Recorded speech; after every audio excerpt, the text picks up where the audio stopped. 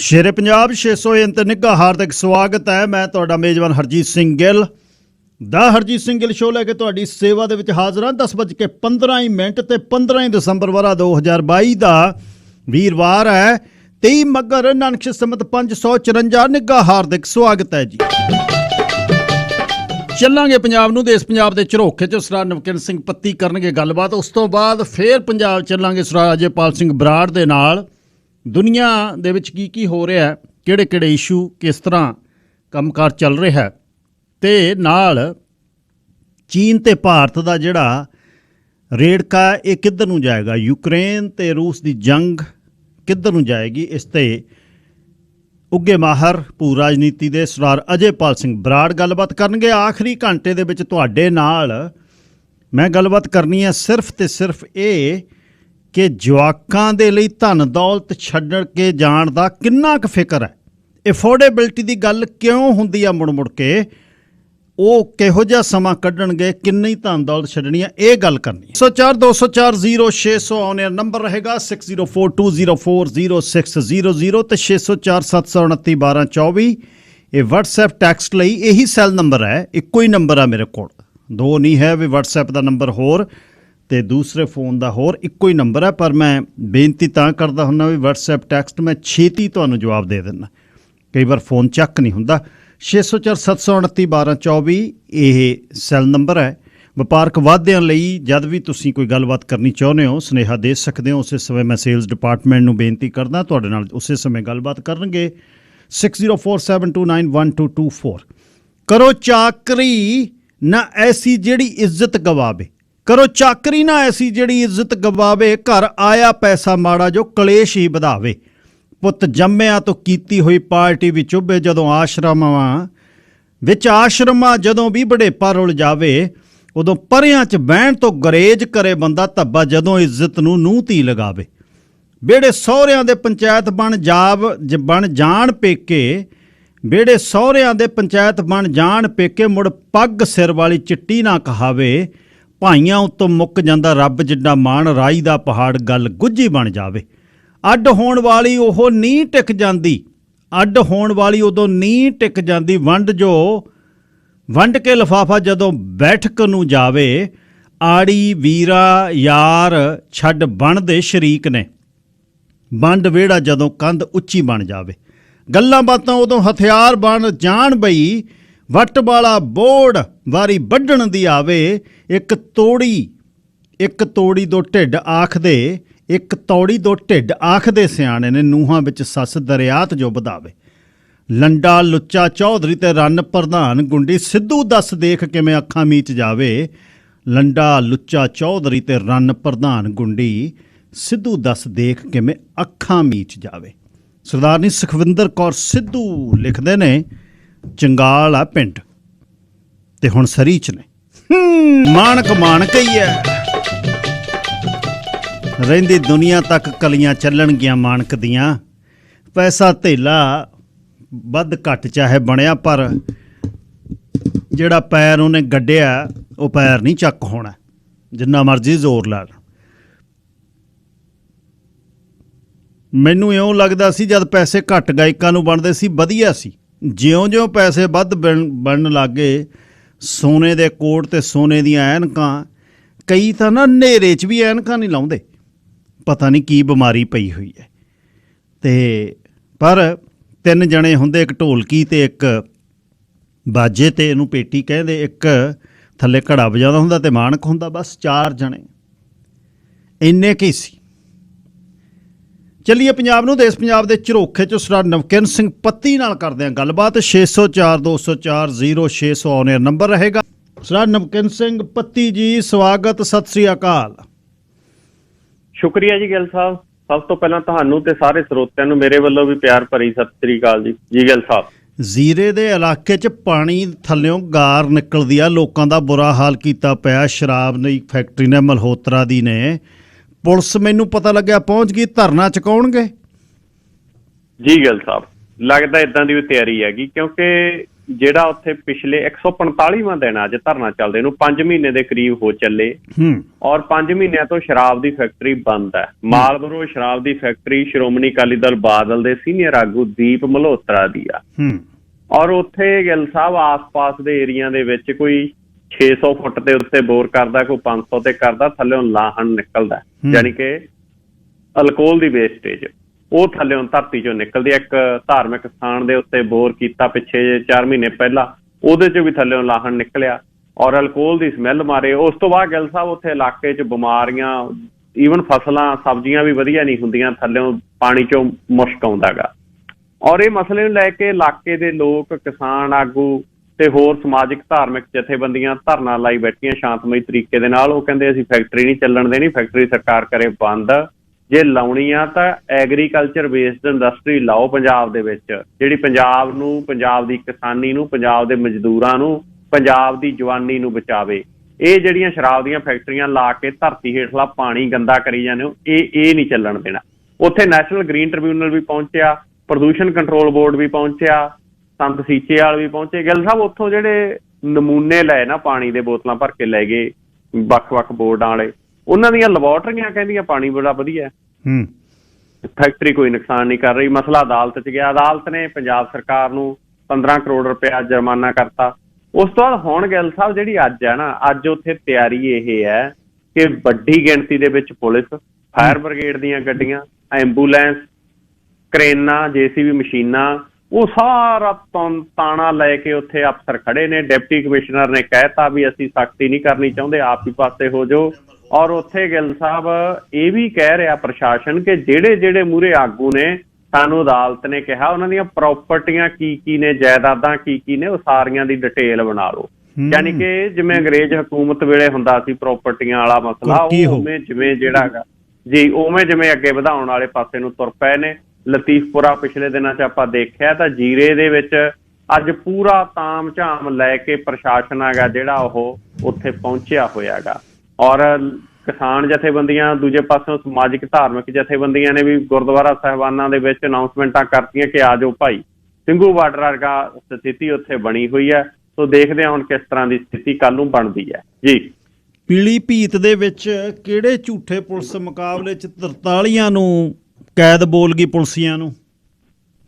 ਗਿੱਲ ਸਾਹਿਬ ਇਹ ਪੀਲੀਭੀਤ ਦੇ ਵਿੱਚ 1991 ਦੀ ਘਟਨਾ ਹੈ ਕਿ ਝੂਠਾ ਪੁਲਿਸ ਮੁਕਾਬਲਾ 10 ਸਿੱਖਾਂ ਦਾ ਹੋਇਆ ਸੀਗਾ ਪੀਲੀਭੀਤ ਦੇ ਵਿੱਚ। ਗਿੱਲ ਸਾਹਿਬ 1991 ਦੇ ਵਿੱਚ ਇਹ ਹੋਇਆ ਸੀਗਾ ਕਿ ਇੱਕ ਬੱਸ ਦੇ ਵਿੱਚ ਇੱਕ ਧਾਰਮਿਕ ਸਥਾਨ ਤੋਂ ਤੀਰਥ ਯਾਤਰੀਆਂ ਦਾ ਇੱਕ ਜਥਾ ਪਰਤ ਰਿਹਾ ਸੀ। ਬੱਸ 'ਚ 25 ਟੋਟਲ ਸਵਾਰੀਆਂ ਸੀਗੀਆਂ ਔਰ ਕਸ਼ਾਲਾ ਘਾਟ ਪੁਲ ਨੇੜੇ ਪੁਲਿਸ ਨੇ ਇਹਨਾਂ ਚੋਂ ਬੱਸ ਵਿੱਚ ਵੜੀ ਪੁਲਿਸ ਔਰ ਵਿੱਚ ਵੜ ਕੇ ਉਹਨਾਂ ਸਮੇਂ 1991 ਦੀ ਗੱਲ ਹੈ ਇਹ, ਜਿਨ੍ਹਾਂ ਦੇ ਸਿਰ ਤੇ ਦਸਤਾਰਾਂ ਸਜਾਈਆਂ ਹੋਈਆਂ ਸੀਗੀਆਂ, ਇੱਕ ਧਾਰਮਿਕ ਸਥਾਨ ਤੋਂ ਆ ਰਹੇ ਸੀ ਕਿ ਥੱਲੇ ਉਤਰਿਓ ਜਿਹੜੇ ਮੇਲ ਨੇ। ਗਿੱਲ ਸਾਹਿਬ 10 ਸਿੱਖਾਂ ਨੂੰ ਥੱਲੇ ਉਤਾਰ ਕੇ ਉਸ ਤੋਂ ਬਾਅਦ ਵੱਖ-ਵੱਖ ਥਾਵਾਂ ਦੇ ਉੱਤੇ ਝੂਠੇ ਪੁਲਿਸ ਮੁਕਾਬਲੇ ਬਣਾ ਕੇ ਉਹਨਾਂ ਨੂੰ ਜਿਹੜਾ ਗਾ ਉਹ ਮਾਰ ਦਿੱਤਾ ਸੀ। ਫਿਰ ਗਿੱਲ ਸਾਹਿਬ ਇਹ ਮਸਲਾ ਗਾ ਜਿਹੜਾ ਜੁਲਾਈ 1991 ਚ ਉੱਤਰ ਪ੍ਰਦੇਸ਼ ਦੇ ਪੀਲੀਭੀਤ ਜ਼ਿਲ੍ਹੇ ਦੇ 3 ਵੱਖ-ਵੱਖ ਥਾਣਿਆਂ ਦੇ ਵਿੱਚ ਇੱਕ ਹੀ ਰਾਤ ਜਿਹੜਾ ਗਾ 3 ਐਨਕਾਊਂਟਰ ਕਰਨ ਦਾ ਪੁਲਿਸ ਨੇ ਗੱਲ ਕਹੀ ਸੀ। ਉਸ ਤੋਂ ਬਾਅਦ ਇਹ ਮਸਲਾ ਚੱਲਿਆ, ਗਵਾਹੀਆਂ ਹੋਈਆਂ, ਸਵਾਰੀਆਂ ਨੇ ਕਿਹਾ, ਨਾਲਦਿਆਂ ਨੇ ਕਿਹਾ ਕਿ ਸਾਡੇ ਕੋਲ ਤਾਂ ਪੁਲਿਸ ਹੱਥਿਆਂ ਨੂੰ ਲੈ ਕੇ ਗਈ ਹੈ, ਅਸੀਂ ਤਾਂ ਧਾਰਮਿਕ ਸਥਾਨ ਤੋਂ ਆ ਰਹੇ ਸੀ। ਉਹ ਸਾਰੇ ਘਟਨਾਕ੍ਰਮ ਦੇ ਵਿੱਚ ਗਿੱਲ ਸਾਹਿਬ ਇਹ ਮਸਲਾ ਵੱਖ-ਵੱਖ ਅਦਾਲਤਾਂ ਦੇ ਵਿੱਚ ਗਿਆ। ਉਸ ਤੋਂ ਬਾਅਦ ਸੁਪਰੀਮ ਕੋਰਟ ਦੇ ਵਿੱਚ ਪਟੀਸ਼ਨ ਪਈ। ਫਿਰ 15 ਮਈ 1992 ਨੂੰ ਇਸ ਪੁਲਿਸ ਮੁਕਾਬਲੇ ਦੀ ਜਾਂਚ ਆ ਜਿਹੜੀ ਉਹ CBI ਦੇ ਹਵਾਲੇ ਹੋਈ। CBI ਨੇ ਇਸ ਮਾਮਲੇ 'ਚ 57 ਪੁਲਿਸ ਮੁਲਾਜ਼ਮਾਂ ਨੂੰ ਮੁਲਜ਼ਮ ਬਣਾਇਆ, ਜਿਨ੍ਹਾਂ 'ਚੋਂ 10 ਪੁਲਿਸ ਮੁਲਾਜ਼ਮਾਂ ਦੀ ਜਿਹੜੀ ਮੁਕੱਦਮੇ ਦੀ ਸੁਣਵਾਈ ਦੌਰਾਨ ਮੌਤ ਹੋ ਗਈ, ਕਿਉਂਕਿ ਟਾਈਮ ਬਹੁਤ ਹੋ ਗਿਆ ਗਿੱਲ ਸਾਹਿਬ। ਔਰ ਉਸ ਤੋਂ ਬਾਅਦ 47 ਪੁਲਿਸ ਮੁਲਾਜ਼ਮਾਂ ਨੂੰ ਇਸ ਮਾਮਲੇ ਦੇ ਵਿੱਚ ਹੇਠਲੀ ਅਦਾਲਤ ਨੇ ਦੋਸ਼ੀ ਕਰਾਰ ਦਿੱਤਾ ਸੀ। 2 ਦਿਨ ਬਾਅਦ ਸਾਰਿਆਂ ਨੂੰ ਉਮਰ ਕੈਦ ਤੇ ਜੁਰਮਾਨੇ ਦੀ ਸਜ਼ਾ ਸੁਣਾਈ ਗਈ ਸੀ। ਫਿਰ ਮਸਲਾ ਹਾਈ ਕੋਰਟ ਦੇ ਵਿੱਚ ਗਿਆ। ਅੱਜ ਹਾਈ ਕੋਰਟ ਨੇ ਗਿੱਲ ਸਾਹਿਬ ਇਸ ਮਸਲੇ ਦੇ ਵਿੱਚ 43 ਪੁਲਿਸ ਮੁਲਾਜ਼ਮਾਂ ਦੀ 7 ਸਾਲ ਦੀ ਸਜ਼ਾ ਨੂੰ ਬਰਕਰਾਰ ਰੱਖਿਆ। ਤਾਂ 43 ਪੁਲਿਸ ਮੁਲਾਜ਼ਮਾਂ ਨੂੰ ਅੱਜ ਇਲਾਹਾਬਾਦ ਹਾਈ ਕੋਰਟ ਦੇ ਵਿੱਚੋਂ 7 ਸਾਲ ਦੀ ਕੈਦ ਦੀ ਸਜ਼ਾ ਗਈ ਜਿਹੜੀ ਉਹ ਬੋਲ ਗਈ ਹੈ। 10 ਸਿੱਖ ਕਾਰਕੁਨਾਂ ਦਾ ਜਿਹੜਾ ਮਸਲਾ ਸੀਗਾ ਜੀ, 10 ਦਾ ਕਤਲ ਤੇ 7 ਸਾਲ ਸਜ਼ਾ। ਫਿਰ ਵੀ CBI ਕੁਛ ਨਾ ਕੁਛ ਤਾਂ ਕਰਦੀ ਹੈ। ਜੇ CBI ਨਾ ਹੋਵੇ, ਸੂਬੇ ਦੀ ਪੁਲਿਸ ਕੀ ਕਰੂਗੀ? ਇੱਥੇ ਸਰਦਾਰ ਵੇਰਕਾ ਉਹਨਾਂ ਦਾ ਜਸਟਿਸ ਬੈਂਸ ਦੀ ਟੀਮ ਨੂੰ ਵੀ ਯਾਦ ਕਰਨ ਨੂੰ ਜੀ ਕਰਦਾ। 30 ਸਾਲਾਂ ਬਾਅਦ ਸਜ਼ਾ ਪੰਜਾਬ 'ਚ ਦਵਾ ਰਹੇ ਨੇ ਜਿਨ੍ਹਾਂ ਨੇ ਝੂਠੇ ਪੁਲਿਸ ਮੁਕਾਬਲੇ ਬਣਾਏ ਨੇ। ਅਤੇ ਪੰਜਾਬ ਦਾ ਇਹ ਹਾਲਤ ਕੀ ਨੇ ਜੀ? ਕਿਸ ਤਰ੍ਹਾਂ ਪੰਜਾਬ ਦੇ ਖਾਲਸਾ ਵਹੀਰ ਦਾ ਕਿਵੇਂ ਚੱਲ ਰਿਹਾ? ਅੰਮ੍ਰਿਤਪਾਲ ਸਿੰਘ ਉਹਨਾਂ ਦਾ ਗੁਰਦੁਆਰੇ 'ਚ ਕੁਰਸੀਆਂ ਅਤੇ ਸੋਫੇ ਚੱਕਣ ਦਾ ਰੌਲਾ ਖਾਸਾ ਪੰਜਾਬ 'ਚ ਪਿਆ ਹੋਇਆ। ਖਾਸਾ ਪਿਆ ਹੋਇਆ ਗਿੱਲ ਸਾਹਿਬ। ਇਹਦੀ ਸੋਸ਼ਲ ਮੀਡੀਆ ਦੇ ਉੱਤੇ ਚੌਂ ਪਾਸੇ ਚਰਚਾ ਚੱਲ ਰਹੀ ਹੈ। ਕੱਲ੍ਹ ਨੂੰ ਸ਼੍ਰੋਮਣੀ ਗੁਰਦੁਆਰਾ ਪ੍ਰਬੰਧਕ ਕਮੇਟੀ ਨੇ ਮੀਟਿੰਗ ਸੱਦ ਲਈ ਹੈ ਇਸ ਮਸਲੇ ਤੇ। ਐਡਵੋਕੇਟ ਹਰਜਿੰਦਰ ਸਿੰਘ ਧਾਮੀ ਜਿਹੜੇ SGPC ਦੇ ਪ੍ਰਧਾਨ ਨੇ, ਉਹਨਾਂ ਨੇ ਬਕਾਇਦਾ ਇਸ ਵਿਸ਼ੇ ਦੇ ਉੱਤੇ ਕੱਲ੍ਹ ਨੂੰ ਜਿਹੜੀ ਆ ਉਹ ਏਜੰਡਾ ਲਾ ਕੇ SGPC ਦੀ ਪ੍ਰਚਾਰ ਕਮੇਟੀ ਦੀ ਮੀਟਿੰਗ ਸੱਦੀ ਹੈ। ਮੀਟਿੰਗ ਤੋਂ ਬਾਅਦ ਕੱਲ੍ਹ ਨੂੰ SGPC ਆਪਣਾ ਪੱਖ ਆ ਜਿਹੜਾ ਇਸ ਵਿਸ਼ੇ ਦੇ ਉੱਤੇ ਰੱਖੂਗੀ। ਸੋਸ਼ਲ ਮੀਡੀਆ ਦੇ ਉੱਤੇ ਇਸ ਮਸਲੇ ਨੂੰ ਲੈ ਕੇ ਦੋਨੇ ਤਰ੍ਹਾਂ ਦੀਆਂ ਚਰਚਾਵਾਂ ਨੇ ਜਿਹੜੀਆਂ ਉਹ ਚੱਲ ਰਹੀਆਂ ਨੇ। ਜਿਹੜੀ ਇੱਕ ਦਲੀਲ ਇਹ ਵੀ ਦਿੱਤੀ ਜਾ ਰਹੀ ਹੈ ਕਿ ਜਦੋਂ ਅੱਜ ਗਿੱਲ ਸਾਹਿਬ ਗੋਡੇ ਨੇ ਨਾ ਜਿਹੜੇ, ਕਿਉਂਕਿ ਵਰਕ ਕਲਚਰ ਨੂੰ ਅਸੀਂ ਟੁੱਟ ਗਏ, 50 ਸਾਲ ਦੀ ਉਮਰ 'ਚ ਗੋਡੇ ਜਵਾਬ ਦੇ ਜਾਂਦੇ ਨੇ ਔਰਤਾਂ ਦੇ, ਮਰਦਾਂ ਦੇ। ਔਰ ਉਸ ਤੋਂ ਬਾਅਦ ਸਾਰਿਆਂ ਦੇ ਨਹੀਂ, ਕਈ ਤਾਂ ਗਿੱਲ ਸਾਹਿਬ ਜਿਹੜੇ ਚੰਗਾ ਕੰਮ ਕਰਦੇ ਨੇ ਖੇਤਾਂ ਦੇ ਵਿੱਚ ਜਾਂ ਸਾਈਕਲ ਚਲਾਉਂਦੇ ਨੇ ਵਧੀਆ, ਉਹ ਤਾਂ 80-80 ਸਾਲ ਦੇ ਬਾਪੂ ਹੁਰੀ ਐ ਫਿਰਦੇ ਨੇ। ਤਾਂ ਉਹਨਾਂ ਦੇ ਮਸਲਿਆਂ ਦੀ ਗੱਲਬਾਤ ਆ ਜਿਹੜੀ ਗਿੱਲ ਸਾਹਿਬ ਉਹ ਚੱਲਦੀ ਹੈ ਕਿ ਗੁਰੂ ਘਰ ਦੇ ਵਿੱਚ ਜੇ ਚਲੋ ਕੋਈ ਕੁਰਸੀਆਂ ਜਾਂ ਸੋਫੇ ਪਿੱਛੇ ਲੱਗੇ ਹੋਏ ਨੇ ਨੀਵੇਂ ਕਰਕੇ, ਤਾਂ ਉਹਨਾਂ ਨੂੰ ਬੈਠਣ ਦੀ ਇਜਾਜ਼ਤ ਤਾਂ ਹੋਣੀ ਚਾਹੀਦੀ ਆ। ਸੋ ਇਹ ਚਰਚਾਵਾਂ ਦਾ ਦੌਰ ਗਰਮ ਆ। ਉਂਝ ਗਿੱਲ ਸਾਹਿਬ ਪੰਜਾਬ ਦੇ ਹਾਲਾਤ ਨੇ ਨਾ ਜਿਹੜੇ, ਪੰਜਾਬ ਦੇ ਹਾਲਾਤ ਇਸ ਪਾਸੇ ਨੂੰ ਜਾ ਰਹੇ ਨੇ ਕਿ ਆਏ ਦਿਨ ਗੈਂਗਸਟਰਾਂ ਦਾ ਮਸਲਾ, ਆਏ ਦਿਨ ਜਿਹੜਾ ਪੁਲਿਸ ਦੇ ਵੱਲੋਂ ਅੱਜ ਫੇਰ ਕਿਹਾ ਗਿਆ ਕਿ ਸਰਹੱਦ ਦੇ ਆਸੇ ਪਾਸਿਓਂ ਅਸੀਂ ਵੱਡੀ ਪੱਧਰ ਤੇ ਨਸ਼ੇ ਦੀ ਖੇਪ ਬਰਾਮਦ ਕੀਤੀ ਹੈ। ਸੋ ਪੰਜਾਬ ਦੇ ਹਾਲਾਤ ਨੇ ਨਾ ਜਿਹੜੇ ਕ੍ਰਾਈਮ ਵਾਲੇ ਪਾਸੇ ਨੂੰ, ਉਹ ਬੜੇ ਵਿਗੜੇ ਹੋਏ ਨੇ ਜੀ। ਅੱਛਾ ਜੀ, ਇਹ ਦੱਸਿਓ ਬਈ ਟੋਲ ਪਲਾਜ਼ੇ ਵਾਲੇ ਕਾਮੇ ਜਿਹੜੇ ਨੇ ਉਹ ਕਹਿੰਦੇ ਸਾਡੀ ਰੋਟੀ ਰੋਜੀ ਜਮਾਂ ਹੀ ਖਤਮ ਹੋ ਗਈ ਤੁਹਾਡੇ ਧਰਨਿਆਂ ਕਰਕੇ। ਇਹਦੇ ਬਾਰੇ ਵੀ ਦੱਸੋ, ਕਿਸਾਨ ਸੰਘਰਸ਼ ਕਿਵੇਂ ਚੱਲ ਰਿਹਾ ਅਤੇ ਧਰਨਿਆਂ ਦੇ ਨਾਲ ਕੀ ਕੀ ਫਰਕ ਪੈ ਰਿਹਾ? ਗਿੱਲ ਸਾਹਿਬ ਜਿਹੜਾ ਕਿਸਾਨ ਸੰਘਰਸ਼ ਆ, ਦੇਖੋ ਇੱਕ ਤਾਂ ਇਹ ਹੈਗਾ ਕਿ ਕਿਸਾਨ ਜਥੇਬੰਦੀਆਂ ਕਈ ਗਰੁੱਪਾਂ 'ਚ ਵੰਡੀਆਂ ਹੋਈਆਂ ਨੇ। ਇੱਕ ਗਰੁੱਪ ਹੈਗਾ ਜਿਹੜਾ ਉਹ ਜਗਜੀਤ ਸਿੰਘ ਡੱਲੇਵਾਲ ਹੋਰਾਂ ਦੀ ਅਗਵਾਈ ਦੇ ਵਿੱਚ ਚੱਲ ਰਿਹਾ। ਇੱਕ ਗਰੁੱਪ ਹੈਗਾ ਜਿਹੜਾ ਉਹ ਬਾਕੀ ਕਿਸਾਨ ਜਥੇਬੰਦੀਆਂ ਦਾ ਸੰਯੁਕਤ ਮੋਰਚੇ ਵਾਲਾ ਪੁਰਾਣਾ ਚੱਲ ਰਿਹਾ। ਇੱਕ ਗਰੁੱਪ ਹੈਗਾ ਜਿਹੜਾ ਇਹ ਕਿਸਾਨ ਮਜ਼ਦੂਰ ਸੰਘਰਸ਼ ਕਮੇਟੀ ਵਾਲਾ ਹੈ, ਸਰਬਣ ਸਿੰਘ ਭੰਦੇਰ ਹੋਰਾਂ ਵਾਲਾ। ਇਹਨਾਂ ਦੇ ਵੱਲੋਂ ਗਿੱਲ ਸਾਹਿਬ ਅੱਜ ਪੰਜਾਬ ਦੇ ਵੱਡੇ ਹਿੱਸੇ ਦੇ ਵਿੱਚ ਜਿਹੜਾ ਹੈਗਾ ਉਹ ਟੋਲ ਪਲਾਜ਼ੇ ਮੁਕਤ ਕਰਾਏ ਗਏ ਕਿ ਟੋਲ ਪਲਾਜ਼ੇ ਅਸੀਂ ਫ੍ਰੀ ਕਰਾਵਾਂਗੇ 2-3 ਘੰਟਿਆਂ ਦੇ ਲਈ। ਉਹਦੇ ਤੇ ਕਹਾਣੀ ਕੀ ਹੋਈ ਕਿ ਟਾਂਡਾ ਦੇ ਨੇੜੇ ਇੱਕ ਟੋਲ ਪਲਾਜ਼ੇ ਦੇ ਉੱਤੇ, ਕਿਉਂਕਿ ਬਾਕੀ ਥਾਂ ਦੇ ਉੱਤੇ ਤਾਂ ਇਹਨਾਂ ਨੇ ਫ੍ਰੀ ਕਰਾ ਲਏ ਵੱਖ-ਵੱਖ ਥਾਵਾਂ ਦੇ, ਲੇਕਿਨ ਹੁਸ਼ਿਆਰਪੁਰ ਦੇ ਟਾਂਡਾ ਨੇੜੇ ਇੱਕ ਟੋਲ ਪਲਾਜ਼ਾ ਪੈਂਦਾ ਗਾ ਚਲਾਂਗ ਦੇ। ਉੱਥੇ ਗਿੱਲ ਸਾਹਿਬ ਇਹ ਹੋਇਆ ਕਿ ਜਦੋਂ ਕਿਸਾਨ ਮਜ਼ਦੂਰ ਸੰਘਰਸ਼ ਕਮੇਟੀ ਪੰਜਾਬ ਦੇ ਵੱਲੋਂ ਟੋਲ ਪਲਾਜ਼ਾ ਬੰਦ ਕਰਾਉਣ ਦਾ ਯਤਨ ਕੀਤਾ ਗਿਆ ਤਾਂ ਇਹਨਾਂ ਕੋਲੇ ਚਿੱਟੀਆਂ ਝੰਡੇ ਸੀਗੇ, ਦੂਜੇ ਪਾਸੇ ਕਾਲੀਆਂ ਝੰਡੀਆਂ ਲੈ ਕੇ ਟੋਲ ਪਲਾਜ਼ਿਆਂ ਦੇ ਮੁਲਾਜ਼ਮ ਆ ਗਏ। ਉਹ ਕਹਿੰਦੇ ਵੀ ਤੁਸੀਂ ਸਾਡੇ ਕੰਮ 'ਚ ਡਿੱਕਾ ਪਾਉਂਦੇ, ਸਾਡਾ ਰੁਜ਼ਗਾਰ ਕੰਪਨੀ ਬੰਦ ਕਰ ਦਿੰਦੀ ਆ। ਤਾਂ ਉੱਥੇ ਗਿੱਲ ਸਾਹਿਬ ਇਹਨਾਂ ਦੀ ਆਪਸ ਦੇ ਵਿੱਚ ਖਿੱਚ ਧੂ ਹੋਈ ਹੈ, ਇੱਕ ਦੂਜੇ ਦੇ ਨਾਲ ਧੱਕਾ ਮੁੱਕੀ ਹੋਈ ਆ। ਹਾਲਾਂਕਿ ਇਹ ਹੋਣੀ ਨਹੀਂ ਸੀ ਚਾਹੀਦੀ ਕਿਉਂਕਿ ਮਸਲਾ ਮੀਡੀਏਟਰ ਸਰਕਾਰ ਆ ਵਿਚਾਲੇ। ਜੇ ਟੋਲ ਪਲਾਜ਼ਾ ਮੁਲਾਜ਼ਮਾਂ ਨੂੰ ਦਿੱਕਤ ਲੱਗਦੀ ਹੈ ਧਰਨੇ ਤੋਂ ਜਾਂ ਕਿਸਾਨਾਂ ਤੋਂ, ਸਰਕਾਰ ਕੋਲੇ ਆਪਦੀ ਗੱਲ ਕਰਨਗੇ, ਸਰਕਾਰ ਨੂੰ ਕਹਿਣ ਉਹ। ਔਰ ਜੇ ਕਿਸਾਨ ਵੀ ਮਤਲਬ ਉਹਨਾਂ ਨਾਲ ਟਕਰਾਅ ਦੀ ਬਜਾਏ, ਕਿਸਾਨਾਂ ਦੀ ਲੜਾਈ ਟੋਲ ਪਲਾਜ਼ਿਆਂ ਦੇ 5-5, 7-7 ਹਜ਼ਾਰ ਲੈਣ ਵਾਲੇ ਮੁਲਾਜ਼ਮਾਂ ਨਾਲ ਥੋੜੀ ਆ, ਕਿਸਾਨਾਂ ਦੀ ਲੜਾਈ ਤਾਂ ਸਰਕਾਰ ਦੇ ਨਾਲ ਹੈ। ਸੋ ਇਸ ਕਰਕੇ ਨਹੀਂ ਹੋਣਾ ਚਾਹੀਦਾ ਸੀ। ਪੁਲਿਸ ਦੀ ਵੀ ਜ਼ਿੰਮੇਵਾਰੀ ਬਣਦੀ ਹੈ ਕਿ ਟਕਰਾਅ ਆ ਜਿਹੜਾ ਆਪਸੀ ਨਾ ਹੋਵੇ, ਮਤਲਬ ਸਰਕਾਰ ਦੇ ਨਾਲ ਲੜਾਈ ਬਣਦੀ ਆ, ਸਰਕਾਰ ਨਾਲ ਸੰਘਰਸ਼ ਬਣਦਾ, ਤਾਂ ਉਧਰ ਨੂੰ ਤੁਰਨਾ ਚਾਹੀਦਾ। ਦੂਜੀ ਗੱਲ ਗਿੱਲ ਸਾਹਿਬ ਇਹ ਆ ਕਿ ਆਪਣੇ ਪੰਜਾਬ ਦੇ ਵਿੱਚ ਪਿਛਲੇ ਦਿਨਾਂ ਤੋਂ ਖਾਸ ਕਰਕੇ ਰਾਏਕੋਟ ਏਰੀਏ ਦੇ ਵਿੱਚ ਇੱਕ ਪੱਤਰਕਾਰ ਨੇ ਖਬਰ ਲਾਈ ਸੀਗੀ ਕਿ ਕਿਸਾਨ ਯੂਨੀਅਨ ਦੇ ਜਿਹੜੇ ਆਗੂ ਨੇ ਜਾਂ ਕਿਸਾਨ ਯੂਨੀਅਨ ਦੇ ਜਿਨ੍ਹਾਂ ਦੇ ਕੋਲੇ ਆਈ ਕਾਰਡ ਬਣੇ ਹੋਏ ਨੇ, ਉਹ ਟੋਲ ਪਲਾਜ਼ਿਆਂ ਤੋਂ ਫ੍ਰੀ ਲੰਘ ਜਾਂਦੇ ਨੇ। ਉੱਥੇ ਟੋਲ ਪਲਾਜ਼ਿਆਂ ਦੇ ਉੱਤੇ ਚੱਲਦਾ, ਆਮ ਕਿਸਾਨਾਂ ਦੇ ਟੋਲ ਪਲਾਜ਼ਿਆਂ ਦੇ ਉੱਤੇ ਲੈ ਜਾਂਦੇ ਨੇ। ਹੁਣ ਉੱਥੇ ਹਾਲਤ ਆ ਜਿਹੜੇ ਤਣਾਅਪੂਰਨ ਬਣੇ ਹੋਏ ਨੇ। ਹੁਣ ਦੇਖੋ ਗੱਲ ਤਾਂ ਇਹ ਆ ਕਿ ਲੜਨਾ ਸਮੂਹਿਕ ਹਿੱਤਾਂ ਦੇ ਲਈ ਚਾਹੀਦਾ, ਆਪਣੇ ਨਿੱਜ ਦੇ ਲਈ ਨਹੀਂ ਲੜਨਾ ਚਾਹੀਦਾ। ਕਿਸਾਨ ਜਥੇਬੰਦੀਆਂ ਨੂੰ ਠੀਕ ਆ ਇਹ ਗੱਲ ਕਰਨ ਕਿ ਭਾਈ ਟੋਲ ਪਲਾਜ਼ੇ ਹੋਣੇ ਨਹੀਂ ਚਾਹੀਦੇ। ਜਦੋਂ ਬੰਦਾ ਰੋਡ ਟੈਕਸ ਦਿੰਦਾ ਗੱਡੀ ਕਢਾਉਣ ਵੇਲੇ ਤਾਂ ਟੋਲ ਟੈਕਸ ਕਾਹਦਾ, ਤਾਂ ਉਹ ਸਾਰਿਆਂ ਦੇ ਲਈ ਫ੍ਰੀ ਹੋਣੇ ਚਾਹੀਦੇ ਆ। ਫਿਰ ਇਹ ਥੋੜ੍ਹੀ ਹੋਣਾ ਚਾਹੀਦਾ ਕਿ ਕੁਛ ਆਗੂਆਂ ਦੇ ਲਈ ਫ੍ਰੀ ਹੋ ਜੇ। ਹਾਲਾਂਕਿ ਜਿਹੜੀਆਂ ਕੁਛ ਵੱਡੀਆਂ ਕਿਸਾਨ ਜਥੇਬੰਦੀਆਂ ਉਹਨਾਂ ਨੇ ਕਿਹਾ ਗਾ ਕਿ ਜੇ ਸਾਡਾ ਕੋਈ ਆਈ ਕਾਰਡ ਦਿਖਾਉਂਦਾ ਤਾਂ ਉਹਦੀ ਪਰਚੀ ਕੱਟੋ, ਸਾਨੂੰ ਕੋਈ ਪ੍ਰੋਬਲਮ ਨਹੀਂ, ਅਸੀਂ ਕਿਸੇ ਦੇ ਆਈ ਕਾਰਡ ਨਹੀਂ ਬਣਾਉਂਦੇ। ਲੇਕਿਨ ਕੁਛ ਕਿਸਾਨ ਜਥੇਬੰਦੀਆਂ ਇਸ ਤਰੀਕੇ ਦੇ ਨਾਲ ਜਿਹੜਾ ਆਈ ਕਾਰਡ ਬਣਾ ਕੇ ਉਹ ਚਲਾਉਂਦੀਆਂ। ਸੋ ਉਹ ਸਾਰਿਆਂ ਲਈ ਹੋਣਾ ਚਾਹੀਦਾ, ਚਾਹੇ ਕੋਈ ਜੋ ਮਰਜ਼ੀ ਆ। ਫਿਰ ਟੋਲ ਪਲਾਜ਼ੇ ਬੰਦ ਹੋਣੇ ਚਾਹੀਦੇ ਆ। ਅੱਜ ਭਗਵੰਤ ਮਾਨ ਹੋਰਾਂ ਨੇ ਗਿੱਲ ਸਾਹਿਬ ਇੱਕ ਟੋਲ ਪਲਾਜ਼ਾ ਗਾ ਜਿਹੜਾ ਪੰਜਾਬ ਦੇ ਵਿੱਚ ਉਹ ਬੰਦ ਵੀ ਕਰਾਇਆ ਹੈਗਾ, ਉਹ ਵੀ ਹੁਸ਼ਿਆਰਪੁਰ ਏਰੀਏ ਦੇ ਵਿੱਚ ਹੈ। ਤਾਂ ਉਹਨੂੰ ਲੈ ਕੇ ਵੀ ਹੁਣ ਚਰਚਾ ਜਿਹੜੀ ਚੱਲ ਰਹੀ ਹੈ, ਕਿਉਂਕਿ ਵਿਰੋਧੀ ਤਰ੍ਹਾਂ ਕਹਿੰਦੀ ਹੈ ਕਿ ਵੈਸੇ ਹੀ ਉਹਨੇ ਅੱਜ ਰਾਤ ਨੂੰ ਜਿਹੜਾ ਬੰਦ ਹੋ ਜਾਣਾ ਸੀਗਾ ਔਰ ਸਰਕਾਰ ਨੇ ਆ ਕੇ ਕਰਾਤਾ। ਇਹ ਹੁਸ਼ਿਆਰਪੁਰ ਦੇ ਲਾਚੋਵਾਲ ਟੋਲ ਪਲਾਜ਼ਾ ਹੈਗਾ ਜਿਹੜਾ ਬੰਦ ਕਰਾਇਆ।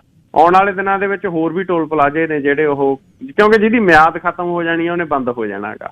ਪਰ ਨਵੇਂ ਉਹਨਾਂ ਭੰਡਾ ਭੰਡਾਰੀਆ ਕਿੰਨਾ ਕੁ ਭਾਰ, ਕਹਿੰਦਾ ਇੱਕ ਮੁੱਠੀ ਚੱਕ ਦੂਜੀ ਤਿਆਰ। ਆ ਇੱਧਰੋਂ ਬਠਿੰਡਾ ਜੀਰਕਪੁਰ ਹਾਈਵੇ ਦੇ ਉੱਤੇ ਲਾਤੇ, ਨਵੇਂ ਤਿਆਰ ਨੇ। ਇਹ ਪਿਛਲੇ ਸਾਲ ਹੀ ਕੋਵਿਡ ਦੇ ਵੇਲੇ ਲੱਗੇ ਨੇ ਜੀ। ਨਵੇਂ ਜਿਹੜੇ ਹਾਈਵੇ ਬਣਨੇ ਨੇ ਜੀ ਸਾਰਿਆਂ 'ਤੇ ਹੀ ਲੱਗਣਗੇ। ਚੰਡੀਗੜ੍ਹ ਦੇ ਐਸਐਸਪੀ ਦੀ ਚੜ੍ਹਤਾ ਬਹੁਤ, ਜ਼ਿਲ੍ਹਾ ਹੈ ਨਹੀਂ, ਜ਼ਿਲ੍ਹੇ ਦਾ ਐਸਐਸਪੀ ਤਾਂ ਕਮਲਾ ਕਰ ਦਿੰਦੇ ਨੇ। ਉੱਪਰਲੇ ਮਿਨਿਸਟਰ ਤੇ ਮੁੱਖ ਮੰਤਰੀ ਤੇ ਛੋਟੇ ਮੰਤਰੀ। ਛੋਟਾ ਜਿਹਾ ਸ਼ਹਿਰ ਆ, ਝੀਲਾਂ ਦਾ ਸ਼ਹਿਰ ਆ, ਵਧੀਆ ਕੋਠੀ ਹੈ, ਚੜ੍ਹਤ ਬਹੁਤ ਹੈ। ਅਤੇ ਸਾਰੇ ਹਰਿਆਣੇ ਦੇ, ਹਿਮਾਚਲ ਦੇ, ਪੰਜਾਬ ਦੇ ਸਾਰੇ VVIP ਉੱਥੇ ਰਹਿੰਦੇ ਨੇ। ਸੱਥਰੀ ਪੈ ਜਾਂਦੀ ਹੈ, ਗਾਂਹ ਸੌਖੀ ਹੁੰਦੀ ਹੈ। ਅਤੇ ਉੱਥੇ ਦਾ ਐਸਐਸਪੀ ਲੱਗਣ ਲਈ ਬੜੀ ਧਾਕ ਰੱਖਦੇ ਨੇ ਜਿਹੜੇ ਪੁਲਿਸ ਅਫਸਰ, ਕੋਸ਼ਿਸ਼ ਕਰਦੇ ਨੇ। ਅੱਛਾ, ਹੁਣ ਇਹ ਦੱਸਿਓ ਵੀ ਲਿਸਟ ਜਿਹੜੀ ਭੇਜੀ ਆ ਪੰਜਾਬ ਨੇ, ਕਿਹੜਾ ਦਾ ਗੁਣਾ ਪਿਆ ਉਹਦੇ 'ਚ? ਗਿੱਲ ਸਾਹਿਬ 3 ਪੁਲਿਸ ਅਫਸਰਾਂ ਦਾ ਗੁਣਾ ਗਾ ਜਿਹੜਾ ਉਹਦੇ 'ਚ ਪਿਆ ਗਾ। ਇੱਕ ਤਾਂ ਅਹਿਲ ਚੌਧਰੀ, ਇੱਕ ਸੰਦੀਪ ਕੁਮਾਰ ਗਰਗ, ਇੱਕ ਭਾਗੀਰਥ ਮੀਨਾ। ਇਹ 3 ਜਿਹੜੇ ਪੁਲਿਸ ਅਫਸਰ ਨੇ, ਇਹਨਾਂ ਦਾ ਨਾਮ ਪੰਜਾਬ ਸਰਕਾਰ ਨੇ ਭੇਜਿਆ ਕਿ ਇਹਨਾਂ ਦੇ ਵਿੱਚੋਂ ਪੰਜਾਬ ਦੇ ਗਵਰਨਰ ਬਣਵਾਰੀ ਲਾਲ ਪੁਰੋਹਿਤ ਜੀ ਜਿਸ ਮਰਜ਼ੀ ਨੂੰ ਜਿਹੜਾ ਉਹ SSP ਨਿਯੁਕਤ ਕਰ ਸਕਦੇ ਨੇ। 3 ਮੈਂਬਰਾਂ ਦਾ ਪੈਨਲ ਭੇਜਿਆ। ਇਹਨਾਂ ਚੋਂ ਜਿਹੜਾ ਅਖਿਲ ਚੌਧਰੀ ਤੇ ਸੰਦੀਪ ਕੁਮਾਰ ਗਰਗ ਹੈ, ਇਹ ਤਾਂ ਦੋਨੇ 2012 ਬੈਚ ਦੇ IPS ਅਫਸਰ ਨੇ। ਜਿਹੜਾ ਭਾਗੀਰਥ ਮੀਨਾ ਗਾ, ਇਹ 2013 ਬੈਚ ਦਾ IPS ਅਫਸਰ ਹੈ। ਜਿਹੜਾ ਗਿੱਲ ਸਾਹਿਬ ਅਖਿਲ ਚੌਧਰੀ ਆ, ਉਹ ਤਾਂ ਇਸ ਵਕਤ AIG ਦੇ ਅਹੁਦੇ ਦੇ ਉੱਤੇ ਤੈਨਾਤ ਹੈ। ਔਰ ਦੂਜੇ ਦੋਨੇ SSP ਨੇ। ਜਿਹੜੇ ਸੰਦੀਪ ਕੁਮਾਰ ਗਰਗ ਆ ਉਹ SSP ਮੋਹਾਲੀ ਹੈ। ਜਿਹੜਾ ਭਾਗੀਰਥ ਮੀਨਾ ਗਾ ਉਹ ਸ਼ਹੀਦ ਭਗਤ ਸਿੰਘ ਨਗਰ ਦਾ SSP ਆ। ਦੋਨੇ SSP ਨੇ ਤੇ ਰੈਂਕ 3 ਦਾ IPS ਅਫਸਰ ਨੇ।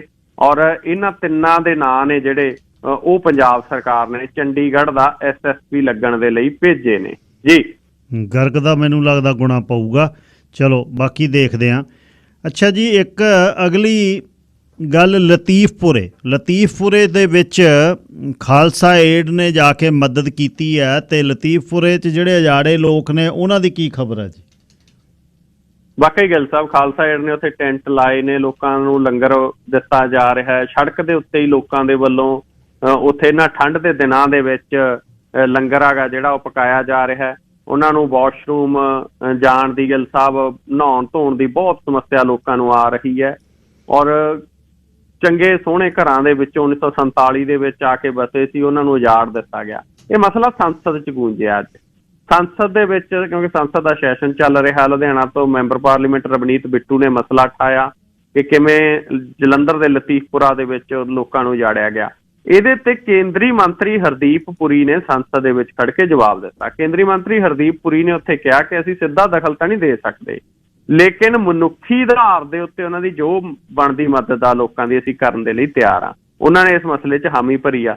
ਦੂਜੇ ਪਾਸੇ ਕੌਮੀ ਘੱਟ ਗਿਣਤੀ ਕਮਿਸ਼ਨ ਦੇ ਚੇਅਰਮੈਨ ਇਕਬਾਲ ਸਿੰਘ ਲਾਲਪੁਰਾ, ਸਾਬਕਾ IPS ਅਫਸਰ, ਪਿਛਲੇ ਦਿਨਾਂ 'ਚ ਬਹੁਤ ਚਰਚਾ 'ਚ ਰਿਹਾ, ਖਾਸ ਕਰਕੇ SGPC ਦੀਆਂ ਚੋਣਾਂ ਨੂੰ ਲੈ ਕੇ ਜਾਂ ਸ਼੍ਰੋਮਣੀ ਅਕਾਲੀ ਦਲ ਨਾਲ ਵਿਵਾਦ ਨੂੰ ਲੈ ਕੇ। ਉਹਨਾਂ ਨੇ ਵੀ ਇਸ ਮਸਲੇ ਤੇ ਨੋਟਿਸ ਭੇਜਿਆ, ਕਿਉਂਕਿ ਕੌਮੀ ਘੱਟ ਗਿਣਤੀ ਕਮਿਸ਼ਨ ਦਾ ਵੀ ਮਸਲਾ ਬਣਦਾ ਹੈ। ਸਿੱਖਾਂ ਦਾ ਮਸਲਾ ਹੈ, ਖਾਸ ਕਰਕੇ 1947 'ਚ ਪਾਕਿਸਤਾਨ ਨੂੰ ਉੱਜੜ ਕੇ ਆਏ ਸਿੱਖਾਂ ਦੇ ਪਰਿਵਾਰਾਂ ਦਾ ਮਸਲਾ ਹੈ। ਤਾਂ ਉਹਨਾਂ ਨੇ ਵੀ ਇਸ ਮਸਲੇ ਦਾ ਨੋਟਿਸ ਲਿਆ ਗਾ। ਸੋ ਲੱਗਦਾ ਗਾ ਕਿ ਆਉਣ ਵਾਲੇ ਦਿਨਾਂ ਦੇ ਵਿੱਚ ਉਹਨਾਂ ਪਰਿਵਾਰਾਂ ਦੀ ਮਦਦ ਹੋਊਗੀ। ਪੰਜਾਬ ਸਰਕਾਰ ਫਿਲਹਾਲ ਇਹੀ ਕਹਿ ਰਹੀ ਹੈ ਕਿ ਜਿਹੜੇ ਉਹਨਾਂ 'ਚੋਂ ਗਰੀਬ ਪਰਿਵਾਰ ਨੇ ਉਹਨਾਂ ਨੂੰ ਅਸੀਂ 2-2 ਕਮਰਿਆਂ ਦੇ ਫਲੈਟ, ਉਹ ਵੀ ਹੋਰ ਥਾਂ ਦੇ ਉੱਤੇ, ਉੱਥੇ ਨਹੀਂ ਲਤੀਫਪੁਰਾ ਨਹੀਂ, ਹੋਰ ਏਰੀਏ 'ਚ ਜਲੰਧਰ, ਉਹ ਦੇਣ ਨੂੰ ਤਿਆਰ ਹਾਂ। ਲੇਕਿਨ ਉਹ ਕਹਿੰਦੇ ਨੇ ਕਿ ਇਹ ਇੱਥੇ ਨਾ ਸਾਡੀਆਂ 4 ਪੀੜ੍ਹੀਆਂ ਵਸੀਆਂ ਨੇ, ਸਾਡੀਆਂ ਯਾਦਾਂ ਜੁੜੀਆਂ ਹੋਈਆਂ। ਇੱਕ ਗੱਲ। ਦੂਜੀ ਗੱਲ ਇਹ ਕਿ ਅਸੀਂ ਉਹ ਛੋਟੇ ਘਰਾਂ ਦੇ ਵਿੱਚ ਨਹੀਂ ਰਹਿਣਾ। ਅਸੀਂ ਇੱਥੇ ਜਿਹੋ ਜਿਹੇ ਸਾਡੇ ਮਕਾਨ ਪਹਿਲਾਂ ਸੀ, ਉਹੋ ਜਿਹੇ ਮਕਾਨ ਸਾਡੇ ਇੱਥੇ ਪਾਏ ਜਾਣ ਜੀ। ਕੈਪਟਨ ਹੋਣੀ ਪ੍ਰਧਾਨ ਮੰਤਰੀ ਮੋਦੀ ਨੂੰ ਮਿਲਿਆ ਜੀ? ਜੀ, ਕੈਪਟਨ ਅਮਰਿੰਦਰ ਸਿੰਘ ਨੇ ਅੱਜ ਕੀਤੀ ਆ ਮੁਲਾਕਾਤ। ਖਾਸੀ ਚੜ੍ਹਾਈ ਲੱਗਦੀ ਆ ਕੈਪਟਨ ਅਮਰਿੰਦਰ ਸਿੰਘ ਦੀ ਆਉਣ ਵਾਲੇ ਦਿਨਾਂ ਦੇ ਵਿੱਚ, ਕਿਉਂਕਿ ਗਿੱਲ ਸਾਹਿਬ ਸਥਿਤੀ ਇਹ ਹੈ, ਕੈਪਟਨ ਅਮਰਿੰਦਰ ਸਿੰਘ ਨੂੰ ਉਹ ਸਿਹਰਾ ਜਾਂਦਾ ਹੈਗਾ ਕਿ ਇਹਨਾਂ ਦੀ ਬਦੌਲਤ ਆ ਜਿਹੜੀ ਕਾਂਗਰਸ ਪਾਰਟੀ ਅੱਜ ਇਸ ਪੋਜੀਸ਼ਨ ਤੇ ਪੰਜਾਬ 'ਚ ਪਹੁੰਚੀ ਹੈ।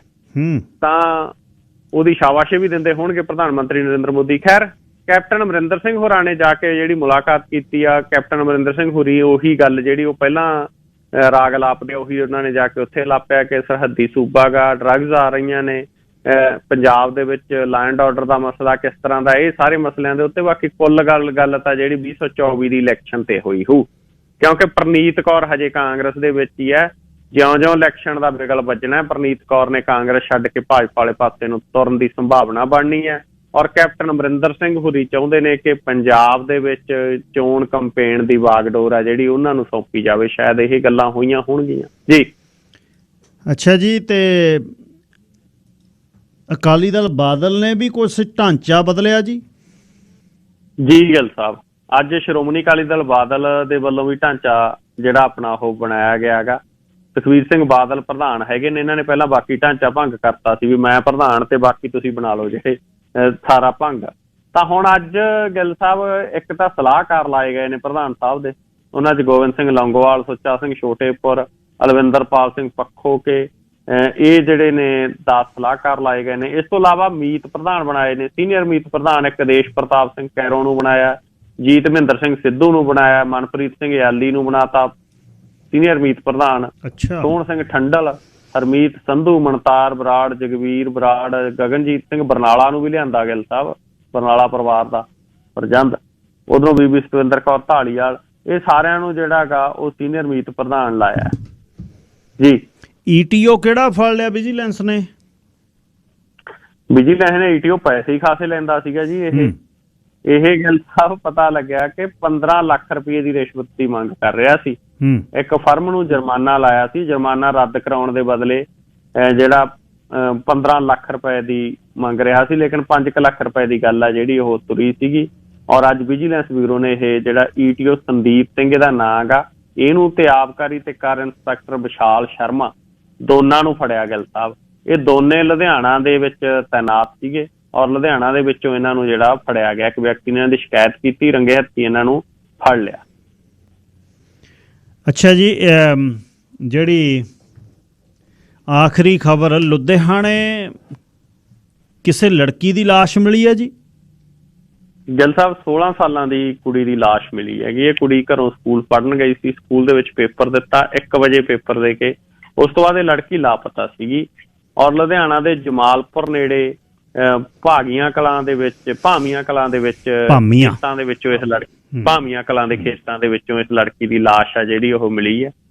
ਤਾਂ ਬੜੀ ਮੰਦਭਾਗੀ ਗੱਲ ਹੈ ਜੀ। ਉਧਰ ਇੱਕ ਕੁੜੀ ਤੇ ਐਸਿਡ ਅਟੈਕ ਦਿੱਲੀ ਦੇ ਵਿੱਚ ਹੋਇਆ ਕੱਲ। ਉਸ ਮਸਲੇ ਦੇ ਵਿੱਚ ਵੀ ਪੁਲਿਸ ਆ ਗਈ ਜਿਹੜੀ ਲੱਗੀ ਹੋਈ ਆ। ਜਿਹੜਾ ਐਸਿਡ ਕੁੜੀ ਦੇ ਉੱਤੇ ਤੇਜ਼ਾਬ ਪਾਇਆ ਗਿਆ ਉਹ ਆਨਲਾਈਨ ਮੰਗਵਾਇਆ ਗਿਆ ਸੀਗਾ। ਹੁਣ ਆਨਲਾਈਨ ਕੰਪਨੀਆਂ ਦੇ ਉੱਤੇ ਵੀ ਦਿੱਲੀ ਦੇ ਵਿੱਚ ਸਕੰਜਾ ਕੱਸਣ ਦੀ ਜਿਹੜੀ ਤਿਆਰੀ ਦੇ ਵਿੱਚ ਪੁਲਿਸ ਉਹ ਅੱਜ ਜੁਟੀ ਹੋਈ ਹੈ ਜੀ। ਧੰਨਵਾਦ ਜੀ, ਬਹੁਤ ਬਹੁਤ। ਤੇ ਕੱਲ ਨੂੰ ਸਵੇਰੇ ਫੇਰ ਸੱਥਰੀ ਪਊ। ਸ਼ੁਭ ਸ਼ਾਮ। ਸ਼ੁਕਰੀਆ ਜੀ ਗਿੱਲ ਸਾਹਿਬ, ਤੁਹਾਡਾ ਤੇ ਸਾਰੇ ਸਰੋਤਿਆਂ ਦਾ ਵੀ ਬਹੁਤ ਬਹੁਤ ਧੰਨਵਾਦ। ਸਰਦਾਰ ਨਵਕਰਨ ਸਿੰਘ ਪੱਤੀ ਸੇਖਵਾਂ ਬਰਨਾਲਿਓਂ ਗੱਲਬਾਤ ਕਰ ਰਹੇ। ਗੱਲਬਾਤ ਸ਼ੁਰੂ ਕਰਨ ਤੋਂ ਪਹਿਲਾਂ ਸ਼ੁਕਲਾ ਜੀ ਨਾਲ, ਮੇਰੇ ਨਾਲ ਸਾਡੇ ਨਿਊਜ਼ ਡਾਇਰੈਕਟਰ ਨੇ ਕੌਸ਼ਲ ਜੀ, ਕੋਈ ਖਾਸ ਗੱਲਬਾਤ ਉਹ ਬ੍ਰੇਕਿੰਗ ਨਿਊਜ਼ ਲੈ ਕੇ ਆਏ ਨੇ, ਉਹਨਾਂ ਨਾਲ ਗੱਲ ਕਰਕੇ ਸ਼ੁਕਲਾ ਜੀ ਨਾਲ ਗੱਲ ਕਰਦੇ ਹਾਂ। ਆਪਣੇ ਸਤਿਕਾਰ ਜੀ, ਸਤਿ ਸ਼੍ਰੀ ਅਕਾਲ। ਆਪਣੇ ਕੌਸ਼ਲ ਜੀ, ਬਹੁਤ ਬਹੁਤ ਸ਼ੁਕਰੀਆ ਗਿੱਲ ਸਾਹਿਬ। ਜਦੋਂ ਕਈ ਚੀਜ਼ਾਂ ਜਦੋਂ ਕਈ ਚੀਜ਼ਾਂ ਚੱਲਦੀਆਂ ਹੋਣ ਫਿਰ ਕਾਫੀ ਚੀਜ਼ਾਂ ਜਿਹੜੀਆਂ ਮਿਕਸ ਹੋ ਜਾਂਦੀਆਂ। ਅੱਛਾ, ਇੱਕ ਬ੍ਰੇਕਿੰਗ ਨਿਊਜ਼ ਆਪਾਂ ਦੇਣ ਲੱਗੇ ਹਾਂ ਔਰ ਇਹ ਅਜੇ ਤੱਕ ਕਿਸੇ ਹੋਰ ਮੀਡੀਆ ਅਦਾਰੇ ਵੱਲੋਂ ਨਹੀਂ ਚਲਾਈ ਗਈ ਕਿਉਂਕਿ ਕਨਫਰਮ ਕਰਕੇ ਚਲਾਈ ਜਾਣੀ ਸੀ।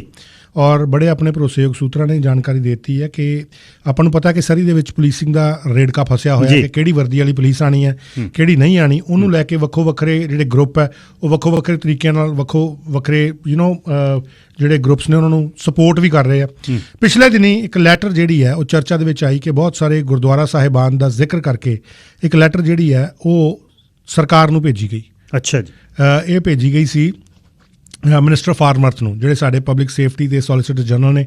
ਔਰ ਇਹ ਜਿਹੜੀ ਭੇਜੀ ਗਈ ਇਹ ਕਾਫੀ ਮੀਡੀਆ ਆਊਟਲੈਟਸ 'ਤੇ ਵੀ ਆਈ ਕਿ ਇਹਦੇ 'ਚ ਇੱਕ ਜਿਹੜੀ ਏਜੰਸੀ ਹੈ, ਜਿਹੜੀ ਇੱਕ ਇਨਫੋਰਸਮੈਂਟ ਏਜੰਸੀ ਹੈ, ਉਹਦੇ ਸਪੋਰਟ ਦੀ ਗੱਲ ਕੀਤੀ ਗਈ ਸੀ।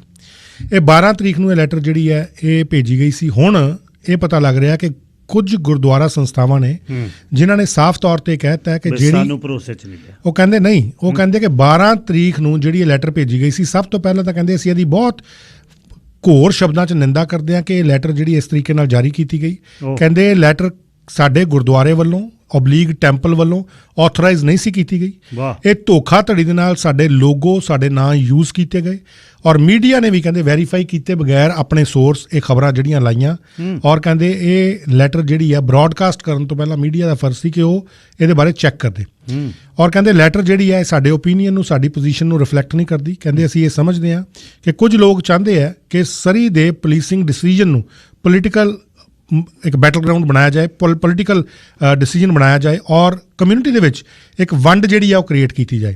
ਉਹ ਕਹਿੰਦੇ ਸਾਡੇ ਗੁਰਦੁਆਰੇ ਔਰ ਸਾਡੇ ਜਿਹੜੇ ਟੈਂਪਲਸ ਨੇ ਇਹ ਲੋਕਾਂ ਦੇ ਫੇਥ ਔਰ ਵਰਸ਼ਿਪ ਦੀ ਪਲੇਸ ਹੈ ਔਰ ਸਾਡੇ ਜਿਹੜੇ ਅਟੈਂਡੀਜ਼ ਨੇ ਉਹਨਾਂ ਦੇ ਡਿਫਰੈਂਟ ਪੋਲੀਟੀਕਲ ਵਿਊ ਜ਼ਰੂਰ ਹੋ ਸਕਦੇ ਆ ਪਰ ਸਾਡਾ ਧਰਮ ਦੇ ਹਿਸਾਬ ਦੇ ਨਾਲ ਸਾਡਾ ਕੋਈ ਕਿਸੇ ਵੀ ਤਰ੍ਹਾਂ ਦਾ ਕੋਈ ਵੀ ਵਿਊ ਜਿਹੜਾ ਉਹ ਨਹੀਂ ਹੈ। ਇਹਦੇ 'ਤੇ ਹੁਣ ਜਿਹੜੇ ਸਾਈਨ ਹੋਏ ਆ ਉਹ ਬੜੇ ਇੰਟਰਸਟਿੰਗ ਹੈ। ਇਹ ਤਾਂ ਸਾਈਨ ਹੋਏ ਆ ਜੋ ਆਪਣੇ ਕੋਲ ਇੱਕ ਜਿਹੜੀ ਮੇਰੇ ਕੋਲ ਇੱਕ ਇਹਦੀ ਕਾਪੀ ਆਈ ਹੈ ਜੀ ਔਰ ਹੋਰ ਅਸੀਂ ਕਨਫਰਮ ਕਰ ਰਹੇ ਹਾਂ। ਹਾਲਾਂਕਿ ਇਹਦੇ 'ਚ 5 ਜਿਹੜੇ ਗੁਰਦੁਆਰਾ ਸਾਹਿਬ ਦੇ ਨਾਮ ਨੇ ਮੈਂ ਦੱਸ ਦਾਂਗਾ ਉਸ ਤੋਂ ਬਾਅਦ ਸਾਈਨ ਕਿਹਦੇ ਹੋਏ।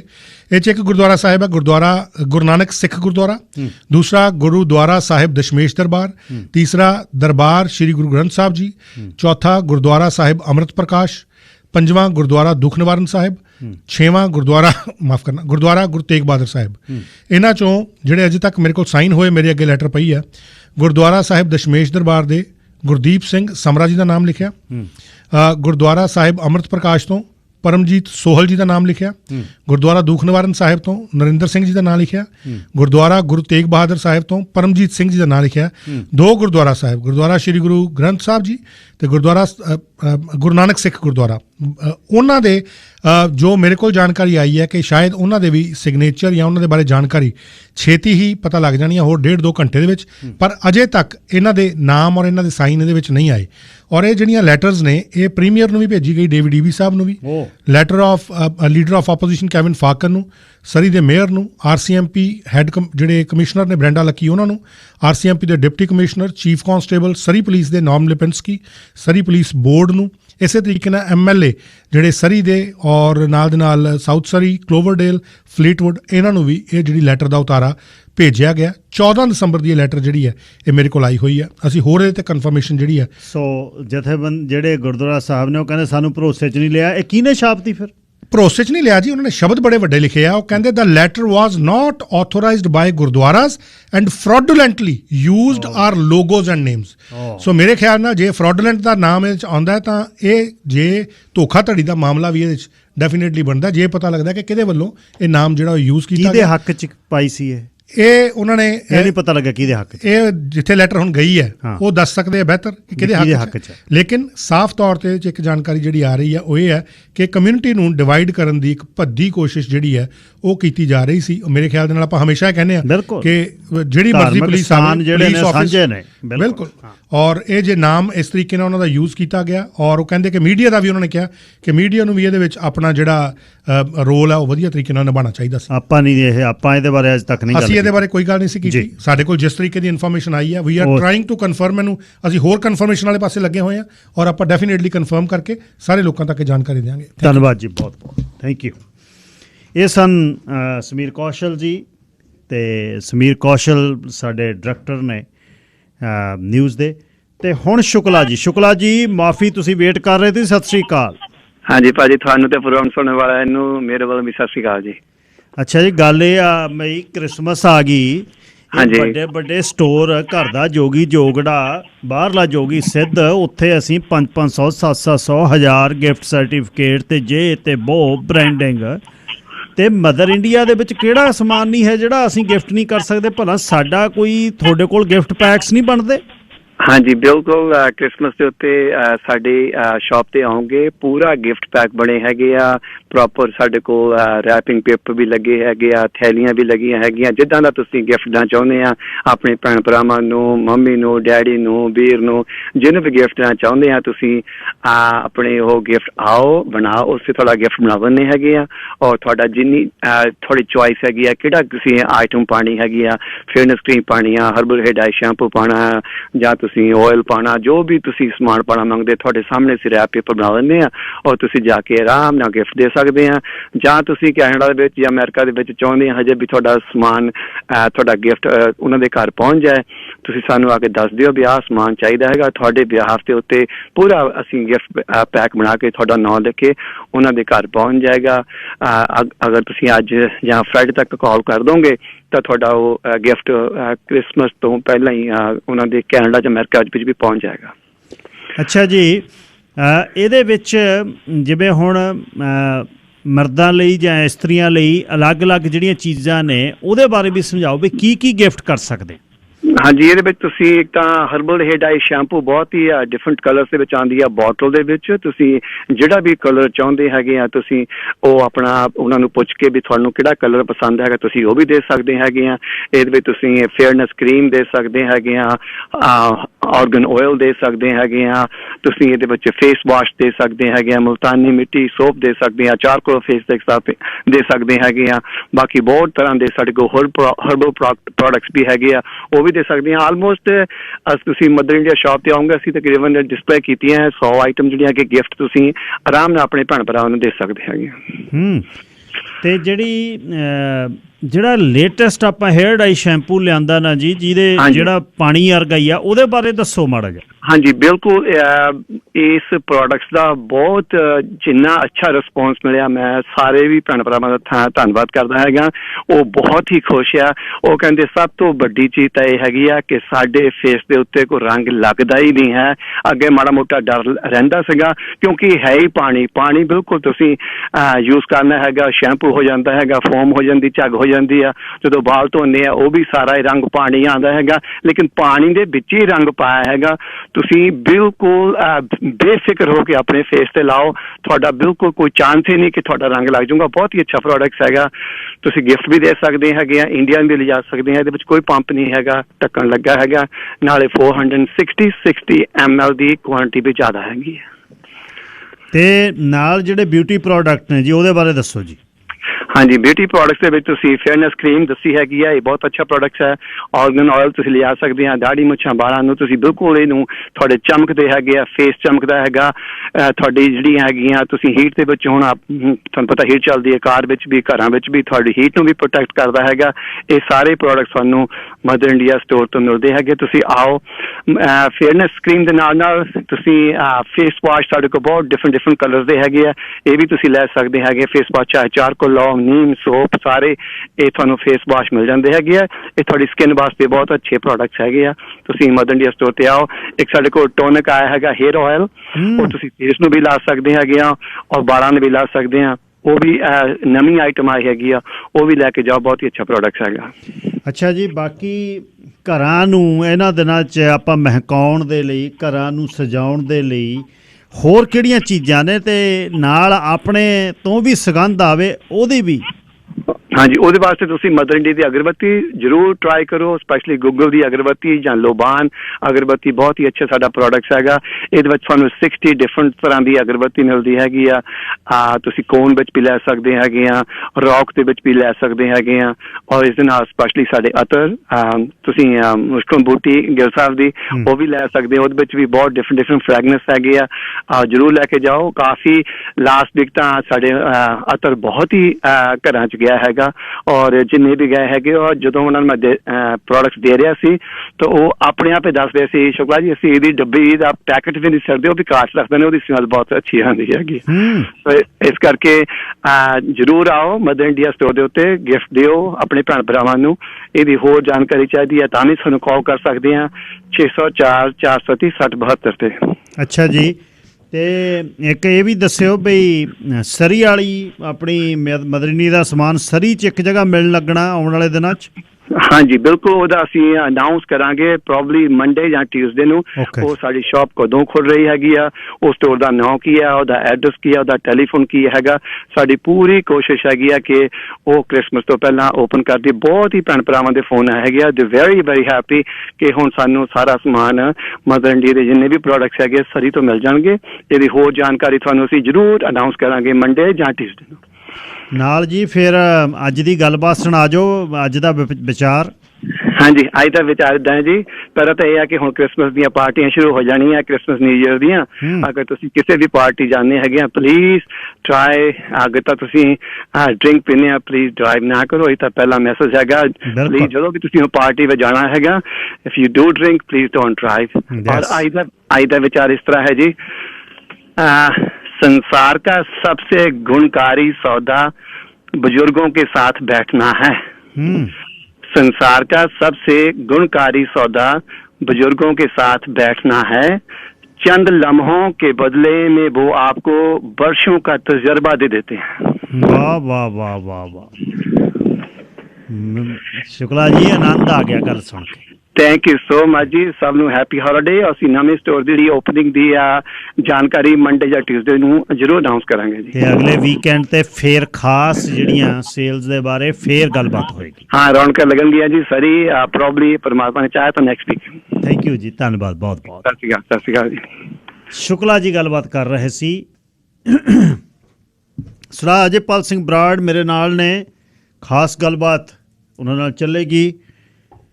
ਸਰਦਾਰ ਸਾਹਿਬ ਦੀਆਂ ਗੱਲਾਂ ਬਾਤਾਂ ਤੇ ਭੂ ਰਾਜਨੀਤੀ ਤੇ ਉਹਨਾਂ ਦੀ ਪਕੜ ਤੁਸੀਂ ਬਹੁਤ ਪਸੰਦ ਕਰਦੇ ਹੋ। ਉਹਨਾਂ ਦੀਆਂ ਵੀਡੀਓਜ਼ ਵੀ ਜਿਹੜੀਆਂ ਨੇ ਉਹਨਾਂ ਨੂੰ ਅਲੱਗ-ਅਲੱਗ ਵਿਸ਼ਿਆਂ ਤੇ, ਮਿਸਲ ਸਤਲੁਜ ਉਹਨਾਂ ਦੋਸਤਾਂ ਨਾਲ ਰਲ ਕੇ ਇੱਕ ਬਣਾਈ ਆ, ਪੰਜਾਬ ਦੇ ਪਾਣੀਆਂ ਤੇ ਉਹ ਕੰਮ ਕਰਦੇ ਨੇ। ਦੁਨੀਆ ਦੇ ਵਿੱਚ ਵੱਡੇ ਜਿਹੜੇ ਮੁੱਦੇ ਨੇ ਉਹਨਾਂ ਦੇ ਉਹਦੇ 'ਤੇ ਲੈਕਚਰ ਨੇ।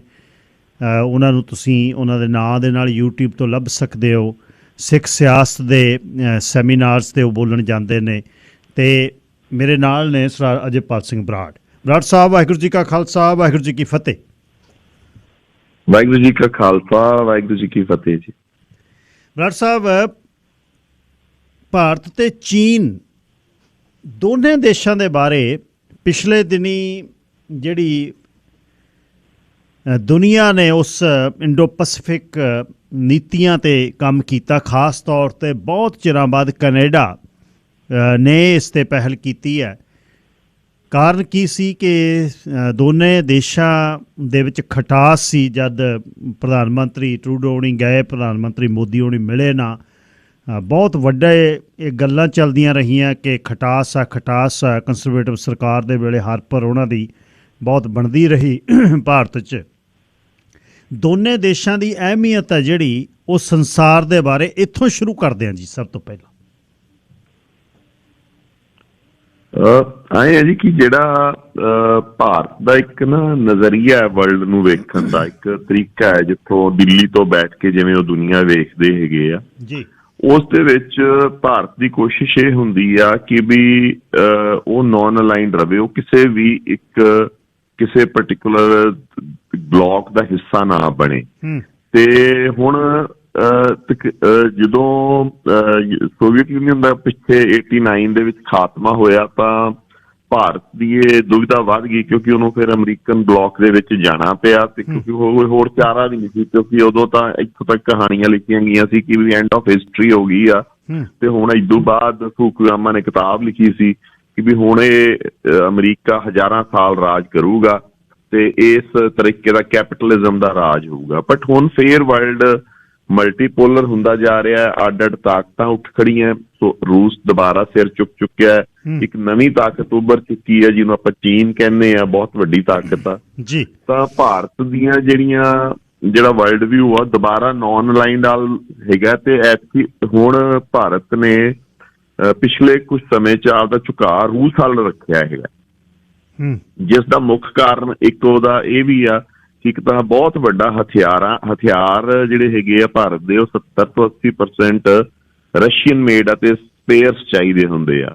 ਦੂਸਰੀ ਵੱਡੀ ਗੱਲ ਇਹ ਆ ਕਿ ਰਸ਼ੀਆ ਦੇ ਉੱਤੋਂ ਉਹਨੂੰ ਬਹੁਤ ਹੱਦ ਤੱਕ ਸਸਤਾ ਤੇਲ ਵੀ ਮਿਲ ਰਿਹਾ, ਕਿਉਂਕਿ ਭਾਰਤ ਦਾ ਜਿਹੜਾ ਫਿਸਕਲ ਡੈਫਿਸਿਟ ਹੈ, ਜਿਹਨੂੰ ਕਹਿੰਦੇ ਬਜਟ ਦਾ ਡੈਫਿਸਿਟ ਹੈ, ਜਿਹਦੇ ਕਰਕੇ ਸਾਡਾ ਰੁਪਈਆ ਕਮਜ਼ੋਰ ਰਹਿੰਦਾ ਹੈ, ਜਾਂ ਕਹਿ ਲਓ ਕਿ ਵੀ ਗੈਪ ਰਹਿੰਦਾ ਉਹਦੇ ਵਿੱਚ ਪੇਇੰਗ ਪੈਰਿਟੀ ਨਾਲੋਂ, ਐਕਚੁਅਲ ਪਰਚੇਜ਼ਿੰਗ ਪਾਵਰ ਪੈਰਿਟੀ ਨਾਲੋਂ।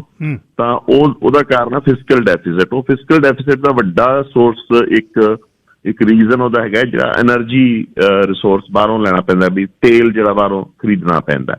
ਤੀਸਰੀ ਵੱਡੀ ਗੱਲ ਸੀਗੀ ਤੇ ਰੂਸ ਨੇ ਉਹ ਤੇਲ ਬਹੁਤ ਸਸਤਾ ਦੇਣ ਦੀ ਗੱਲ ਕੀਤੀ ਆ ਭਾਰਤ ਨੂੰ ਕਿ ਵੀ ਜੋ ਮਾਰਕੀਟ ਪ੍ਰਾਈਸ ਆ ਉਹਦੇ ਨਾਲੋਂ ਵੀ 40% ਸਸਤਾ ਅਸੀਂ ਤੁਹਾਨੂੰ ਉਹ ਤੇਲ ਦੇਵਾਂਗੇ। ਉਸ ਤੋਂ ਇਲਾਵਾ ਤੀਜੀ ਜਿਹੜੀ ਗੱਲ ਹੈਗੀ ਕਿ ਰੂਸ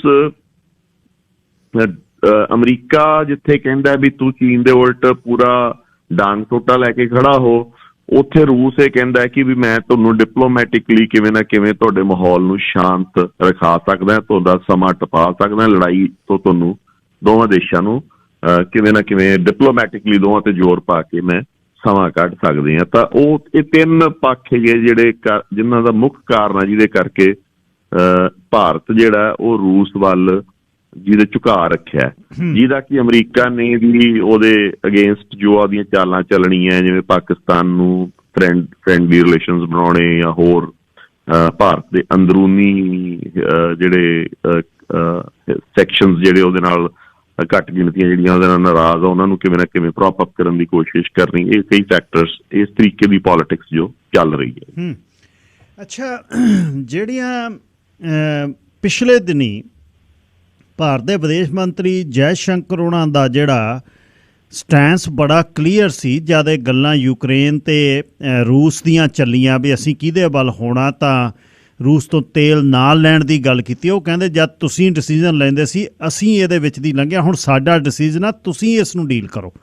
ਸੋ ਇਹ ਇੱਕ ਲੀਡਰਸ਼ਿਪ, ਤੇ ਇਹ ਚੀਨ ਤੇ ਭਾਰਤ ਦੇ ਕਨਫਲਿਕਟ ਦੇ ਵਿੱਚ ਰੂਸ ਕਿੱਥੇ ਖੜੇਗਾ ਜੀ? ਵੇਖੋ ਜੀ ਗਿੱਲ ਸਾਹਿਬ, ਇਹ ਨਾ ਮੌਕੇ ਦੇ ਦਬਕਾੜੇ ਹੁੰਦੇ ਆ। ਇਹ ਕੋਈ ਜਿਵੇਂ ਭਾਰਤ ਨੇ ਵੇਖਿਆ ਕਿ ਵੀ ਇਸ ਟਾਈਮ ਅਮਰੀਕਾ ਕਮਜ਼ੋਰ ਆ, ਤੇ ਅਮਰੀਕਾ ਨੇ ਉਹ ਵੀ ਆਏ ਸੀ ਕਿ ਉਧਰੋਂ ਇਨਫਲੇਸ਼ਨ ਬਹੁਤ ਆ ਰਹੀ ਸੀ। ਤੁਸੀਂ ਵੇਖਿਆ ਹੋਣਾ, ਤੁਹਾਡੇ ਕੈਨੇਡਾ 'ਚ ਵੀ ਇਨਫਲੇਸ਼ਨ ਦਾ ਬਹੁਤ ਅਸਰ ਆ, USA 'ਚ ਵੀ ਇਨਫਲੇਸ਼ਨ ਦਾ ਬਹੁਤ ਅਸਰ ਆ, ਤੇ ਕਿਤੇ ਨਾ ਕਿਤੇ ਅਮਰੀਕਾ ਵੀ ਉਹ ਲੀਵਰੇਜ ਦੇ ਰਿਹਾ ਸੀ। ਮਤਲਬ ਇਹ ਉੱਤੋਂ ਜੋ ਮਰਜ਼ੀ ਬੋਲ ਰਹੇ ਸੀ, ਪਰ ਅੰਦਰੂਨੀ ਤੌਰ ਤੇ ਅਮਰੀਕਾ ਵੀ ਇਹਨਾਂ ਨੂੰ ਇੱਕ ਅਲਾਓ ਕਰ ਰਿਹਾ ਸੀ ਕਿ ਵੀ ਤੁਸੀਂ ਰੂਸ ਤੋਂ ਤੇਲ ਲੈਂਦੇ ਰਹੋ, ਤਾਂ ਕਿ ਵੀ ਇਹ ਨਾ ਹੋਵੇ ਵੀ ਤੇਲ ਦੀ ਕਮੀ ਇੰਨੀ ਜ਼ਿਆਦਾ ਆ ਜੇ ਵਰਲਡ ਦੇ ਵਿੱਚ ਕਿ ਇਨਫਲੇਸ਼ਨ ਬਹੁਤ ਤੇਜ਼ੀ ਨਾਲ ਵਧੇ। ਜੇ ਇਨਫਲੇਸ਼ਨ ਵੱਧਦੀ ਆ ਤਾਂ ਉਹਦਾ ਇਕੋਨਮੀ ਤੇ ਵੈਸਟਰਨ ਮੁਲਕਾਂ ਦੀ ਇਕੋਨਮੀ ਤੇ ਅਸਰ ਵੀ ਪੈਂਦਾ ਹੈ। ਇਨਫਲੇਸ਼ਨ ਕੰਟਰੋਲ ਵੀ ਨਹੀਂ ਹੋ ਰਹੀ ਸੀਗੀ, ਤੇ ਹਲੇ ਵੀ ਕੋਈ ਐਡਾ ਕੰਟਰੋਲ ਨਹੀਂ ਹੋਈ। ਹਲੇ ਵੀ ਮੇਰਾ ਖਿਆਲ ਵਿਆਜ ਦਰਾਂ ਕੈਨੇਡਾ 'ਚ ਜਾਂ USA ਸਭ 'ਚ ਵੱਧ ਰਹੀਆਂ, ਤੇ ਉਹਦਾ ਇੱਕ ਤਰੀਕਾ ਸੀ। ਪਰ ਜੇ ਉਹ ਤੇਲ ਜ਼ਿਆਦਾ ਜਾਂਦਾ ਤਾਂ ਰੂਸ ਤਾਕਤਵਰ ਵੀ ਹੁੰਦਾ, ਤਾਂ ਉਹਦਾ ਉਹਨਾਂ ਨੇ ਇੱਕ ਰਾਹ ਜਿਹਾ ਕੱਢਿਆ ਸੀ ਵਿੱਚ ਵਿਚਾਲੇ, ਜਿਹਦੇ ਤੋਂ ਉਹਨਾਂ ਨੇ ਕੈਪਿੰਗ ਕਰਨ ਦੀ ਕੋਸ਼ਿਸ਼ ਕੀਤੀ ਤੇਲ ਦੀ ਪ੍ਰਾਈਸ ਤੇ $60 ਦੇ ਉੱਤੇ ਬੈਰਲ ਦੀ। ਭਾਰਤ ਨੂੰ ਉਹ ਤਾਂ ਲੈਣ ਦਿੰਦੇ ਸੀ ਕਿਉਂਕਿ ਭਾਰਤ ਨੂੰ ਵੈਸੇ ਹੀ ਉਹ 40% ਡਿਸਕਾਊਂਟ ਤੇ ਦੇ ਰਿਹਾ ਸੀ, ਤਕਰੀਬਨ $50-55 ਦੇ ਉੱਤੇ ਉਹ ਤੇਲ ਦੇ ਰਿਹਾ ਭਾਰਤ ਨੂੰ। ਤਾਂ ਉਹ ਇੰਨੇ ਕੁ ਤੇਲ ਨਾਲ ਇੱਕ ਤਾਂ ਇਨਫਲੇਸ਼ਨ ਕੰਟਰੋਲ ਹੋ ਜਾਂਦੀ ਆ, ਪਰ ਰੂਸ ਦੇ ਵਿੱਚ ਕੋਈ ਕੈਪੀਟਲ ਗਰੋਥ ਨਹੀਂ ਆਉਂਦੀ, ਉਹਦਾ ਇੰਨਾ ਖਰਚਾ ਵੀ ਆਉਂਦਾ ਤੇਲ ਕੱਢਣ ਦਾ। ਸੋ ਇਹਦੇ ਵਿੱਚ ਇੱਕ ਤਰ੍ਹਾਂ ਇਕੱਲਾ ਇਹ ਨਹੀਂ ਸੀ ਕਿ ਅਮਰੀਕਾ ਤੋਂ ਵਿਰੋਧ 'ਚ ਜਾ ਕੇ ਉਹ ਤੇਲ ਲੈ ਰਹੇ ਸੀ, ਕਿਤੇ ਨਾ ਕਿਤੇ ਇੱਕ ਟੈਕਟੀਕਲ ਅੰਡਰਸਟੈਂਡਿੰਗ USA ਦੀ ਵੀ ਸੀ ਇਸ ਤੇਲ ਦੀ ਪਰਚੇਜ਼ ਦੇ ਵਿੱਚ। ਹੁਣ ਆ ਜਾਂਦੀ ਹੈ ਗੱਲ ਜਿੱਥੇ ਕਿ ਵੀ ਚੀਨ ਦੇ ਤੇ ਭਾਰਤ ਦੇ ਸੰਬੰਧਾਂ ਵਿੱਚ ਰੂਸ ਕਿੱਥੇ ਖੜਾ ਹੁੰਦਾ। ਰੂਸ ਦੀ ਨਾ ਜੀ ਮੋਟੀ ਜਿਹੜੀ ਪੁਰਾਣੇ ਸਟੈਂਡ ਸੀਗਾ 62 ਤੋਂ ਪਹਿਲਾਂ ਦਾ, ਉਹ ਇਹ ਸੀ, ਉਹ ਕਹਿੰਦਾ ਸੀ ਵੀ ਭਾਰਤ ਮੇਰਾ ਦੋਸਤ ਆ, ਚੀਨ ਮੇਰਾ ਭਰਾ ਹੈ। ਠੀਕ ਹੈ ਨਾ ਜੀ? ਇਹ ਇੰਨਾ ਡਿਫਰੈਂਸ ਉਹ ਅੱਜ ਵੀ ਰੱਖ ਰਿਹਾ। ਰੂਸ ਵਾਸਤੇ ਚੀਨ ਦੀ ਇੰਪੋਰਟੈਂਸ ਜ਼ਿਆਦਾ ਹੈਗੀ ਆ, ਭਾਰਤ ਦੀ ਇੰਪੋਰਟੈਂਸ ਸੈਕੰਡਰੀ ਆ, ਪਰ ਫਿਰ ਵੀ ਉਹ ਇਹ ਨਹੀਂ ਚਾਹੂਗਾ ਕਿ ਵੀ ਪਾਵਰ ਬੈਲੈਂਸ ਡਿਸਰਪਟ ਹੋਵੇ, ਇੰਨਾ ਜ਼ਿਆਦਾ ਡਿਸਰਪਟ ਹੋਵੇ ਕਿ ਵੀ ਭਾਰਤ ਟੁੱਟ ਜਾਵੇ ਜਾਂ ਖਿੱਲਰ ਜਾਵੇ। ਉਹ ਡੈਫੀਨਿਟਲੀ ਕਿਤੇ ਨਾ ਕਿਤੇ ਸਮਝੌਤਾ ਕਰਾਉਣ ਦੀ ਕੋਸ਼ਿਸ਼ ਕਰੂਗਾ ਦੋਵਾਂ ਦੇਸ਼ਾਂ ਦੇ ਵਿੱਚ। ਅੱਛਾ ਜੀ, ਹੁਣ ਇਹ ਬਾਹਰਲੀ ਨਜ਼ਰ ਤੋਂ ਹੁਣ ਅੰਦਰਲਾ ਆਈਏ ਕਿ ਚੀਨ ਦਾ ਤਾਕਤਵਰ ਹੋਣਾ, ਤੇ ਕੋਵਿਡ ਤੋਂ ਬਾਅਦ ਚੀਨ ਦੇ ਵਿੱਚੋਂ ਵੱਡੀਆਂ ਕੰਪਨੀਆਂ ਦਾ ਪਲਾਨ ਕਰਨਾ, ਬਾਹਰ ਨਿਕਲਣਾ, ਮੇਕ ਇਨ ਇੰਡੀਆ ਤੋਂ ਮੇਡ ਇਨ ਇੰਡੀਆ ਵਾਲੇ ਪਾਸੇ ਨੂੰ ਗੱਲਾਂ ਜਾਣੀਆਂ। ਜਿਵੇਂ ਐਪਲ ਵਾਲੇ ਕਹਿ ਰਹੇ ਨੇ ਕਿ ਅਸੀਂ ਭਾਰਤ ਦੇ ਵਿੱਚ ਮੈਨੂਫੈਕਚਰਿੰਗ ਕਰਾਂਗੇ, ਤੇ ਭਾਰਤ ਦਾ ਤਾਕਤਵਰ ਹੋਣਾ, ਪਰ ਚੀਨ ਦੀ GDP ਬਹੁਤ ਹੈ, ਹਲੇ ਵੱਡੀ ਹੈ, ਤੇ ਦੋਨਾਂ ਦੇਸ਼ਾਂ ਦਾ ਆਪਸ ਵਿੱਚ ਕੰਪੈਰੀਜ਼ਨ ਹੈ ਜਿਹੜਾ, ਹੁਣ ਇਹਦੇ ਤੇ ਵੀ ਝਾਤ ਮਾਰਿਓ ਆਪਣੇ ਪੈਸੇ ਧੇਲੇ ਵਾਲੇ ਪਾਸਿਓਂ ਇੱਕ, ਤੇ ਉਸ ਤੋਂ ਬਾਅਦ ਮਿਲਟਰੀ ਵਾਲੇ ਪਾਸਿਓਂ 2 ਨੰਬਰ, ਤੀਜਾ ਰਾਜਨੀਤਿਕ ਸਥਿਰਤਾ ਤੇ ਅਸਥਿਰਤਾ ਇਹਦੇ ਵਾਲੇ ਪਾਸਿਓਂ। ਜਿੱਥੋਂ ਤੱਕ ਤਾਂ ਜੀ ਜਿਹੜੀਆਂ ਕੰਪਨੀਆਂ ਚੀਨ ਤੋਂ ਜਾ ਰਹੀਆਂ ਉਹਦੇ ਵਿੱਚ ਕੀ ਆ ਕਿ ਵੀ ਇੱਕ ਤਾਂ ਉਹਦੇ ਦੋ ਫੈਕਟਰਸ ਹੈਗੇ ਆ। ਇੱਕ ਤਾਂ ਚਾਈਨਾ ਜਿਹੜਾ ਹੈਗਾ ਉਹਦੇ ਤੋਂ ਅਮਰੀਕਾ ਵੀ ਚਾਹੁੰਦਾ ਹੈ ਕਿ ਵੀ ਚੀਨ ਤੇ ਡਿਪੈਂਡੈਂਸ ਨਾ ਰਹੇ, ਕੁਛ ਇੰਡਸਟਰੀ ਵਾਪਸ USA 'ਚ ਸ਼ਿਫਟ ਹੋ ਜੇ ਤੇ ਕੁਛ ਉਹਦੇ ਦੋਸਤ ਮੁਲਕਾਂ 'ਚ ਜਾਂ ਹੋਰ ਮੁਲਕਾਂ 'ਚ ਸ਼ਿਫਟ ਹੋ ਜੇ। ਤੇ ਉਹਦੇ ਵਿੱਚ ਵੱਡਾ ਜਿਹੜਾ ਮਤਲਬ ਉਹਦਾ ਹੈਗਾ ਕਿ ਵੀ ਉਹ ਜਿਹੜਾ ਅਮਰੀਕਾ ਦੀ ਕੋਸ਼ਿਸ਼ ਇਹ ਆ ਕਿ ਜਿਹੜੀ ਚਿਪ ਮੈਨੂਫੈਕਚਰਿੰਗ ਆ, ਜਿਹਨੂੰ ਆਪਾਂ ਸੈਮੀਕੰਡਕਟਰ ਮੈਨੂਫੈਕਚਰਿੰਗ ਆ, ਉਹ ਤਾਇਵਾਨ ਚੋਂ ਕੱਢ ਕੇ ਜਾਂ ਈਵਨ ਚੀਨ 'ਚ ਵੀ ਜਿਹੜੀ ਥੋੜ੍ਹੀ ਬਹੁਤ ਹੁੰਦੀ ਆ ਉਹ ਕੱਢ ਕੇ ਅਸੀਂ ਅਮਰੀਕਾ ਦੇ ਵਿੱਚ ਹੀ ਲੈ ਜਾਈਏ। ਤੇ ਉਹਦੇ ਵਿੱਚ ਉਹਨੇ ਇੰਟੈਲ ਦੇ ਵਿੱਚ ਬਹੁਤ ਹੈਵੀ ਇਨਵੈਸਟਮੈਂਟਸ ਗਵਰਨਮੈਂਟ ਨੇ ਕਰਨੀਆਂ ਸ਼ੁਰੂ ਕੀਤੀਆਂ ਤੇ $1 billion ਤੱਕ ਦੀ ਇਨਵੈਸਟਮੈਂਟ ਕੀਤੀ ਹੈਗੀ ਹੈ ਜੀ। ਦੂਜੀ ਗੱਲ ਇਹ ਹੈ ਕਿ ਵੀ ਚਾਈਨਾ ਤੋਂ ਇੱਕ ਨਾ ਜੀ ਇੱਕ ਨੈਚੁਰਲ ਇੰਡਸਟਰੀ ਦਾ ਇੱਕ ਫੇਜ਼ ਰਹਿੰਦਾ ਜਿਹਨੂੰ ਅਸੀਂ ਗੀਜ਼ਬਰਡ ਥਿਓਰੀ ਕਹਿ ਦਿੰਦੇ ਹਾਂ ਇੰਡਸਟਰੀ ਦੇ ਵਿੱਚ, ਕਿ ਵੀ ਇੱਕ ਪੱਖੀ ਅੱਗੇ ਫਲੋ ਕਰਦਾ ਹੈ ਜਦੋਂ ਆ ਕੂੰਜਾਂ ਆਪਣੀਆਂ ਉੱਡਦੀਆਂ, ਇੱਕ ਪੱਖੀ ਅੱਗੇ ਫਲੋ ਕਰਦਾ ਉੱਡਦਾ ਮਗਰ ਹੋਰ ਵੱਡੇ ਫਿਰ 3-4 ਇੱਕ ਵੀ ਸ਼ੇਪ ਸਟਰਕਚਰ ਬਣ ਜਾਂਦਾ ਹੈਗਾ। ਇੰਡਸਟਰੀ ਦਾ ਵੀ ਜੀ ਗਿੱਲ ਸਾਹਿਬ ਇਸੇ ਤਰੀਕੇ ਨਾਲ ਬਣਦਾ ਹੈ। ਵੇਖੋ ਪਹਿਲਾਂ ਕਿਸੇ ਸਮੇਂ ਜਾਪਾਨ ਦੀ ਇੰਡਸਟਰੀ ਨੇ ਛੋਟੀਆਂ ਚੀਜ਼ਾਂ ਬਣਾਉਣੀਆਂ ਸ਼ੁਰੂ ਕੀਤੀਆਂ ਤੇ ਜਾਪਾਨੀ ਸਮਾਨ ਆਉਂਦਾ ਹੁੰਦਾ ਸੀ, ਫਿਰ ਜਾਪਾਨੀ ਸਮਾਨ ਦੀ ਕੁਆਲਿਟੀ ਚੰਗੀ ਹੁੰਦੀ ਗਈ ਤਾਂ ਕੋਰੀਆ ਤੁਸੀਂ ਵੇਖਿਆ ਹੋਣਾ ਜਦੋਂ ਕੋਰੀਆ ਦਾ ਤੇ ਥਾਈਲੈਂਡ ਦਾ ਤੇ ਆਪਣਾ ਤਾਇਵਾਨੀ ਸਮਾਨ ਬਹੁਤ ਆਇਆ ਹੈ ਨਾ ਆਪਣੇ ਕੋਲੇ, ਜਿਵੇਂ ਹੁੰਡਾਈ ਵਰਗੀਆਂ ਕੰਪਨੀਆਂ ਆ ਗਈਆਂ, LG ਆ ਗਈਆਂ, ਇਹ ਲੱਕੀ ਗੋਲਡ ਸਟਾਰ LG ਬਣ ਗਈ ਤੇ ਇੰਜੇ ਸ਼ਾਇਬੋਲਸ ਤੋਂ ਆਪਾਂ ਨੂੰ ਸੈਮਸੰਗ ਇਹਨਾਂ ਦਾ ਸਮਾਨ ਆਉਣਾ ਸ਼ੁਰੂ ਹੋਇਆ। ਤਾਂ ਉਹ ਫਿਰ ਉਹ ਉਸ ਲੈਡਰ ਦੇ ਉੱਤੇ ਕਲਾਈਂਬ ਹੋ ਗਏ। ਉੱਥੇ ਕੀ ਹੁੰਦਾ ਕਿ ਵਰਕਫੋਰਸ ਦੀ ਤਨਖਾਹ ਵੱਧ ਜਾਂਦੀ ਹੈ ਤਾਂ ਤੁਹਾਨੂੰ ਹਾਇਰ ਵੈਲਿਊ ਆਈਟਮਸ 'ਚ ਜਾਣਾ ਪੈਂਦਾ। ਚਾਈਨਾ ਵੀ ਤਕਰੀਬਨ ਅੱਜ ਦੀ ਡੇਟ 'ਚ ਆਹੀ ਸਟੇਜ 'ਚ ਆ ਚੁੱਕਿਆ ਹੈ। ਸੋ ਪਹਿਲਾ ਤਾਂ ਕਾਰਨ ਹੈਗੇ ਆ ਐਕਸਟਰਨਲ ਜਿਹਦੇ 'ਚ ਅਮਰੀਕਾ ਇੰਡਸਟਰੀ ਤੋਂ ਖਿੱਚਣਾ ਚਾਹੁੰਦਾ ਹੈ। ਦੂਜਾ ਉਹਦਾ ਕਾਰਨ ਹੈ ਕਿ ਚੀਨ ਹੁਣ ਚਾਹੁੰਦਾ ਹੈ ਕਿ ਉਹ ਹਾਈ ਵੈਲਿਊ ਪ੍ਰੋਡਕਟ ਬਣਾਵੇ, ਕਿਉਂਕਿ ਮੈਂ ਲਾਸਟ ਚਾਈਨਾ ਜਦੋਂ ਵਿਜ਼ਿਟ ਕੀਤਾ ਸੀ 2011 'ਚ, ਉਦੋਂ ਹੀ 12 'ਚ ਹੀ ਉਦੋਂ ਹੀ ਉਹਨਾਂ ਦੀ ਜਿਹੜੀ ਇੰਡਸਟਰੀ ਸੀਗੀ ਉਹਦੇ ਵਿੱਚ ਆਮ ਸੈਲਰੀ ਭਾਰਤ ਦੇ ਮੁਕਾਬਲੇ ਬਹੁਤ ਜ਼ਿਆਦਾ ਹੋ ਗਈ ਸੀ। 21-22 ਹਜ਼ਾਰ ਉਹਨਾਂ ਦਾ ਵਰਕਰ ਉਹਨਾਂ ਦਿਨਾਂ ਦੇ ਵਿੱਚ ਲੈਂਦਾ ਸੀ, ਹੁਣ ਤਾਂ ਹੋਰ ਵੀ ਜ਼ਿਆਦਾ ਹੋ ਗਈ ਹੋਣੀ ਆ। ਤੇ ਇਸ ਕਰਕੇ ਤੁਹਾਨੂੰ ਪਹਿਲਾਂ ਤੁਸੀਂ ਪ੍ਰੋਡਕਟਿਵਿਟੀ ਵਧਾਉਂਦੇ ਹੋ, ਫਿਰ ਜਿਹੜੀਆਂ ਲੋ ਵੈਲਿਊ ਜਾਂ ਲੋ ਜਿਵੇਂ ਅਸੈਂਬਲਿੰਗ ਵਰਗੇ ਜਿਹੜੇ ਕੰਮ ਹੈਗੇ ਆ ਉਹ ਤੁਸੀਂ ਲੋਅਰ ਮਾਰਕੀਟ ਦੇ ਉਧਰ ਪੁਸ਼ ਕਰ ਦਿੰਦੇ ਹੋ। ਪਹਿਲਾਂ ਉਹਨਾਂ ਨੇ ਤਾਇਵਾਨ ਨੂੰ ਪੁਸ਼ ਕੀਤਾ, ਹੌਲੀ ਹੌਲੀ ਹੁਣ ਉਹ ਆਪ ਚੰਗੀ ਇੰਡਸਟਰੀ 'ਚ ਪੈ ਗਏ ਆ। ਸੋ ਜਿਹੜੀ ਇੰਡਸਟਰੀ ਉੱਥੋਂ ਛੱਡ ਕੇ ਜਾ ਰਹੀ ਆ ਉਹਦਾ ਮੁੱਖ ਕਾਰਨ ਇਹ ਇਕੱਲਾ ਨਹੀਂ ਗਾ ਕਿ ਵੀ ਉਹ ਚਾਈਨਾ ਛੱਡਣਾ ਚਾਹੁੰਦੇ ਆ, ਉਹ ਆਏ ਆ ਵੀ ਚੀਨ ਵੀ ਹੁਣ ਚਾਹੁੰਦਾ ਕਿ ਅਸੀਂ ਹਾਇਰ ਵੈਲਿਊ ਪ੍ਰੋਡਕਟਸ 'ਚ ਰਹੀਏ, ਲੋਅਰ ਵੈਲਿਊ ਪ੍ਰੋਡਕਟਸ ਹੋਰ ਪਾਸੇ ਨੂੰ ਚਲੇ ਜਾਣ, ਸਾਡੀ ਲੇਬਰ ਉਹ ਕੰਮ ਨਾ ਕਰੇ ਜਾਂ ਸਾਡੇ ਇੰਟੀਰੀਅਰ ਹਿੰਟਰਲੈਂਡ ਤੋਂ ਮਤਲਬ ਸੀ ਤੋਂ ਹਟਾ ਕੇ ਅੰਦਰ ਲੈ ਜਾਈਏ। ਅਮਰੀਕਾ ਚਾਹੁੰਦਾ ਹੈ ਕਿ ਵੀ ਉਹ ਡੀਕਪਲ ਹੋ ਜੇ ਚੀਨ ਨਾਲ, ਉਹ ਚੀਨ ਤੇ ਡਿਪੈਂਡੈਂਟ ਨਾ ਰਵੇ, ਤਾਂ ਉਹ ਇੰਡਸਟਰੀ ਨੂੰ ਆਪਦੀ ਨੂੰ ਹੋਰ ਥਾਵਾਂ ਤੇ ਸਪਰੈਡ ਕਰਨਾ ਚਾਹੁੰਦਾ ਹੈ। ਪਰ ਇਹ ਭਾਰਤ ਨੂੰ ਬਹੁਤ ਵੱਡਾ ਭੁਲੇਖਾ ਹੈਗਾ ਕਿ ਵੀ ਸਾਰੀ ਇੰਡਸਟਰੀ ਸਾਡੇ ਕੋਲ ਆਊਗੀ। ਭਾਰਤ ਕੋਲ ਬਹੁਤ ਹੀ ਛੋਟਾ ਹਿੱਸਾ ਉਹਦਾ ਆ ਰਿਹਾ, ਜ਼ਿਆਦਾ ਹਿੱਸਾ ਜਿਹੜਾ ਉਹ ਮਲੇਸ਼ੀਆ, ਵੀਅਤਨਾਮ, ਕੰਬੋਡੀਆ ਇਹਨਾਂ ਮੁਲਕਾਂ 'ਚ ਜਾ ਰਿਹਾ, ਜਿਹਦੇ ਤੇ ਕਿਉਂਕਿ ਅਮਰੀਕਾ ਅਗਲੀ ਮਿਸਟੇਕ ਨਹੀਂ ਕਰਨਾ ਚਾਹੁੰਦਾ, ਉਹ ਹੁਣ ਉਸ ਇੰਡਸਟਰੀ ਨੂੰ ਸਪਰੈਡ ਕਰ ਰਿਹਾ ਨੰਬਰ ਆਫ ਮੁਲਕਾਂ ਤੇ। ਉਹਨੇ ਤਕਰੀਬਨ 7 ਤੋਂ 8 ਛੋਟੇ ਮੁਲਕ ਵੀ ਟਾਰਗੇਟ ਕੀਤੇ ਹੋਏ ਜਿਨ੍ਹਾਂ ਤੇ ਉਹਨੇ ਪਿਛਲੇ ਕੁਝ ਸਮੇਂ 'ਚ ਉਹ ਇੰਡਸਟਰੀ ਨੂੰ ਸਪਰੈਡ ਕੀਤਾ ਤੇ ਕੋਸਟਸ ਦੇ ਉੱਤੇ ਸਪਰੈਡ ਕੀਤਾ। ਸੋ ਜਿਹੜੀ ਚਾਈਨਾ ਤੋਂ ਇੰਡਸਟਰੀ ਨਿਕਲ ਰਹੀ ਆ ਉਹਦਾ ਚਾਈਨਾ ਨੂੰ ਕਿੰਨਾ ਕੁ ਅਸਰ ਪਊਗਾ ਨੈਗੇਟਿਵ, ਉਹ ਸ਼ਾਇਦ ਰੌਲਾ ਜ਼ਿਆਦਾ ਹੈ ਪਰ ਸ਼ਾਇਦ ਉਹਨੂੰ ਨਾ ਪਵੇ ਤੇ ਉਹ ਹਾਇਰ ਉਹ ਇੰਡਸਟਰੀ ਦੇ ਹਾਇਰ ਸਾਈਡ ਤੇ ਜਾਂਦਾ ਪਿਆ। ਹੁਣ ਆਪਾਂ ਆਉਂਦੇ ਹਾਂ ਉਹਦੀ ਇੰਟਰਨਲ ਸਟੇਬਿਲਿਟੀ 'ਚ ਕੋਵਿਡ ਦੀ ਜਿਹੜੀ ਜ਼ੀਰੋ ਕੋਵਿਡ ਪਾਲਿਸੀ ਸੀ ਉਹਦੇ ਇੱਕ ਵਾਰੀ ਤਾਂ ਸ਼ੀ ਜਿਨਪਿੰਗ ਨੂੰ ਥੋੜ੍ਹਾ ਬਹੁਤ ਹਿਲਾਇਆ, ਉੱਥੇ ਪ੍ਰੋਟੈਸਟਸ ਹੋਈਆਂ, ਪਰ ਉਹਨੇ ਹੁਣ ਥੋੜ੍ਹੀ ਜਿਹੀ ਲੂਜ਼ਨਿੰਗ ਕਰਨੀ ਸ਼ੁਰੂ ਕਰਤੀ ਉਹਨਾਂ ਦੀ ਸਰਕਾਰ ਨੇ ਲੋਕਾਂ ਦੀ ਪ੍ਰੋਬਲਮ ਨੂੰ ਸਮਝਦੇ ਹੋਏ। ਪਰ ਉਹਨਾਂ ਨੇ ਪ੍ਰੋਟੈਸਟ ਕ੍ਰਸ਼ ਕਰਤੀਆਂ ਤੇ ਤੁਸੀਂ ਵੇਖੋ ਜਿਹੜੀ ਹਾਂਗਕਾਂਗ ਦੇ ਵਿੱਚ ਪ੍ਰੋਟੈਸਟਸ ਹੋਈਆਂ ਸੀ ਡੈਮੋਕ੍ਰੈਟਿਕ, ਉਹ ਵੀ ਉਹਨਾਂ ਨੇ ਕ੍ਰਸ਼ ਕਰਕੇ ਤਕਰੀਬਨ ਹਾਂਗਕਾਂਗ ਨੂੰ ਵੀ ਆਪਦੇ ਪੂਰੇ ਗਲਬੇ 'ਚ ਲੈ ਲਿਆ। ਨੈਕਸਟ ਉਹਨਾਂ ਦੀ ਜਿਹੜਾ ਇਸ਼ੂ ਆ ਉਹ ਤਾਇਵਾਨ ਰਹਿੰਦਾ। ਤਾਂ ਸ਼ੀ ਦੀ ਜਿਹੜੀ ਇਕਨੋਮਿਕ ਆਪਣਾ ਸਟੇਬਿਲਿਟੀ ਆ ਉਹ ਐਜ਼ ਆਫ ਨਾਓ ਆਪਾਂ ਨੂੰ ਚੀਨ ਦੇ ਅੰਦਰ ਜ਼ਿਆਦਾ ਪਤਾ ਨਹੀਂ ਲੱਗਦਾ, ਪਰ ਮੋਟਾ ਆਪਾਂ ਇਹ ਕਹਿ ਸਕਦੇ ਹਾਂ ਕਿ ਸ਼ੀ ਜਿਨਪਿੰਗ ਦੀ ਸਰਕਾਰ ਜਾਂ ਉਹਦਾ ਜਿਹੜਾ ਰਜੀਮ ਆ ਉਹ ਪੂਰੀ ਤਰ੍ਹਾਂ ਕੰਟਰੋਲ 'ਚ ਆ ਤੇ ਉਹਦੇ ਵਿੱਚ ਕੋਈ ਉਹਨੂੰ ਦਿੱਕਤ ਲੱਗਦੀ ਨਹੀਂ ਸਟੇਬਿਲਿਟੀ ਦੇ ਵਿੱਚ। ਹਾਂ, ਜ਼ੀਰੋ ਕੋਵਿਡ ਪਾਲਿਸੀ ਨਾਲ ਕੁਛ ਅਸਰ ਜ਼ਰੂਰ ਪਏ ਸੀ ਤੇ ਕੁਛ ਪ੍ਰੋਟੈਸਟ ਵੀ ਹੋਈਆਂ ਸੀ ਪਿਛਲਾ ਮਹੀਨਾ ਹੁੰਦੀਆਂ ਰਹੀਆਂ, ਪਰ ਹੁਣ ਉਹ ਪੂਰਾ ਕੰਟਰੋਲ 'ਚ ਆ ਗਏ ਆ, ਦਬਾ ਲਿਆ ਉਹਨਾਂ ਨੇ।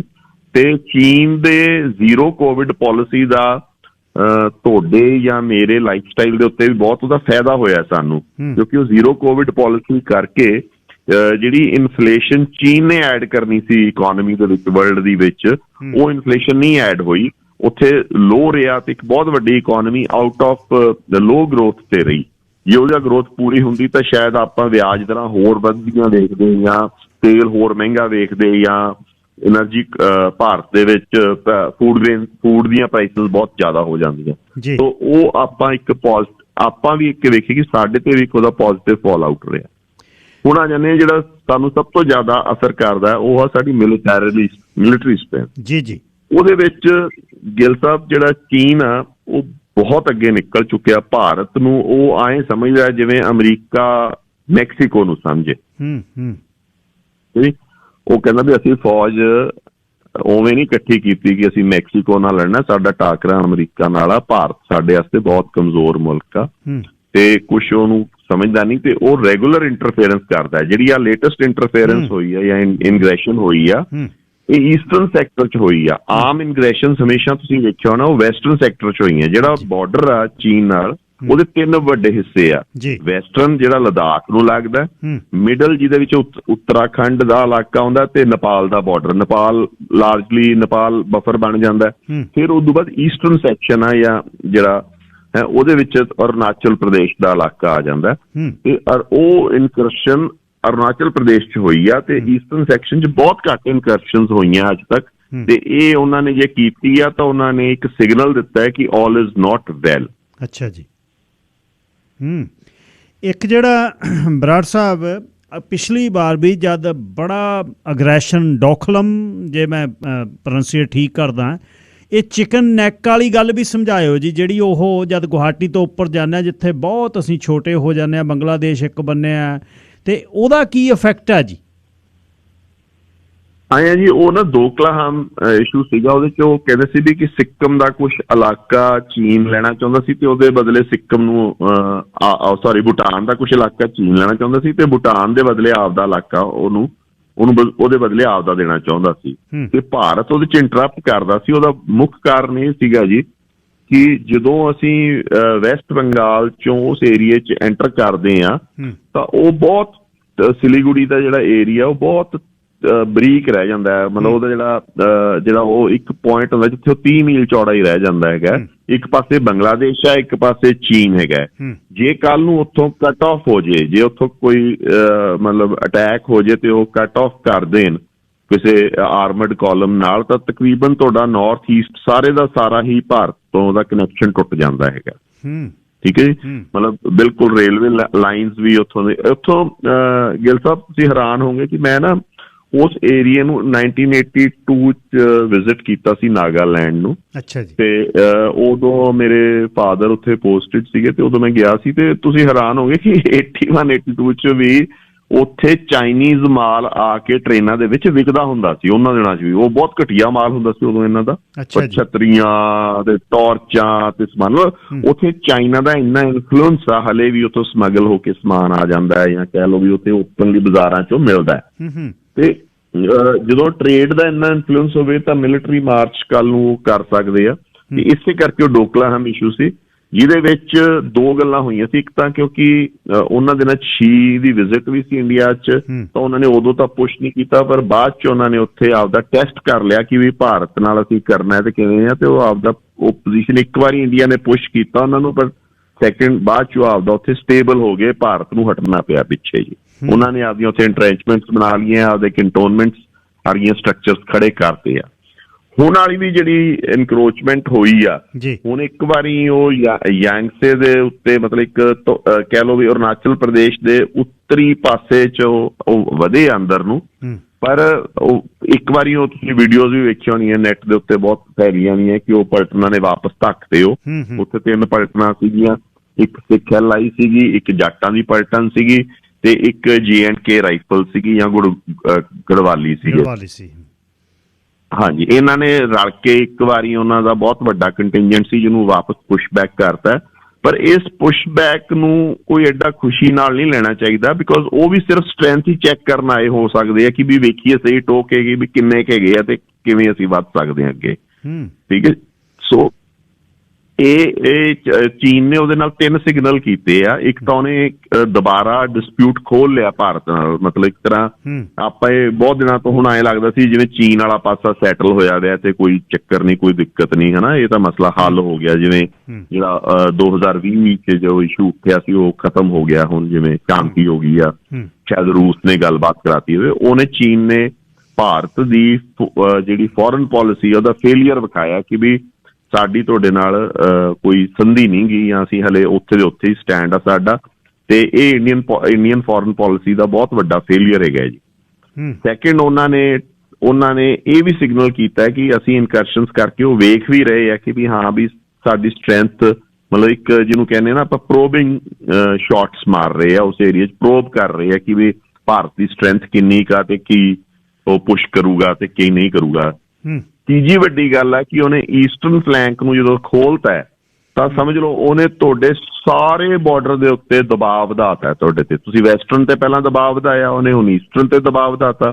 ਹੁਣ ਇਹਦਾ ਆਰਥਿਕ ਪ੍ਰਭਾਵ ਭਾਰਤ ਦੇ ਉੱਤੇ ਬਹੁਤ ਵੱਡਾ ਪੈਂਦਾ ਹੈ। ਮਤਲਬ ਇੱਕ ਤਰ੍ਹਾਂ ਇਹ ਹੈ ਕਿ ਐਡੇ ਵੱਡੇ ਬਾਰਡਰ ਨੂੰ 4000 ਕਿਲੋਮੀਟਰ ਦੇ ਤਕਰੀਬਨ ਬਾਰਡਰ ਨੂੰ ਡਿਫੈਂਡ ਕਰਨ ਵਾਸਤੇ ਤੁਹਾਡੀ ਫੋਰਸ ਵੇਖੋ ਕਿੰਨੀ ਕਮਿਟ ਹੋਣੀ ਸ਼ੁਰੂ ਹੋ ਗਈ, ਤੁਹਾਡੇ ਬੰਦੇ ਕਿੰਨੇ ਕਮਿਟ ਹੋਣੇ ਲੱਗੇ, ਤੁਹਾਡਾ ਲੌਜਿਸਟਿਕ ਕਿੰਨਾ ਲੱਗਣ ਲੱਗ ਗਿਆ, ਤਾਂ ਤੁਹਾਡਾ ਬਹੁਤ ਵੱਡਾ ਖਰਚਾ ਇੱਥੇ ਲੱਗਣ ਲੱਗ ਗਿਆ।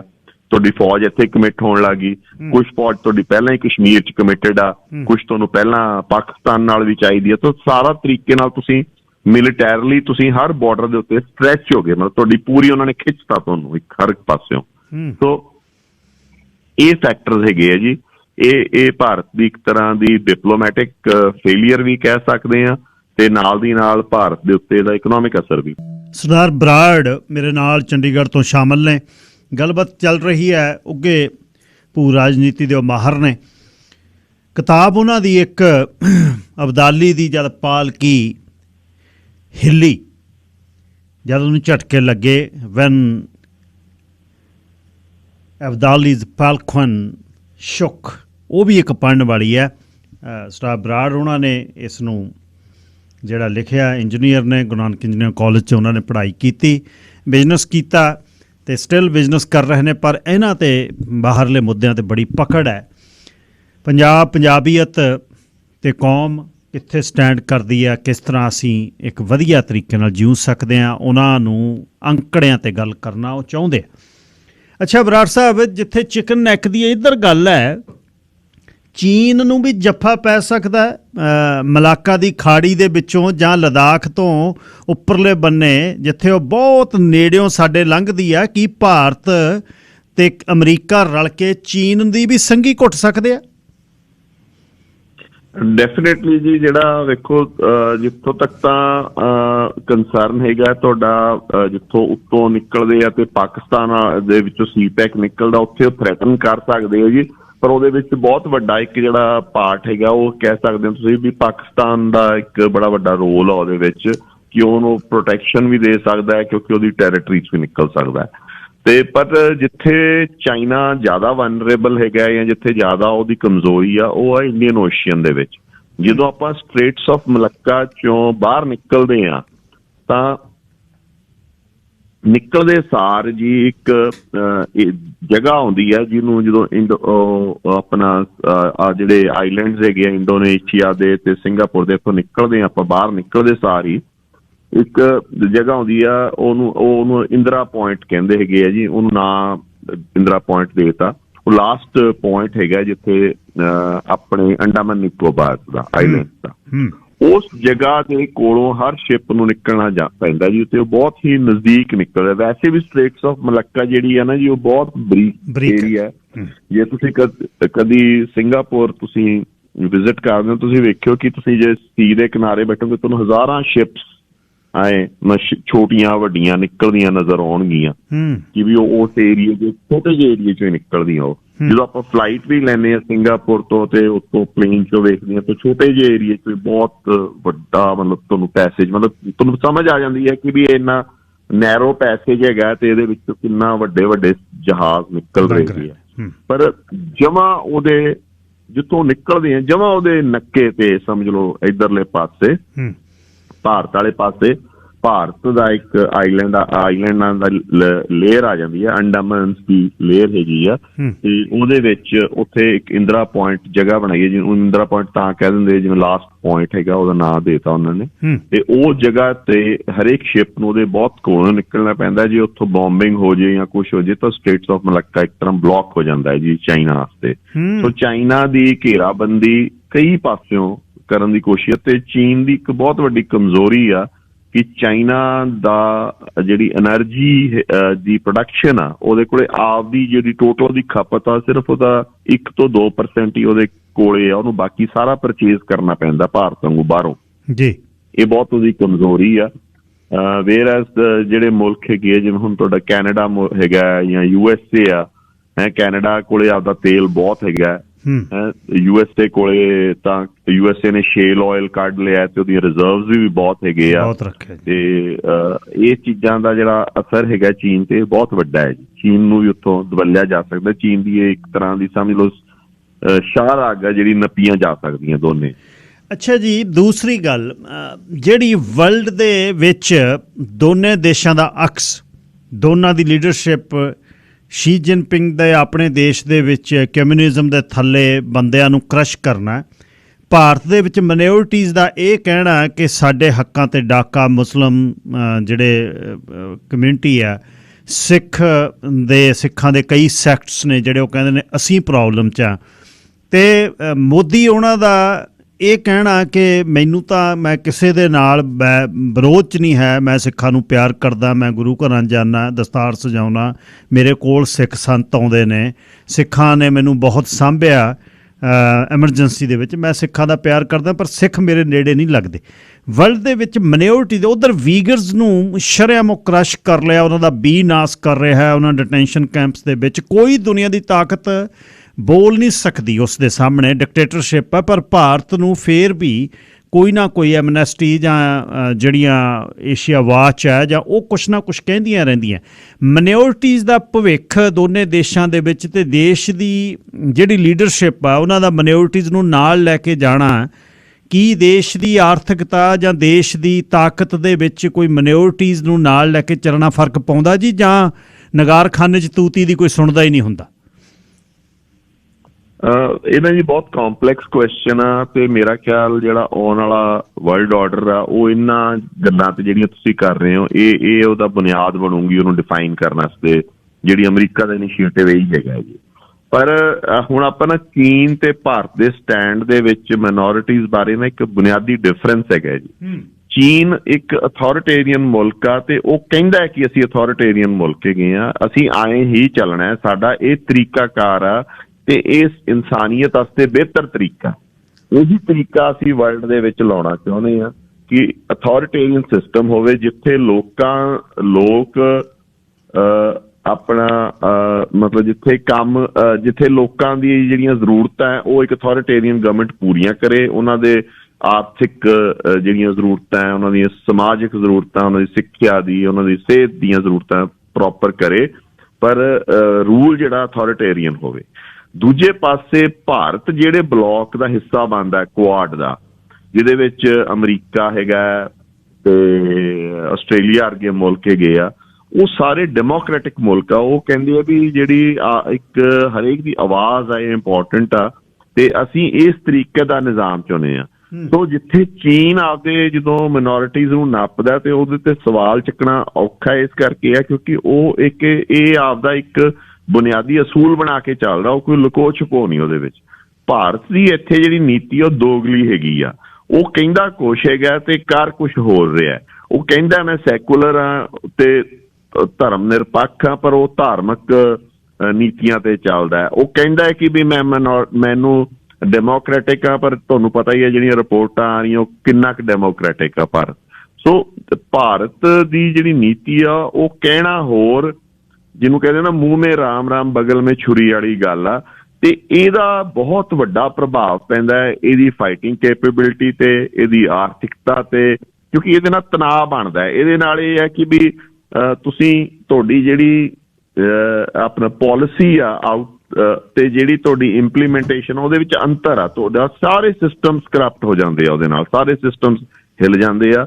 ਸੈਕੰਡਲੀ ਭਾਰਤ ਦੀਆਂ ਮਿਨੋਰਿਟੀਜ਼ ਉਵੇਂ ਕਮਜ਼ੋਰ ਮਿਨੋਰਿਟੀਆਂ ਨਹੀਂ ਗੀਆਂ ਜਿਸ ਤਰੀਕੇ ਦੀਆਂ ਚੀਨ ਦੀਆਂ, ਤੇ ਚਾਈਨਾ ਇੰਨਾ ਜ਼ਿਆਦਾ ਜ਼ੁਲਮ ਵੀ ਨਹੀਂ ਕਰਦਾ ਜਿੰਨਾ ਸਾਨੂੰ ਬਾਹਰ ਆ ਰਿਹਾ। ਵੇਖੋ ਤਿੱਬਤ ਦੇ ਵਿੱਚ ਉਹਨੇ ਤਿੱਬਤ ਆਟੋਨਮਸ ਰੀਜਨ ਬਣਾਈ ਹੋਈ ਆ। ਭਾਰਤ ਹਾਂਗਕਾਂਗ ਨੂੰ ਉਹਨੇ one country one nation two systems ਦਾ ਕਨਸੈਪਟ ਦਿੱਤਾ ਹੋਇਆ। ਆਪਾਂ ਇੱਥੇ ਭਾਰਤ ਦੇ ਵਿੱਚ ਤਾਂ ਇੰਜੀ ਗੱਲ ਵੀ ਨਹੀਂ ਕਰ ਸਕਦੇ, ਅਸੀਂ ਇਹ ਮੰਗ ਹੀ ਨਹੀਂ ਸਕਦੇ। ਅਨੰਦਪੁਰ ਸਾਹਿਬ ਦਾ ਮਤਾ ਮੰਗਿਆ ਸੀ ਤਾਂ ਅਗਲਿਆਂ ਨੇ ਸੈਪਰੇਟਿਸਟ ਕਹਿ ਕੇ ਵੰਡ ਕੇ ਉਹ ਮਾਰਿਆ, ਆਪਣਾ ਉਹਨੂੰ ਭੰਨਣਾ ਸ਼ੁਰੂ ਕਰਤਾ। ਗੱਲ ਤਾਂ ਫੈਡਰਲ ਰਾਈਟਸ ਦੀ ਸੀਗੀ, ਕੁਛ ਵੀ ਨਹੀਂ ਸੀ। ਮਤਲਬ ਕੀ ਭਾਰਤ ਦੇ ਵਿੱਚ ਕੋਈ ਐਸੀ ਮਿਨੋਰਿਟੀ ਜਾਂ ਸਿੱਖ ਕਾਲ ਨੂੰ ਜਾਂ ਕੋਈ ਉੱਠ ਕੇ ਕਹਿ ਸਕਦਾ ਕਿ ਵੀ ਸਾਨੂੰ ਹਾਂਗਕਾਂਗ ਵਾਂਗੂ one country one nation two systems ਦੇ ਵਿੱਚ ਕਰ ਦੋ?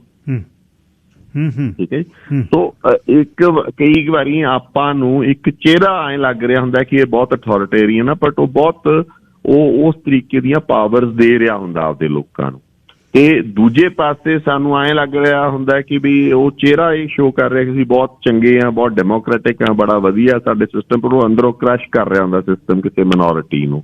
ਸੋ ਇਸ ਕਰਕੇ ਭਾਰਤ ਦੀ ਜਿਹੜੀ ਨੀਤੀ ਆ ਉਹ ਬਹੁਤ ਹੀ ਉਹਦੇ ਤੇ ਸਵਾਲ ਚੱਕੇ ਜਾਣਗੇ। ਤੇ ਆਉਣ ਵਾਲੇ ਸਮੇਂ ਦੇ ਵਿੱਚ ਜੇ ਭਾਰਤ ਨੇ ਆਪਦੀ ਫੋਰਨ ਪਾਲਿਸੀ ਦੇ ਤੇ ਇੰਟਰਨਲ ਪਾਲਿਸੀ ਦੇ ਵਿੱਚ ਕੋਹਰੈਂਸ ਨਹੀਂ ਲਿਆਂਦਾ, ਇੱਕੋ ਤਰੀਕਾਕਾਰ ਨਹੀਂ ਲਿਆਂਦਾ, ਮਤਲਬ ਜੇ ਉਹ ਬਾਹਰ ਕਹਿੰਦਾ ਡੈਮੋਕ੍ਰੈਟਿਕ ਆ ਮੈਂ ਤੇ ਆਪਦੀ ਮਿਨੋਰਿਟੀਜ਼ ਵਾਸਤੇ ਵੀ ਰੂਲ ਆਫ ਲਾਅ ਹੈ ਤੇ ਸਾਰਾ ਕੁਛ ਆ, ਜੇ ਉਹ ਇਹ ਨਹੀਂ ਕਰਦਾ ਅੰਦਰ, ਤਾਂ ਇਹ ਬਹੁਤ ਵੱਡੀ ਪ੍ਰੋਬਲਮ ਆਊਗੀ ਜਿਹੜੀ ਕਿ ਭਾਰਤ ਨੂੰ ਨਜਿੱਠਣੀ ਬਹੁਤ ਮੁਸ਼ਕਲ ਹੋ ਜਾਊਗੀ ਜੀ। ਤੇ ਉਹਦੇ ਵਿੱਚ ਇਹ ਭਾਰਤ ਦੇ ਉੱਤੇ ਅਮਰੀਕਾ ਵਰਗੇ ਦੇਸ਼ ਦਬਾਅ ਵੀ ਪਾਉਂਦੇ ਆ। ਹਾਲਾਂਕਿ ਹਿੰਦੁਸਤਾਨ ਜਿਹੜਾ ਭਾਰਤ ਜਿਹੜਾ ਕਦੀ ਰੂਸ ਦੀ ਝੋਲੀ ਜਾ ਕੇ ਵੀ ਉਹ ਜਾ ਉਸ ਦਬਾਅ ਨੂੰ ਘਟਾਉਣ ਦੀ ਕੋਸ਼ਿਸ਼ ਕਰਦਾ, ਪਰ ਫਾਈਨਲੀ ਉਹਦੇ ਅਗਾਂਹ ਉਹਨੂੰ ਝੁਕਣਾ ਪਊਗਾ। ਤੇ ਇੱਥੇ ਮਿਨੋਰਿਟੀਜ਼ ਦੇ ਸਵਾਲ ਨੂੰ ਹੱਲ ਕਰਨਾ ਪੈਣਾ ਹੀ ਪੈਣਾ ਹੈ। ਤੇ ਇਹ ਕੋਈ ਜ਼ਰੂਰੀ ਨਹੀਂ ਕਿ ਕਰ ਲੈ ਪਹਿਲਾਂ ਸਿੱਖਾਂ ਦਾ ਹੀ ਹੱਲ ਕਰਨ, ਇਹ ਸਾਊਥ ਚੋਂ ਵੀ ਬਹੁਤ ਉੱਠੂਗਾ ਕਿਉਂਕਿ ਸਾਊਥ ਬੜਾ ਇੰਪੋਰਟੈਂਟ ਹੈਗਾ, ਉਹ ਬਹੁਤ ਵੱਡਾ ਪਾਰਟ ਪਲੇ ਕਰਦਾ ਭਾਰਤ ਦੀ GDP 'ਚ। ਉਹ 5 ਸਟੇਟਾਂ ਹੀ ਬੜੀਆਂ ਇੰਪੋਰਟੈਂਟ ਹੈ ਇੰਡੀਅਨ GDP ਨੂੰ। ਤਾਂ ਇਹ ਗੱਲ ਜ਼ਿਆਦਾ ਦੇਰ ਨਹੀਂ ਚੱਲਣੀ, ਮਿਨੋਰਿਟੀਜ਼ ਨੂੰ ਹੈਂਡਲ ਕਰਨਾ ਪਊਗਾ, ਨਹੀਂ ਤਾਂ ਇਹ ਇੱਕ ਮਿਡਲ ਜਾਂ ਆਪਣਾ ਪ੍ਰੋਬਲਮ ਦੇ ਵਿੱਚ ਘਿਰਿਆ ਮੁਲਕ ਬਣ ਕੇ ਰਹਿ ਜੂ।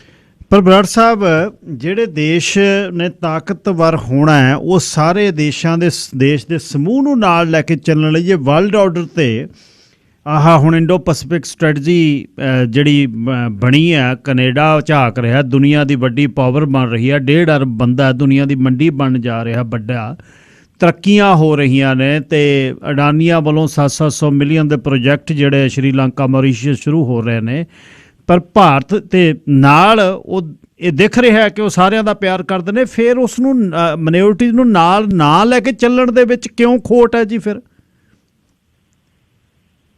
ਕੁਛ ਤਾਂ ਜੀ ਵੇਖੋ, ਹਰੇਕ ਸੱਭਿਅਤਾ ਜਿਹੜੀ ਹੁੰਦੀ ਹੈ ਨਾ ਉਹਦੀ ਇੱਕ ਘਾਟ ਹੁੰਦੀ ਆ, ਉਹਦੀ ਇੱਕ ਪਾਸਟ ਹੁੰਦਾ, ਉਹਦੀ ਹਿਸਟਰੀ ਹੁੰਦੀ ਆ, ਹਨਾ, ਜਿਹਦੇ ਬੇਸਿਸ ਤੇ ਉਹ ਚੱਲਦੀ ਆ। ਜਿਹੜੀ ਹਿੰਦੂ ਸੱਭਿਅਤਾ ਹੈ ਉਹਦੇ ਵਿੱਚ ਇਹ ਬਹੁਤ ਵੱਡਾ ਪ੍ਰੋਬਲਮ ਰਹੀ ਹੈ ਕਿ ਉਹਨੇ ਜਿਹੜਾ ਵਸੀਲਿਆਂ ਦੀ ਵੰਡ ਆ ਉਹਦੇ ਵਿੱਚ ਕਦੀ ਵੀ ਉਦਾਰਤਾ ਨਹੀਂ ਵਿਖਾਈ, ਉਹਦੇ ਵਿੱਚ ਕਦੀ ਰਾਜੇ ਵਾਲਾ ਕੰਮ ਨਹੀਂ ਕੀਤਾ। ਠੀਕ ਹੈ ਨਾ ਜੀ। ਜੇ ਵੇਖੋ ਅਸੀਂ ਉਹਨਾਂ ਦੇ ਗ੍ਰੰਥ ਵੀ ਪੜ੍ਹਦੇ ਹਾਂ ਜਾਂ ਕੁਛ ਪੜ੍ਹਦੇ ਹਾਂ ਤਾਂ ਮਹਾਂਭਾਰਤ ਦੇ ਵਿੱਚ ਵੀ ਉਹ 5 ਪਿੰਡਾਂ ਪਿੱਛੇ ਰੌਲਾ ਪਾ ਕੇ ਖੜ ਗਏ ਸੀ, ਹਨਾ, ਤੇ ਜਿਹਦੇ ਪਿੱਛੇ ਐਡੀ ਵੱਡੀ ਲੜਾਈ ਛੇੜ ਤੇ ਜਮਾਂ ਹੀ ਗਵਾ ਲਿਆ ਸਾਰਾ ਕੁਛ। ਤਾਂ ਇਹ ਚੀਜ਼ ਤੁਸੀਂ ਇਹਨਾਂ ਦੇ ਸਟਰਕਚਰ 'ਚ ਵੀ ਸਮਝੋਗੇ, ਸਾਰਾ ਕੁਛ ਸਮਝੋਗੇ ਤਾਂ ਉਸ ਤਰੀਕੇ ਦਾ ਜਿਹੜੀਆਂ ਰਾਜ ਕਰਨ ਵਾਲੀਆਂ ਕੌਮਾਂ ਹੁੰਦੀਆਂ ਉਹ ਸਾਰਿਆਂ ਨੂੰ ਕਲਾਵੇ 'ਚ ਲੈ ਕੇ ਚੱਲਦੀਆਂ। ਦੂਜਾ ਰਸਤਾ ਹੁੰਦਾ ਹੈ ਕਿ ਵੀ ਤੁਸੀਂ ਸਾਰਿਆਂ ਉਹਨਾਂ ਨੂੰ ਜਿਹੜੇ ਤੁਹਾਡੇ ਆਪੋਜੀਸ਼ਨ ਵਾਲੇ ਲੋਕ ਆ, ਜਿਵੇਂ ਜਰਮਨੀ 'ਚ ਹੋਇਆ ਸੀ ਕਿਸੇ ਟਾਈਮ ਜਾਂ ਫਰਾਂਸ 'ਚ ਹੋਇਆ ਸੀ ਜਾਂ ਯੂਰਪ 'ਚ ਹੁੰਦਾ ਰਿਹਾ ਹੈ, ਕਿ ਵੀ ਇੱਕੋ ਨੇਸ਼ਨ ਬਿਲਡਿੰਗ ਦੇ ਵਿੱਚ ਬਾਕੀਆਂ ਨੂੰ ਕ੍ਰਸ਼ ਹੀ ਕਰ ਦਿਓ, ਖਤਮ ਹੀ ਕਰ ਦਿਓ। ਉਹਨਾਂ ਤਾਕਤਵਰ ਵੀ ਹੈ ਨਹੀਂ ਇੱਥੇ ਭਾਰਤ ਦਾ ਇੱਕ ਸੈਕਸ਼ਨ ਕਿ ਉਹ ਸਾਰਿਆਂ ਨੂੰ ਕ੍ਰਸ਼ ਕਰ ਦੇ, ਸਾਰਿਆਂ ਨੂੰ ਤਬਾਹ ਕਰ ਦੇ। ਸਦੀਆਂ ਤੱਕ ਇੱਕ ਡਰਾਮਾ ਇੱਕ ਬਹੁਤ ਸੋਹਣਾ ਚੱਲਦਾ ਰਿਹਾ ਜਿਹਨੂੰ ਅਸੀਂ ਕਹਿੰਦੇ ਹਾਂ ਵੀ ਕਿ ਕਾਸਟ ਸਿਸਟਮ ਦਾ ਜਾਂ ਇੱਕ ਮਨੂ ਸਮ੍ਰਿਤੀ ਲਾਗੂ ਕਰਤੀ ਕਿ ਵੀ ਇਹ ਤਕਰੀਬਨ 4000 ਗਰੁੱਪਿੰਗ ਸੀਗੀਆਂ ਕਿ ਵੀ ਬ੍ਰਾਹਮਣ ਦੇ ਥੱਲੇ ਆ, ਇਹਦੇ ਥੱਲੇ ਆ, ਉਹਦੇ ਥੱਲੇ ਆ, ਤਾਂ ਉਹ ਤਕਰੀਬਨ 4000 ਸ਼੍ਰੇਣੀਆਂ ਸੀਗੀਆਂ ਕਿ ਇੰਨਾ ਕੰਪਲੈਕਸ ਸਿਸਟਮ ਬਣਾਤਾ ਸੀ ਕਿ ਉਹ ਟਿਕਿਆ ਰਿਹਾ। ਪਰ ਹੁਣ ਜਿਵੇਂ ਜਿਵੇਂ ਐਨਲਾਈਟਨਮੈਂਟ ਹੋ ਰਹੀ ਆ, ਲੋਕਾਂ ਨੂੰ ਪਤਾ ਲੱਗ ਰਿਹਾ, ਲੋਕੀ ਉੱਠ ਰਹੇ ਆ, ਸਿੱਖ 300-400 ਸਾਲ ਪਹਿਲਾਂ ਸਮਝ ਗਏ, ਹੁਣ ਬਾਕੀ ਲੋਕ ਵੀ ਸਮਝ ਰਹੇ ਆ, ਤਾਂ ਇਹ ਗੱਲਾਂ ਬਾਹਲੀ ਦੇਰ ਚੱਲਣੀਆਂ ਨਹੀਂ। ਤਾਂ ਇਹ ਅਲਟੀਮੇਟਲੀ ਤਾਂ ਕਲਾਵੇ 'ਚ ਹੀ ਲੈਣਾ ਪੈਣਾ। ਠੀਕ ਆ, ਇੱਕ ਇਹ ਜਿਹੜਾ ਹਿੰਦੂ ਫਾਸਿਜ਼ਮ ਦਾ ਕਹਿ ਲਓ ਜਾਂ ਇੱਕ ਫਾਸਿਸਟ ਜਾਂ ਅਥੋਰਿਟੇਰੀਅਨ ਤਰੀਕੇ ਦੀ ਜਿਹੜੀ ਸਰਕਾਰ ਆਈ ਆ, ਇਹਦਾ ਇੱਕ ਸਮਾਂ ਹੈ ਕਿ ਇਹਦੇ ਤੋਂ ਵੀ ਲੋਕਾਂ ਦਾ ਜੋ ਅੱਜ ਤੋਂ 10 ਸਾਲ ਪਹਿਲਾਂ ਨਜ਼ਰੀਆ ਸੀ ਈਵਨ ਹਿੰਦੂਆਂ ਦਾ ਵੀ ਇਹਦੇ ਪ੍ਰਤੀ, ਉਹ ਘਟਦਾ ਜਾ ਰਿਹਾ। ਤੇ ਹੁਣ ਹੋ ਸਕਦਾ ਇੱਕ ਅੱਧਾ ਇਲੈਕਸ਼ਨ ਹੋਰ ਕੱਢਣ ਤੋਂ ਬਾਅਦ ਇਹ ਬਿਲਕੁਲ ਹੀ ਵਾਈਪ ਆਊਟ ਹੋ ਜੇ। ਦੂਜੇ ਪਾਸੇ ਜਿਹੜਾ ਕਾਂਗਰਸ ਆ, ਉਹ ਚਾਹੇ ਪਰਿਵਾਰਵਾਦ ਵੀ ਕੀਤਾ, ਉਹਨਾਂ ਨੇ ਵੀ ਘੱਟ ਨਹੀਂ ਕੀਤੀ, ਉਹਨਾਂ ਨੇ ਵੀ ਉਹ ਏਜੰਡਾ ਫੋਲੋ ਕਰਨ ਦੀ ਕੋਸ਼ਿਸ਼ ਕੀਤੀ ਇੰਦਰਾ ਗਾਂਧੀ ਦੇ ਥੱਲੇ।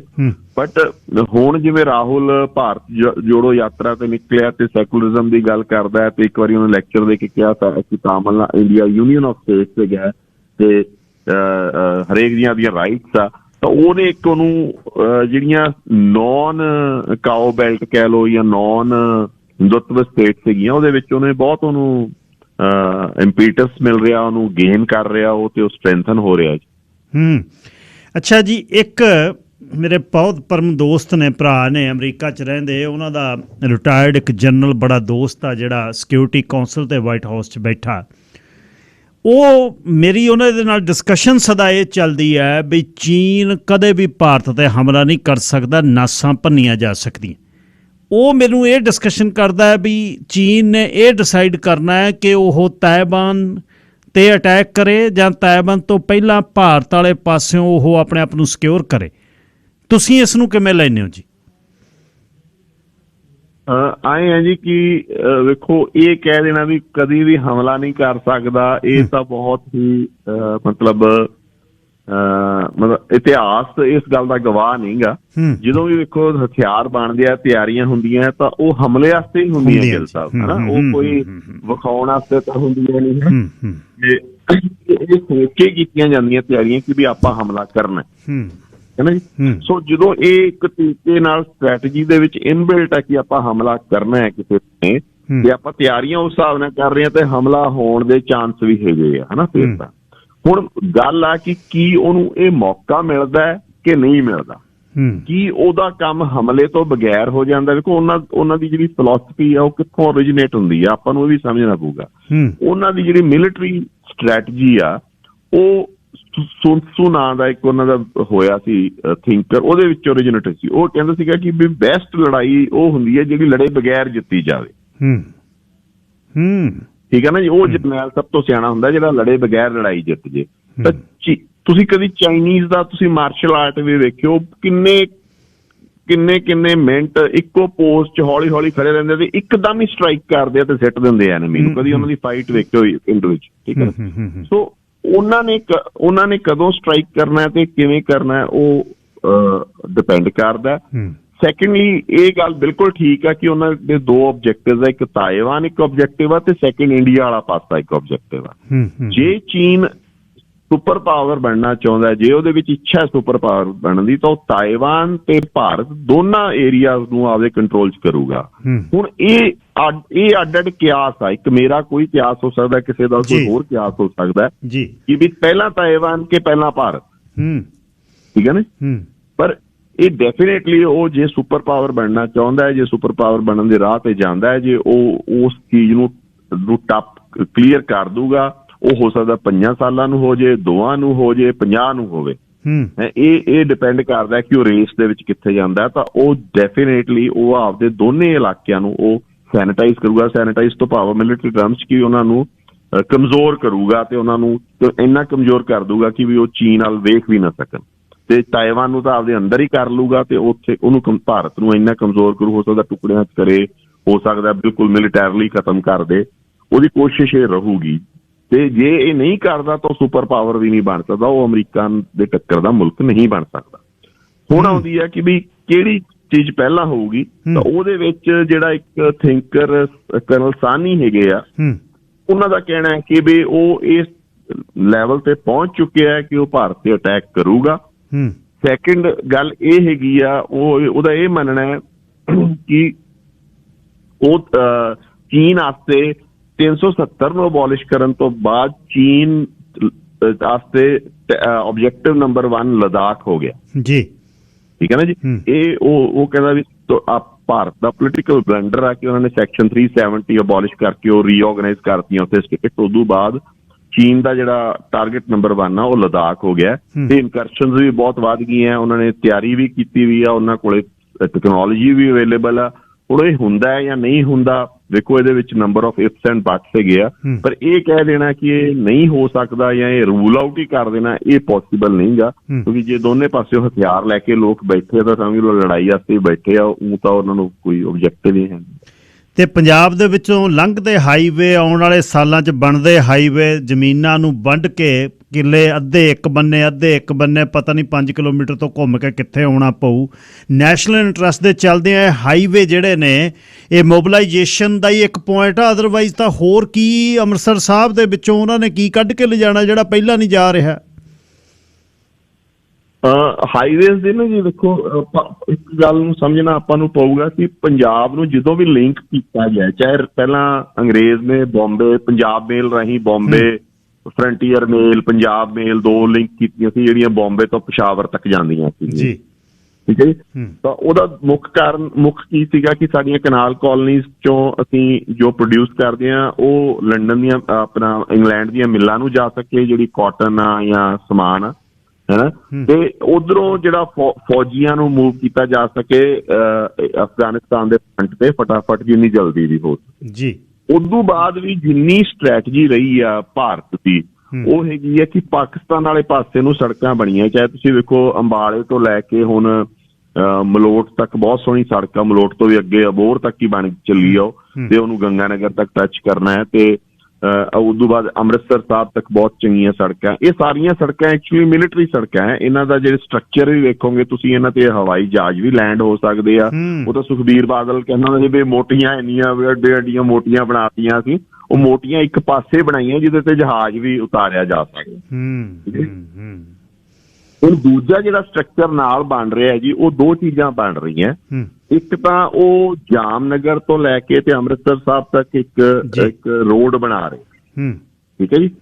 ਦੂਜੀ ਚੀਜ਼ ਜਿਹੜੀ ਉਹ ਬਣਾ ਰਹੇ ਆ ਉਹ ਹੈਗੀ ਆ, ਉਹ ਬਣ ਗਈ ਆ, ਉਹ ਜਾਪਾਨ ਨੇ ਉਹਦੇ ਵਿੱਚ ਬਹੁਤ ਫੰਡਿੰਗ ਕੀਤੀ ਆ। ਉਹ ਹੈਗੀ ਆ ਕਿ ਬੰਬੇ ਤੋਂ ਲੈ ਕੇ ਤੇ ਦਿੱਲੀ ਤੱਕ ਤੇ ਇੱਧਰੋਂ ਲੁਧਿਆਣੇ ਤੋਂ ਲੈ ਕੇ ਬਿਹਾਰ ਦੇ ਇੱਕ ਸ਼ਹਿਰ ਤੱਕ ਉਹ ਰੇਲਵੇ ਹਾਈ ਹੈਵੀ ਟ੍ਰੈਫਿਕ ਵਾਲੀ ਜਿਹੜੀ ਵੇਟ ਵਾਲੀਆਂ ਡਬਲ ਡੈਕਰ ਕਾਰਗੋ ਵਾਲੀਆਂ ਰੇਲ ਲਿੰਕਸ ਬਣਾਏ ਆ, ਜਿਹੜੇ ਉਹ ਕਹਿੰਦੇ ਇੰਡਸਟਰੀਅਲ ਕੋਰੀਡੋਰ 'ਚ ਚੱਲਣਗੇ। ਪਰ ਬੇਸਿਕਲੀ ਆਪਣਾ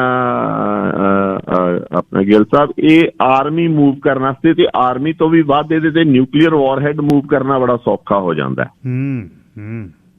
ਠੀਕ ਹੈ ਨਾ ਜੀ। ਕਿ ਤੁਸੀਂ ਨਿਊਕਲੀਅਰ ਵਾਰਹੈਡਸ ਨੂੰ ਆਪਦਿਆਂ ਨੂੰ ਜੇ ਰੇਲਵੇਜ਼ ਤੇ ਮਾਊਂਟ ਕਰ ਦਿੰਦੇ ਹੋ ਤੇ ਉਹਨਾਂ ਨੂੰ ਇੱਕਦਮ ਤੇਜ਼ੀ ਨਾਲ ਅਕ੍ਰੋਸ ਮੂਵ ਕਰਕੇ ਕਿਤੋਂ ਵੀ ਫਾਇਰ ਕਰ ਸਕਦੇ ਹੋ। ਤੁਸੀਂ ਸਿੰਧ ਤੇ ਫਾਇਰ ਕਰਨਾ ਹੈ ਕਿ ਤੁਸੀਂ ਉਹਦੇ ਤੇ ਫਾਇਰ ਕਰਨਾ ਹੈ, ਉਹਨਾਂ ਦੇ ਪੰਜਾਬ 'ਚ ਫਾਇਰ ਕਰਨਾ ਹੈ ਕਿ ਬਲੋਚਿਸਤਾਨ ਤੇ ਫਾਇਰ ਕਰਨਾ ਹੈ, ਕਿਸੇ ਪਾਸੇ ਵੀ ਉਹਨੂੰ ਮੂਵ ਕਰ ਸਕਦੇ ਹੋ ਵਰਟੀਕਲੀ। ਤੁਸੀਂ ਵੇਖੋ ਨਾ ਉਸ ਤਰੀਕੇ ਦਾ ਐਕਸੈਸ ਰੱਖਿਆ ਗਿਆ ਉਹਨਾਂ ਸੜਕਾਂ ਦਾ ਤੇ ਉਹਨਾਂ ਦਾ।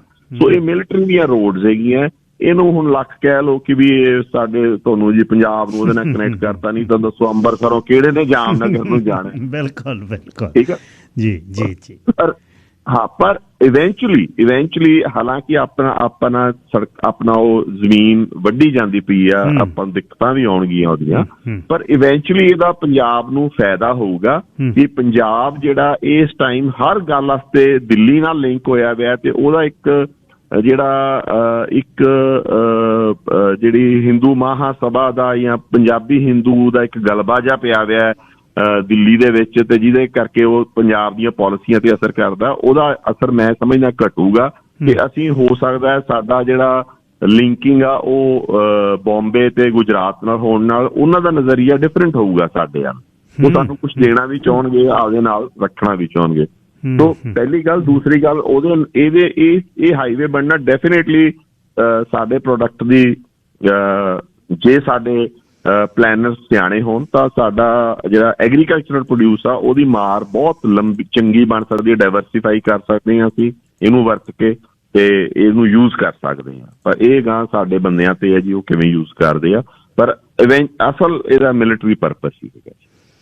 ਬਰਾੜ ਸਾਹਿਬ, ਗੱਲਾਂ ਜਿੰਨੀਆਂ ਕੁ ਸੀ ਦਿਮਾਗ ਦੇ ਵਿੱਚ ਤੁਹਾਡੇ ਨਾਲ ਖੋਲ੍ਹੀਆਂ, ਹਰ ਪਕੌਣ ਤੋਂ ਮੈਂ ਗੱਲ ਕਰਦਾ, ਤੁਸੀਂ ਹਰ ਇੱਕ ਗੱਲ ਦਾ ਸਾਰਥਕਤਾ ਦੇ ਨਾਲ ਉੱਤਰ ਦਿੰਦੇ ਹੋ। ਦਿਲੋਂ ਸਤਿਕਾਰ ਹੈ, ਦਿਲੋਂ ਧੰਨਵਾਦ ਹੈ। ਤੁਹਾਡੀ ਚੜ੍ਹਦੀ ਕਲਾ ਲਈ ਅਰਦਾਸ ਹੈ। ਵਾਹਿਗੁਰੂ ਜੀ ਕਾ ਖਾਲਸਾ, ਵਾਹਿਗੁਰੂ ਜੀ ਕੀ ਫਤਿਹ। ਵਾਹਿਗੁਰੂ ਜੀ ਕਾ ਖਾਲਸਾ, ਵਾਹਿਗੁਰੂ ਜੀ ਕੀ ਫਤਿਹ। ਸਰਦਾਰ ਅਜੇਪਾਲ ਸਿੰਘ ਬਰਾੜ, ਉਹਨਾਂ ਨਾਲ ਮੈਂ ਛੋਟੀ ਗੱਲ ਸ਼ੁਰੂ ਕਰਦਾ, ਪਰ ਉਹਨੂੰ ਮੈਂ ਬਹੁਤ ਬਰੌਡ ਲੈ ਕੇ ਜਾਂਦਾ। ਸਰਦਾਰ ਸਾਹਿਬ ਦੀ ਇਨਪੁੱਟ ਇਹਦੇ 'ਤੇ ਕਈ ਵਾਰ ਇਹ ਖਰਵੇਂ ਸਵਾਲ ਨੇ, ਪਰ ਖਰਵੇਂ ਸਵਾਲਾਂ ਦੇ ਵਿੱਚੋਂ ਇਹ ਨਹੀਂ ਹੈ ਕਿ ਉਸ ਧਰਤ ਲਈ, ਉਸ ਸਾਡੇ ਦੇਸ਼ ਲਈ ਕੋਈ ਪਿਆਰ ਨਹੀਂ, ਪਰ ਜਿਹੜੀਆਂ ਮੁਸ਼ਕਲਾਂ ਦਰਪੇਸ਼ ਨੇ, ਜੇ ਉਹਨਾਂ ਦੀ ਗੱਲ ਨਹੀਂ ਕਰਨੀ, ਮਲੰਮੇ ਦੀਆਂ ਗੱਲਾਂ ਕਰਨੀਆਂ ਨੇ, ਉਹ ਵੱਡਾ ਧੋਖਾ ਹੁੰਦਾ। ਵਧੀਆ ਦੋਸਤ ਉਹ ਹੁੰਦਾ ਜਿਹੜਾ ਵਧੀਆ ਦੋਸਤ ਦੀਆਂ ਔਗਣਾਂ ਨੂੰ ਚਿਤਾਰ ਕੇ ਉਹਨੂੰ ਕਹੇ ਵੀ ਇੱਥੋਂ ਸਹੀ ਕਰ ਮਿੱਤਰਾ, ਡਿੱਗੇਗਾ ਖੂਹ 'ਚ। ਇਹ ਦੋਸਤੀ ਹੈ। ਅਤੇ ਜੇ ਉਹ ਕਹੇ ਉਹਨਾਂ ਨੇ ਚੱਕੀ ਚੱਲ ਬਾਈ, ਤੇਰੇ ਬਰਾਬਰਲਾ ਹੈ ਹੀ ਨਹੀਂ ਕੋਈ, ਤੇਰਾ ਤੋੜੇ ਕੋਈ ਹੈ ਨਹੀਂ, ਉਹਦੇ ਵਿੱਚ ਤੁਸੀਂ ਮਾਂਜੇ ਜਾਂਦੇ ਹੋ। ਸੋ ਸਦਾ ਹੀ ਬਰਾੜ ਸਾਹਿਬ ਨਾਲ ਜਦ ਗੱਲਬਾਤ ਹੁੰਦੀ ਹੈ ਬੜੀ ਵਧੀਆ ਹੁੰਦੀ ਹੈ, ਅਤੇ ਚੜ੍ਹਦੀ ਕਲਾ ਦੇ ਵਿੱਚ ਬੇਬਾਕ ਅਤੇ ਸੱਚ ਬੋਲਣ ਦੀ ਜ਼ਰੂਰਤ ਰੱਖਣ ਵਾਲੇ ਨੇ। ਸੋ ਇਹ ਚੰਗਾ ਲੱਗ। ਅਗਲਾ ਵਿਸ਼ਾ ਸ਼ੁਰੂ ਕਰਨ ਤੋਂ ਪਹਿਲੀ ਜਿਹੜੀ ਮੈਂ ਗੱਲ ਕਰਕੇ ਹਟਿਆ, ਉਹਦੇ ਲਈ 5-10 ਕਾਲ ਜੇ ਤੁਸੀਂ ਕਰਨੀਆਂ ਚਾਹੋ, ਕਿਉਂਕਿ ਕਈ ਵਾਰ ਤੁਹਾਡੇ ਮਨ 'ਚ ਬਹੁਤ ਗੱਲ ਹੁੰਦੀ ਹੈ ਬਰਾੜ ਉਹਨਾਂ ਦੀ ਗੱਲ ਤੋਂ ਬਾਅਦ ਕਿ ਤੁਸੀਂ ਕੋਈ ਗੱਲ ਕਰਨੀ ਚਾਹੁੰਦੇ ਹੋ, ਅਤੇ ਇਸ ਗੱਲਬਾਤ ਦੇ ਵਿੱਚੋਂ ਇਸ ਗੱਲਬਾਤ ਨੂੰ ਤੁਸੀਂ ਹੋਰ ਬਰੋਡਰ ਕਰਨ ਲਈ, ਜਾਂ ਇਸ ਗੱਲਬਾਤ ਦੇ ਵਿੱਚ ਕੁਝ ਸਵਾਲ ਜਿਹੜੇ ਮੈਂ ਨਾ ਪੁੱਛ ਸਕਿਆ ਹੋਇਆ ਮੈਨੂੰ ਕਰੈਕਟ ਕਰਨ ਲਈ 604-204-0600 5-10 ਮਿੰਟ ਆਪਾਂ ਗੱਲ ਕਰਾਂਗੇ। ਰਾਜਸਥਾਨੀ ਸਾਹਿਬ ਕੀ ਕਹਿਣਾ ਚਾਹੁੰਦੇ ਹੋ? ਹਾਂਜੀ ਆਪਣੇ ਗਿੱਲ ਸਾਹਿਬ ਸਤਿ ਸ੍ਰੀ ਅਕਾਲ ਜੀ। ਸਤਿ ਸ੍ਰੀ ਅਕਾਲ। ਮੈਂ ਇਹ ਕਹਿਣਾ ਚਾਹੁੰਦਾ ਸੀਗਾ ਵੀ ਇਹ ਜਿਹੜੇ ਬਰਾੜ ਸਿੱਧੂ ਆ, ਇਹਨਾਂ ਦਾ ਪਿੱਛੇ ਹੈਗਾ ਜੈਸਲਮੇਰ ਦਾ। ਅੱਛਾ ਜੀ। ਹਾਂਜੀ, ਮੇਰਾ ਪਿੰਡ ਹੈਗਾ ਬਿਲਕੁਲ ਬਾਰਡਰ ਦੇ ਉੱਤੇ ਪਾਕਿਸਤਾਨ ਦੇ ਜੀ। ਤੇ 3 ਵਾਰੀ ਮੈਂ ਸਮਾਨ ਚੱਕਿਆ ਉੱਥੋਂ, ਲੜਾਈਆਂ 3-4 ਦੇਖੀਆਂ, ਚੀਨ ਦੀਆਂ ਵੀ ਤੇ ਪਾਕਿਸਤਾਨ ਦੀਆਂ ਵੀ, ਤੇ ਫਿਰ ਮੈਂ ਇੱਥੇ ਆਇਆ ਤੇ ਮੈਂ BBC ਲੰਡਨ ਸੁਣਿਆ ਬਹੁਤ ਸਾਲ, ਇੰਨੀ ਮੇਰੀ ਜਨਰਲ ਨੌਲੇਜ ਵੱਧ ਗਈ। ਤੇ ਇਹ ਜਿਹੜਾ ਐਕਸਪਲੇਨੇਸ਼ਨ ਦਿੱਤੀ ਆ ਬਰਾੜ ਸਾਹਿਬ ਨੇ ਦਕਸ਼ਣੀ ਏਸ਼ੀਆ ਦੀ, ਔਰ ਤੁਹਾਡਾ ਧੰਨਵਾਦ ਗਿੱਲ ਸਾਹਿਬ ਦਾ ਵੀ ਤੁਸੀਂ, ਮੈਂ ਕਈ ਵਾਰ ਵਡਿਆਈ ਤਾਂ ਨਹੀਂ ਕਰਨੀ ਚਾਹੀਦੀ ਵੀ ਇਹ ਜਿਹੜੇ ਹਾਈ ਮੁੱਦੇ ਤੁਹਾਡੇ ਕਿਸ ਤਰ੍ਹਾਂ ਦਿਮਾਗ 'ਚ ਆਉਂਦੇ, ਕਮਾਲ ਦਾ ਉਸ ਤਾਂ ਤੁਸੀਂ ਬਈ ਹੈ, ਬਹੁਤ ਤੁਸੀਂ ਤਰੱਕੀ ਕੀਤੀ ਹੈ। ਤੇ ਮੇਰਾ ਮਨ ਬੜਾ ਖੁਸ਼ ਹੁੰਦਾ ਵੀ ਜਦੋਂ ਤੁਸੀਂ ਇਹ ਵੱਡੇ ਜਿਹੜੇ ਵਰਲਡ ਲੈਵਲ ਦੇ ਮੁੱਦੇ ਹੁੰਦੇ ਆ, ਅੱਧੀ ਦੁਨੀਆ ਦਾ ਇਕੱਠਾ ਹੀ ਢਾਉਂਦੀ ਆ, ਪਤਾ ਹੀ ਨਹੀਂ ਵੀ ਕਿੱਥੇ ਵਾਸਤੇ ਅਸੀਂ, ਤੇ ਜਿਹੜੇ ਲੋਕ ਖਿਆਲ ਰੱਖਦੇ ਉਹ ਬਚ ਜਾਂਦੇ। ਕਈ ਲੋਕ ਪਾਕਿਸਤਾਨ 'ਚ ਪਹਿਲਾਂ ਹਿੰਦੁਸਤਾਨ 'ਚ ਆ ਗਏ ਸੀਗੇ, ਤੇ ਫਿਰ ਡਿਵਾਈਡਡ ਰੂਲ ਹੋਇਆ ਤੇ ਮਾਰੇ ਗਏ। ਕਈਆਂ ਨੇ ਪਹਿਲੀਆਂ ਜਾਇਦਾਦਾਂ ਇੱਧਰ ਖਰੀਦ ਲਈਆਂ ਸੀ। ਸੋ ਉਹਦੇ ਵਿਚਾਰ ਹਿਸਾਬ ਨਾਲ ਜਿਹੜਾ ਉਹਨਾਂ ਨੇ ਜੈਪਾਲ ਸਿੰਘ ਬਰਾੜ ਨੇ ਇਹ ਸਾਊਥ ਏਸ਼ੀਆ ਦਾ ਇਹ ਨਕਸ਼ਾ ਖਿਚਾਇਆ ਤੁਸੀਂ ਉਹਨਾਂ ਕੋਲੋਂ, ਔਰ ਉਹਨੇ ਜਨਰਲ ਨੌਲੇਜ ਦਿੱਤੀ ਸਾਰੀ ਵੀ ਕਦੇ ਨਾ ਕਦੇ ਜਿਹੜਾ ਵਰਲਡ ਵਾਰ ਦਾ ਉਹਨਾਂ ਨੇ ਸੰਕੇਤ ਕੀਤੀ ਹੈ ਵੀ ਜੇ ਲੱਗਿਆ ਤੇ ਇੱਧਰੋਂ ਲੱਗੂਗਾ ਏਸ਼ੀਆ ਵੱਲੋਂ, ਕਿਉਂਕਿ ਇੱਥੇ ਦੋ ਯੁੱਧ ਹੋ ਚੁੱਕੇ ਆ ਆਪਣੇ ਤੇ ਵੈਸਟਰਨ ਕੰਟਰੀ ਦੇ ਵਿੱਚ, ਤਾਂ ਉਹ ਥੱਕੇ ਹੋਏ ਲੋਕ ਆ, ਉਹ ਨਹੀਂ ਲੜਾਈ ਚਾਹੁੰਦੇ। ਫਰਾਂਸ, ਇੰਗਲੈਂਡ ਤੇ ਇਟਲੀ ਵਗੈਰਾ ਉਹਨਾਂ ਦੇ ਹੱਥ ਖੜੇ ਹੈਗੇ ਆ, ਤੇ ਇੱਧਰ ਅਮਰੀਕਾ ਕਮਾਂਡਰ ਬਣੂਗਾ, ਤੇ ਉਧਰ ਦਾ ਸੰਕੇਤ ਉਹਨਾਂ ਨੇ ਦਿੱਤਾ। ਬਹੁਤ ਸੋਹਣਾ ਉਹਨਾਂ ਨੇ ਇਹਦਾ ਸੰਕੇਤ ਦਿੱਤਾ ਵੀ ਆਹ ਪੋਜੀਸ਼ਨ ਬਣੀ ਖੜੀ ਆ, ਔਰ ਭਾਰਤ ਦਾ ਵੀ ਦੱਸਿਆ ਉਹਨਾਂ ਨੇ। ਤੁਸੀਂ ਪੁੱਛਿਆ ਵੀ ਵਿਦੇਸ਼ ਨੀਤੀ ਭਾਰਤ ਦੀ ਜਾਂ ਅੰਦਰੂਨੀ ਹਾਲਤ, ਤੇ ਥੋੜਾ ਜਿਹਾ ਤੁਸੀਂ ਹੁਣ ਗਾਂਹ ਜਦੋਂ ਆਏ ਨਾ ਤਾਂ ਤੁਸੀਂ ਪੰਜਾਬ ਦਾ ਥੋੜਾ ਜਿਹਾ ਪੁੱਛੋ ਵੀ ਪੰਜਾਬ ਦੇ ਵਿੱਚ ਜਿਹੜੇ 27 ਸੂਬੇ ਹੈਗੇ ਹੋਰ, ਉਹਨਾਂ 'ਚ ਅਮਨ ਸ਼ਾਂਤੀ ਰਹਿੰਦੀ ਹੈ ਥੋੜੀ ਬਹੁਤੀ, ਇੱਥੇ ਕਿਉਂ ਨਹੀਂ ਅਮਨ ਸ਼ਾਂਤੀ ਹੁੰਦੀ? ਪੰਜਾਬ ਪਹਿਲੀਆਂ ਲੀਹਾਂ ਤੇ ਕਿਉਂ ਨਹੀਂ ਆਉਂਦਾ? ਜਦੋਂ ਤੁਸੀਂ ਉੱਥੇ ਟਰੱਕ ਚਲਾਉਂਦੇ ਹੁੰਦੇ ਸੀਗੇ ਤੇ ਚੜ੍ਹਦੀ ਕਲਾ ਸੀਗਾ ਪੰਜਾਬ, ਵੀ ਆਗੂ ਸੀਗਾ ਭਾਰਤ ਦਾ, ਤੇ ਅਪਲ ਦਾ ਦੁਨੀਆ ਦੇ ਆਗੂ ਸੀ ਪੰਜਾਬ। ਜਦੋਂ ਕਹਿ ਰਿਹਾ ਚੀਫ ਮਿਨਿਸਟਰ ਪੰਜਾਬ ਦਾ, ਮੈਂ ਪੜ੍ਹਿਆ ਸਪੋਰਟਸ ਕਾਲਜ 'ਚ, ਉਹਨਾਂ ਲੀਹਾਂ ਤੇ ਪੰਜਾਬ ਕਦੋਂ ਆਊਗਾ? ਕਿ ਪੰਜਾਬ ਇਹ ਕੀ ਭਵਿੱਖ ਕੀ ਹੋਊਗਾ ਪੰਜਾਬ ਦਾ ਵੀ ਇੰਨੀ ਉੱਥੇ ਹੜਕੰਪ ਮਚਿਆ ਹੋਇਆ। ਧੰਨਵਾਦ ਤੁਹਾਡਾ ਜੀ। ਧੰਨਵਾਦ ਜੀ। Star Gurvinder Singh ji, line number 2। ਹਾਂਜੀ, ਸਤਿ ਸ੍ਰੀ ਅਕਾਲ ਜੀ। ਸਤਿ ਸ੍ਰੀ ਅਕਾਲ ਬਾਈ ਜੀ। ਜਿੱਥੇ ਕਿ ਦੇਸ਼ ਦੇ ਭਾਰਤ ਦੀ ਆਰਮੀ ਹੈ ਪ੍ਰਾਈਵੇਟ ਹੋ ਗਈ ਹੈ, ਟੈਂਪਰੇਰੀ ਹਾਇਰ ਕਰਦੇ ਨੇ, ਉਹ ਕਿਵੇਂ ਆਪਣਾ ਬਾਰਡਰ ਪ੍ਰੋਟੈਕਟ ਕਰ ਰਹੇ?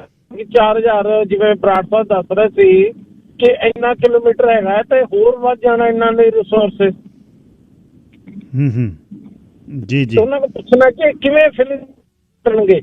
ਇਹ ਤਾਂ ਨਹੀਂ ਹੈ ਕਿ ਟੁਕੜੇ ਹੋ ਕੇ ਆਪ ਹੀ ਹੈਂਡਓਵਰ ਕਰ ਦੇਣਗੇ। ਨਹੀਂ, ਟੁਕੜੇ ਨਹੀਂ, ਦੂਜੇ ਬੰਨੇ ਵੀ ਜਾਨ ਕੱਢੀ ਪਈ ਆ, ਉਹਨੇ ਸੰਘੀ ਕੁੱਟੀ ਪਈ ਆ, ਆਪਣੇ ਲੋਕਾਂ ਤੇ ਜ਼ੁਲਮ ਕਰ ਰਿਹਾ ਚੀਨ। ਉਹ ਉੱਥੇ ਕਿਹੜਾ ਸੁਖੀ ਨੇ, ਮਸ਼ੀਨਾਂ ਦੀ ਬੰਦਿਆਂ ਨੂੰ ਰੋਬੋਟ ਬਣਾਇਆ ਹੋਇਆ, 1000 ਕਾਮਿਆਂ ਦੀ ਜਗ੍ਹਾ 500 ਬੈੱਡ ਲਾਏ ਨੇ, ਦਿਨ ਰਾਤ ਕੰਮ ਕਰਾਉਂਦੇ ਨੇ ਤੇ 2 ਦਿਨ ਘਰੇ ਜਾਣ ਦਿੰਦੇ ਨੇ ਹਫ਼ਤੇ ਮਹੀਨੇ ਬਾਅਦ। ਸੁਖੀ ਸਾਰੇ ਦੇਸ਼ਾਂ ਦੇ ਇੰਟਰਨਲ ਇਸ਼ੂਜ਼ ਹੁੰਦੇ ਨੇ, ਸਾਰੇ ਦੇਸ਼ ਆਪਣੇ ਤਰੀਕੇ ਨਾਲ ਚੱਲਦੇ ਰਹਿੰਦੇ ਆ, ਪਰ ਇਹ ਨਹੀਂ ਗੱਲ ਹੈ ਕਿ ਸਾਡੀ ਫੌਜ ਆ ਜਿਹੜੀ ਭਾਰਤ ਦੀ ਉਹ ਆਪਣੇ ਦੇਸ਼ ਪ੍ਰਤੀ ਸਮਰਪਿਤ ਨਹੀਂ। ਸਾਡੇ ਜਰਨੈਲਾਂ ਨੇ, ਸਿੱਖਾਂ ਦਿਆਂ ਨੇ, ਸਾਡੇ ਏਅਰ ਚੀਫ ਮਾਰਸ਼ਲਾਂ ਨੇ ਤੁੱਕੀ ਕੱਢ ਕੇ ਰੱਖੀ। ਹਲੇ ਤੱਕ ਵੱਡੇ ਨਾਂ ਨੇ। ਚੀਨ ਦੇ ਨਾਲ, ਪਾਕਿਸਤਾਨ ਨਾਲ ਸਾਡੀਆਂ ਲੜਾਈਆਂ ਹੋਈਆਂ ਨੇ, ਜਿਹੜੀਆਂ ਮੱਲਾਂ ਸਿੱਖਾਂ ਨੇ ਮਾਰੀਆਂ ਨੇ, ਉਹਦਾ ਤੋੜ ਕੋਈ ਨਹੀਂ।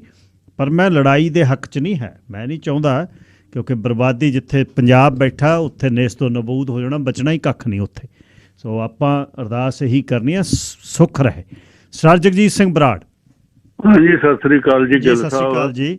ਅਸੀਂ ਤਾਂ ਜਿਹੜਾ ਪੀੜ ਸਾਰੇ ਲਾਉਨੇ ਹੈਗੇ ਜੀ, ਤੇ ਬਹੁਤ ਕੁਝ ਥੋੜ੍ਹ ਸਿੱਖੀ ਜਾਂਦੇ ਹੈਗੇ। ਕੋਈ ਨਾ ਜੀ, ਕੋਈ ਨਾ। ਤੇ ਖੁੰਡਾਂ ਵਾਲੀਆਂ ਗੱਲਾਂ ਵੀ ਸਾਡੇ ਯਾਦ ਆ ਜਾਂਦੀਆਂ, ਤੇ ਉਹੀ ਜੀ ਸਾਡੇ ਸਵਾਲ ਹੋ ਜਾਂਦੇ, ਉਹੀ ਜੀ ਸਮਝ ਆ ਜੀ ਉਵੇਂ ਹੀ ਹੈ। ਮੈਂ ਤੜਕੇ ਵੀ ਪੁੱਛਿਆ ਸੀਗਾ ਉਧਰ ਦੂਜੇ ਪਾਸੇ ਵੀ, ਤੇ ਸ਼ਮੀਰ ਨਾਲ ਵੀ ਗੱਲ ਹੋਈ ਸੀ।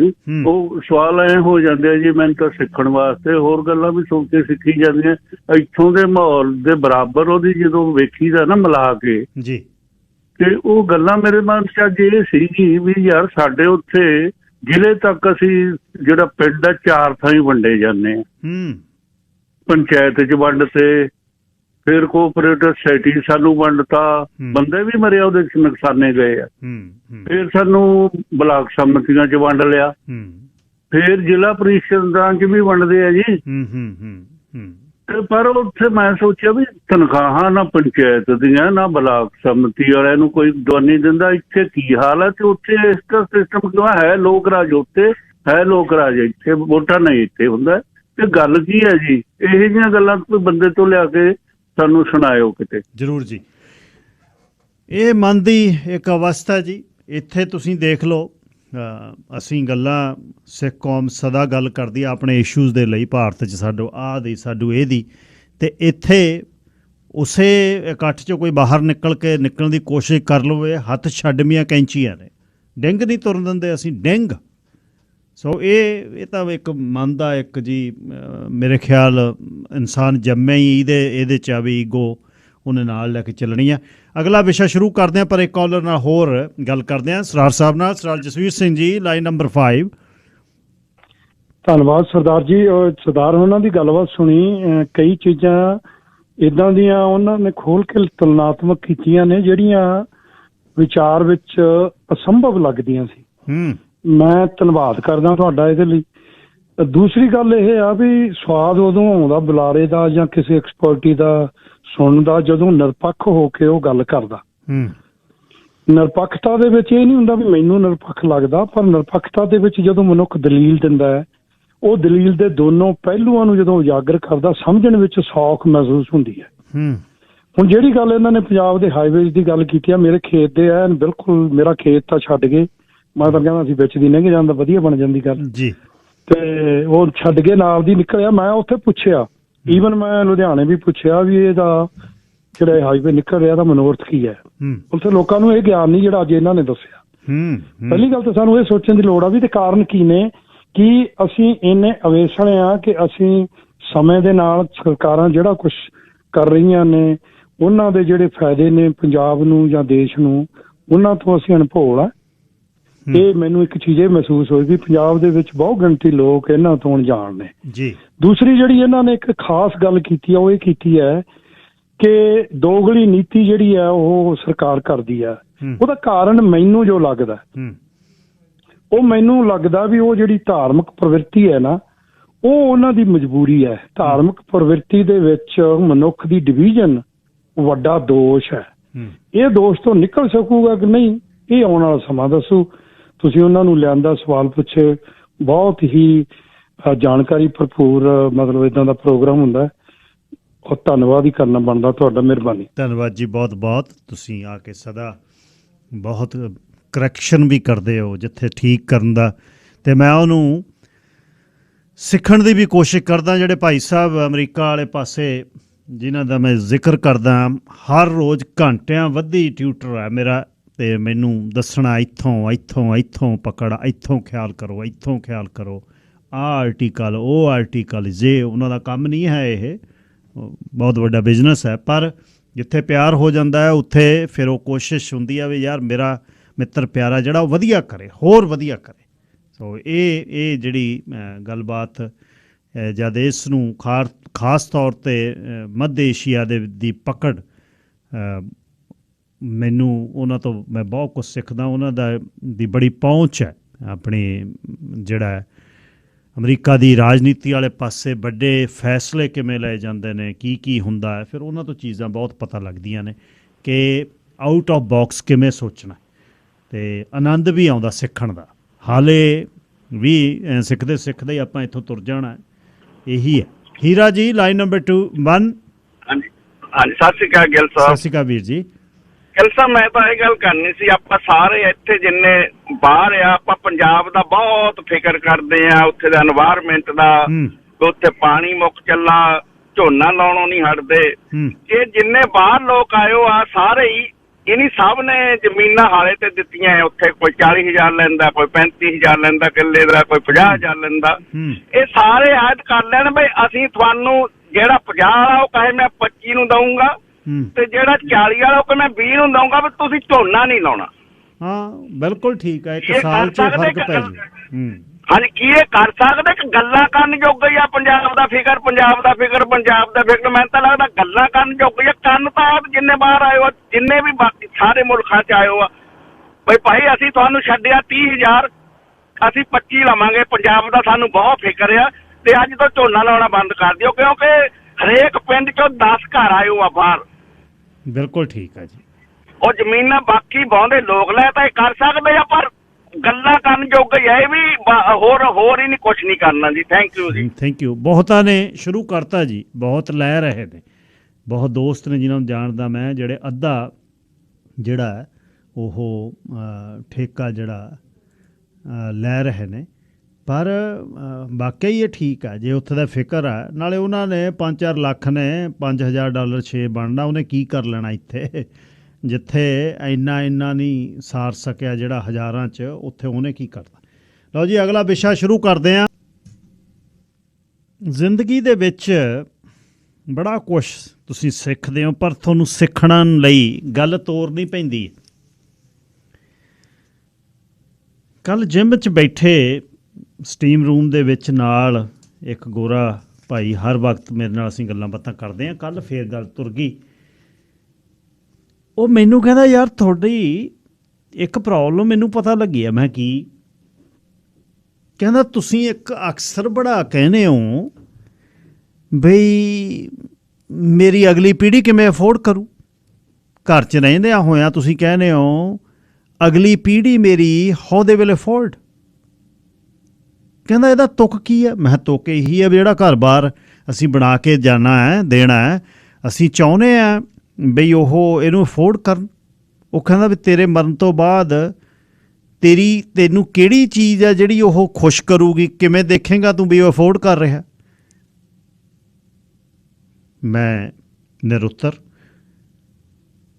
ਕਹਿੰਦਾ ਪਿੱਛੇ ਤੁਹਾਡਾ ਸੈਟਅਪ ਕੀ ਹੈ? ਮੈਂ ਕਿਹਾ ਸਾਡੇ ਦਾਦੇ ਪੜਦਾਦੇ, ਅਸੀਂ ਇੱਕੋ ਪਰਿਵਾਰ 'ਚ ਇਕੱਠੇ ਸਾਰੇ ਰਹਿੰਦੇ ਹਾਂ ਪੰਜਾਬ 'ਚੋਂ, ਅਸੀਂ ਸਾਰੇ ਸੰਯੁਕਤ ਪਰਿਵਾਰਾਂ ਦੇ ਹਾਂ। ਅਤੇ ਉਹ ਕਹਿੰਦਾ ਦਾਦਾ ਤੇਰਾ ਦੇਖ ਕੇ ਗਿਆ ਵੀ ਹਾਊ ਯੂ ਆਰ ਡੂਇੰਗ।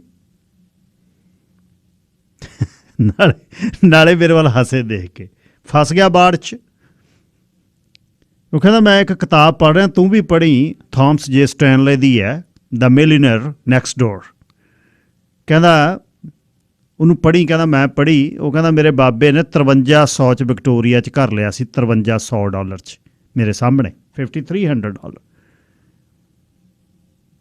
ਕਹਿੰਦਾ ਇਹ ਕਹਾਣੀ ਕੀ ਹੈ? ਤੈਂ ਜ਼ੀਰੋ ਤੋਂ ਜ਼ਿੰਦਗੀ ਸ਼ੁਰੂ ਕੀਤੀ, ਮੈਂ ਜ਼ੀਰੋ ਤੋਂ ਜ਼ਿੰਦਗੀ ਸ਼ੁਰੂ ਕੀਤੀ, ਸੈਲਫ ਮੇਡ ਆਪਾਂ ਮਿਲੀਨਰ ਹਾਂ, ਇੰਟੈਗਰਿਟੀ ਹੈ, ਮਾਣ ਹੈ, ਅਤੇ ਮੇਰੇ ਬਾਅਦ ਮੇਰੀ ਅਗਲੀ ਪੀੜ੍ਹੀ ਜੇ ਨਹੀਂ ਅਫੋਰਡ ਕਰੂ ਤਾਂ ਆਪਣਾ ਡਾਊਨ ਸਾਈਜ਼ ਕਰੇ। ਠੇਕਾ ਲਿਆ ਹੈ ਤਾਂ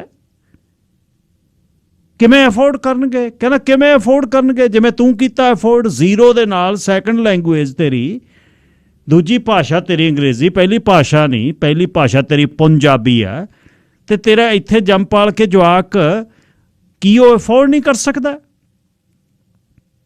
ਕਹਿੰਦਾ ਜਿੱਦਣ ਮੈਂ ਘਰੋਂ ਨਿਕਲਿਆ ਮੈਂ ਅਫੋਰਡ ਨਹੀਂ ਸੀ ਕਰਦਾ, ਮੈਂ $200-150 ਦੀ ਬੇਸਮੈਂਟ 'ਚ ਰਿਹਾ, ਅੱਜ ਮੇਰੇ ਕੋਲ ਘਰ ਹੈ। ਓਬਵੀਅਸਲੀ 70-80s ਦੇ ਵਿੱਚ ਇਹ ਕਿਤਾਬ ਲਿਖੀ ਜਦ ਮਿਲੀਅਨਰ ਨੈਕਸਟ ਡੋਰ ਬਹੁਤ ਵੱਡੀ ਗੱਲ ਸੀ, ਮਿਲੀਅਨ ਜਦ 5500 ਦਾ ਘਰ ਸੀ ਅਤੇ ਅੱਜ ਮਿਲੀਅਨ ਕੁਛ ਨਹੀਂ ਹੈ। ਉਹ ਕਹਿੰਦੇ ਇਹ ਬਹੁਤ ਵੱਡਾ ਇਸ਼ੂ ਹੈ ਤੁਹਾਡੀ ਕਮਿਊਨਿਟੀ ਦੇ ਵਿੱਚ, ਸਾਡੇ ਨਹੀਂ ਕਹਿੰਦਾ ਹੈ। ਅਸੀਂ ਤਾਂ ਸਵੀਟ 16 ਮਨਾਉਂਦੇ ਹਾਂ ਬਈ, ਹੇਅਰ ਵੀ ਗੋ, ਚੱਲ ਬਈ ਮਿੱਤਰਾ ਕਰ ਐਸ਼, ਘਰ 'ਚ ਰਹਿਣਾ ਇੰਨਾ ਹਿੱਸਾ ਦੇ, ਬਾਹਰ ਰਹਿਣਾ ਤਾਂ ਆਪਣਾ ਕਰ। ਕਹਿੰਦਾ ਤੁਹਾਡਾ ਮੈਨੂੰ ਇਹੀ ਨਹੀਂ ਚੱਕਰ ਆਉਂਦਾ ਬਈ ਮੈਂ ਇੰਨਾ ਕਰ ਜਾਵਾਂ, ਜਾਂ ਤਾਂ ਤੁਸੀਂ ਕਹਿੰਦੇ ਹੋ ਵੀ ਆਹ ਘਰ ਮੈਂ ਬਣਾਤਾ 2000 ਸਕੁਅਰ ਫੁੱਟ 3000, ਜਵਾਕ ਕਿਵੇਂ ਅਫੋਰਡ ਕਰੂ ਇਹ? ਕਹਿੰਦਾ ਜੇ ਜਵਾਕ ਨਹੀਂ ਅਫੋਰਡ ਕਰੂ ਤਾਂ ਜਵਾਕ ਨਾ ਅਫੋਰਡ ਕਰੇ, ਉਹ ਡਾਊਨ ਸਾਈਜ਼ ਕਰ ਲਵੇ ਤੇਰੇ ਜਾਣ ਤੋਂ ਬਾਅਦ, ਤੂੰ ਆਪਣੇ ਵੱਲੋਂ ਦੇ ਜਾ, ਕਰ ਜਾ, ਨਹੀਂ ਕਰਦਾ ਲੀਵ ਹਿਮ, ਨਾ ਕਰੇ ਅਫੋਰਡ। ਇੱਕ ਗੱਲ ਮੈਂ ਹੈਰਾਨ ਉਹਦੇ ਵੱਲ ਝਾਕਾਂ, ਕਹਿੰਦਾ ਦੱਸ ਹੁਣ, ਬਹੁਤ ਹੱਸਦਾ ਖੇਡਦਾ ਮੇਰੇ ਨਾਲ ਉਹ, ਕਹਿੰਦਾ ਦੱਸ ਹੁਣ ਮੈਨੂੰ ਕਹਿ ਕੁਛ ਮੂਹਰੇ ਹੋ। ਮੈਂ ਕਿਹਾ ਪਰ ਬਈ ਯਾਰ ਅਸੀਂ ਸਾਡੀ ਇਕੱਠੇ ਪਰਿਵਾਰ ਹੈ, ਮੇਰੇ ਬਾਬੇ ਨੇ ਮੇਰੇ ਬਾਪੂ ਨੂੰ ਬਣਾ ਕੇ ਦਿੱਤਾ, ਬਾਪੂ ਨੇ ਮੈਨੂੰ ਬਣਾ ਕੇ ਦਿੱਤਾ, ਮੈਂ ਆਪਣੇ ਪੁੱਤ ਨੂੰ ਬਣਾ ਕੇ ਦੇਣਾ, ਮੇਰੀ ਧੀ ਨੂੰ ਬਣਾ ਕੇ ਦੇਣਾ ਮੈਂ? ਕਹਿੰਦਾ ਓਬਵੀਅਸਲੀ, ਪਰ ਤੇਰਾ ਬਾਪੂ ਤੇਰੇ ਬਾਪੂ ਨੂੰ ਬਣਾ ਕੇ ਦੇ ਗਿਆ, ਤੈਂ ਆਪਣੇ ਬਾਪੂ ਤੋਂ ਲੈ ਲਿਆ, ਤੂੰ ਅਫੋਰਡ ਕਰ ਰਿਹਾ ਨਾ, ਜ਼ੀਰੋ ਤੋਂ ਸ਼ੁਰੂ ਕਰਕੇ ਦੂਜੇ ਦੇਸ਼ 'ਚ ਆ ਕੇ ਕਰ ਲਿਆ। ਜਿੱਦਣ ਆਇਆ ਤੂੰ ਕੀ ਸੀ ਤੇਰੇ ਕੋਲ? ਮੈਂ ਕਿਹਾ 2 ਸੂਟਕੇਸ ਸੀ, ਜਵਾਕ ਸੀ ਗੋਦੀ ਤੇ ਘਰ ਵਾਲੀ ਸੀ ਬਸ। ਕਹਿੰਦਾ ਅੱਜ ਕੀ ਆ? ਮੈਂ ਕਿਹਾ ਘਰ ਬਾਰ ਸਾਰਾ ਕੁਛ ਤੇ ਆ ਤੇਰੇ ਕੋਲ। ਕਹਿੰਦਾ ਆ ਮੇਰੇ ਨਾਲ ਬੈਠਾ ਤੂੰ, ਮੈਂ ਇੱਥੇ ਦਾ ਜੰਪ ਵਾਲਾ, ਉਹੀ ਫੈਸਿਲਿਟੀ 'ਚ ਤੂੰ ਬੈਠਾ, ਜਿਹੜੀ ਫੈਸਿਲਿਟੀ 'ਚ ਮੇਰਾ ਕੀ ਖਾਸ ਆ? ਕੁਛ ਨਹੀਂ ਹੈ। ਪਰ ਇੱਕ ਗੱਲ ਦਿਮਾਗ ਦੇ ਵਿੱਚ ਪਾ ਲੈ, ਆਪਣਾ ਅੱਜ ਦਾ ਦਿਨ ਤੇ ਭਵਿੱਖ ਬਿਲਕੁਲ ਖਰਾਬ ਨਾ ਕਰੀ ਵੀ ਮੈਂ ਆਪਣੇ ਜਵਾਕ ਨੂੰ ਅਫੋਰਡ ਕਰਨ ਦੇ ਕਾਬਲ ਬਣਾ ਕੇ ਜਾਣਾ। ਕਾਬਲ ਬਣਾ, ਪੜ੍ਹਾ ਉਹਨੂੰ, ਪਰ ਇਹ ਮਤਾ ਗੱਲ ਕਰ ਵੀ ਤੂੰ 10 ਲੱਖ 5000 7000 ਸਕੁਅਰ ਫੁੱਟ ਘਰ ਤੇਰਾ ਨਾ ਅਫੋਰਡ ਕਰੇ, ਉਹ ਲੈਟ ਹਿਮ ਸੈਲ। ਮੈਂ ਕਿਹਾ ਤੂੰ ਕੀ ਕਰੇਂਗਾ? ਕਹਿੰਦਾ ਮੈਂ ਮੈਕਸੀਮਮ ਆਪਣਾ ਫੋਰਚੂਨ ਆਪਣੇ ਲਈ ਖਰਚ ਕੇ ਜਾਣਾ। ਮੈਕਸੀਮਮ ਮੈਕਸੀਮਮ ਮੇਰੇ ਕੋਲ 8 ਲੱਖ ਜੇ ਡਾਲਰ ਆ, ਮੈਂ ਉਹ 'ਚੋਂ 6 ਲੱਖ ਖਰਚ ਕੇ ਜਾਣਾ। ਜਦ ਮੈਂ ਇੱਥੋਂ ਦੁਨੀਆ ਤੋਂ ਜਾਣਾ, ਆਈ ਐਮ ਡਨ। ਨਾ ਮੈਂ ਉਹਨੂੰ ਦੇਖਣ ਆਉਣਾ, ਨਾ ਉਹਦੀ ਅਫੋਰਡੇਬਿਲਿਟੀ ਦਾ ਮੈਨੂੰ ਪਤਾ ਕੀ ਉਹ ਕਰੇ ਨਾ ਕਰੇ। ਮੈਂ ਕਿਹਾ ਨਾਂ ਖਰਾਬ ਹੋਊ। ਕਹਿੰਦਾ ਹੂ ਕੇਅਰਸ, ਕਿਹੜਾ ਨਾਂ, ਕਿਹਨੇ ਨਾਂ ਪੁੱਛਣਾ ਤੇਰਾ?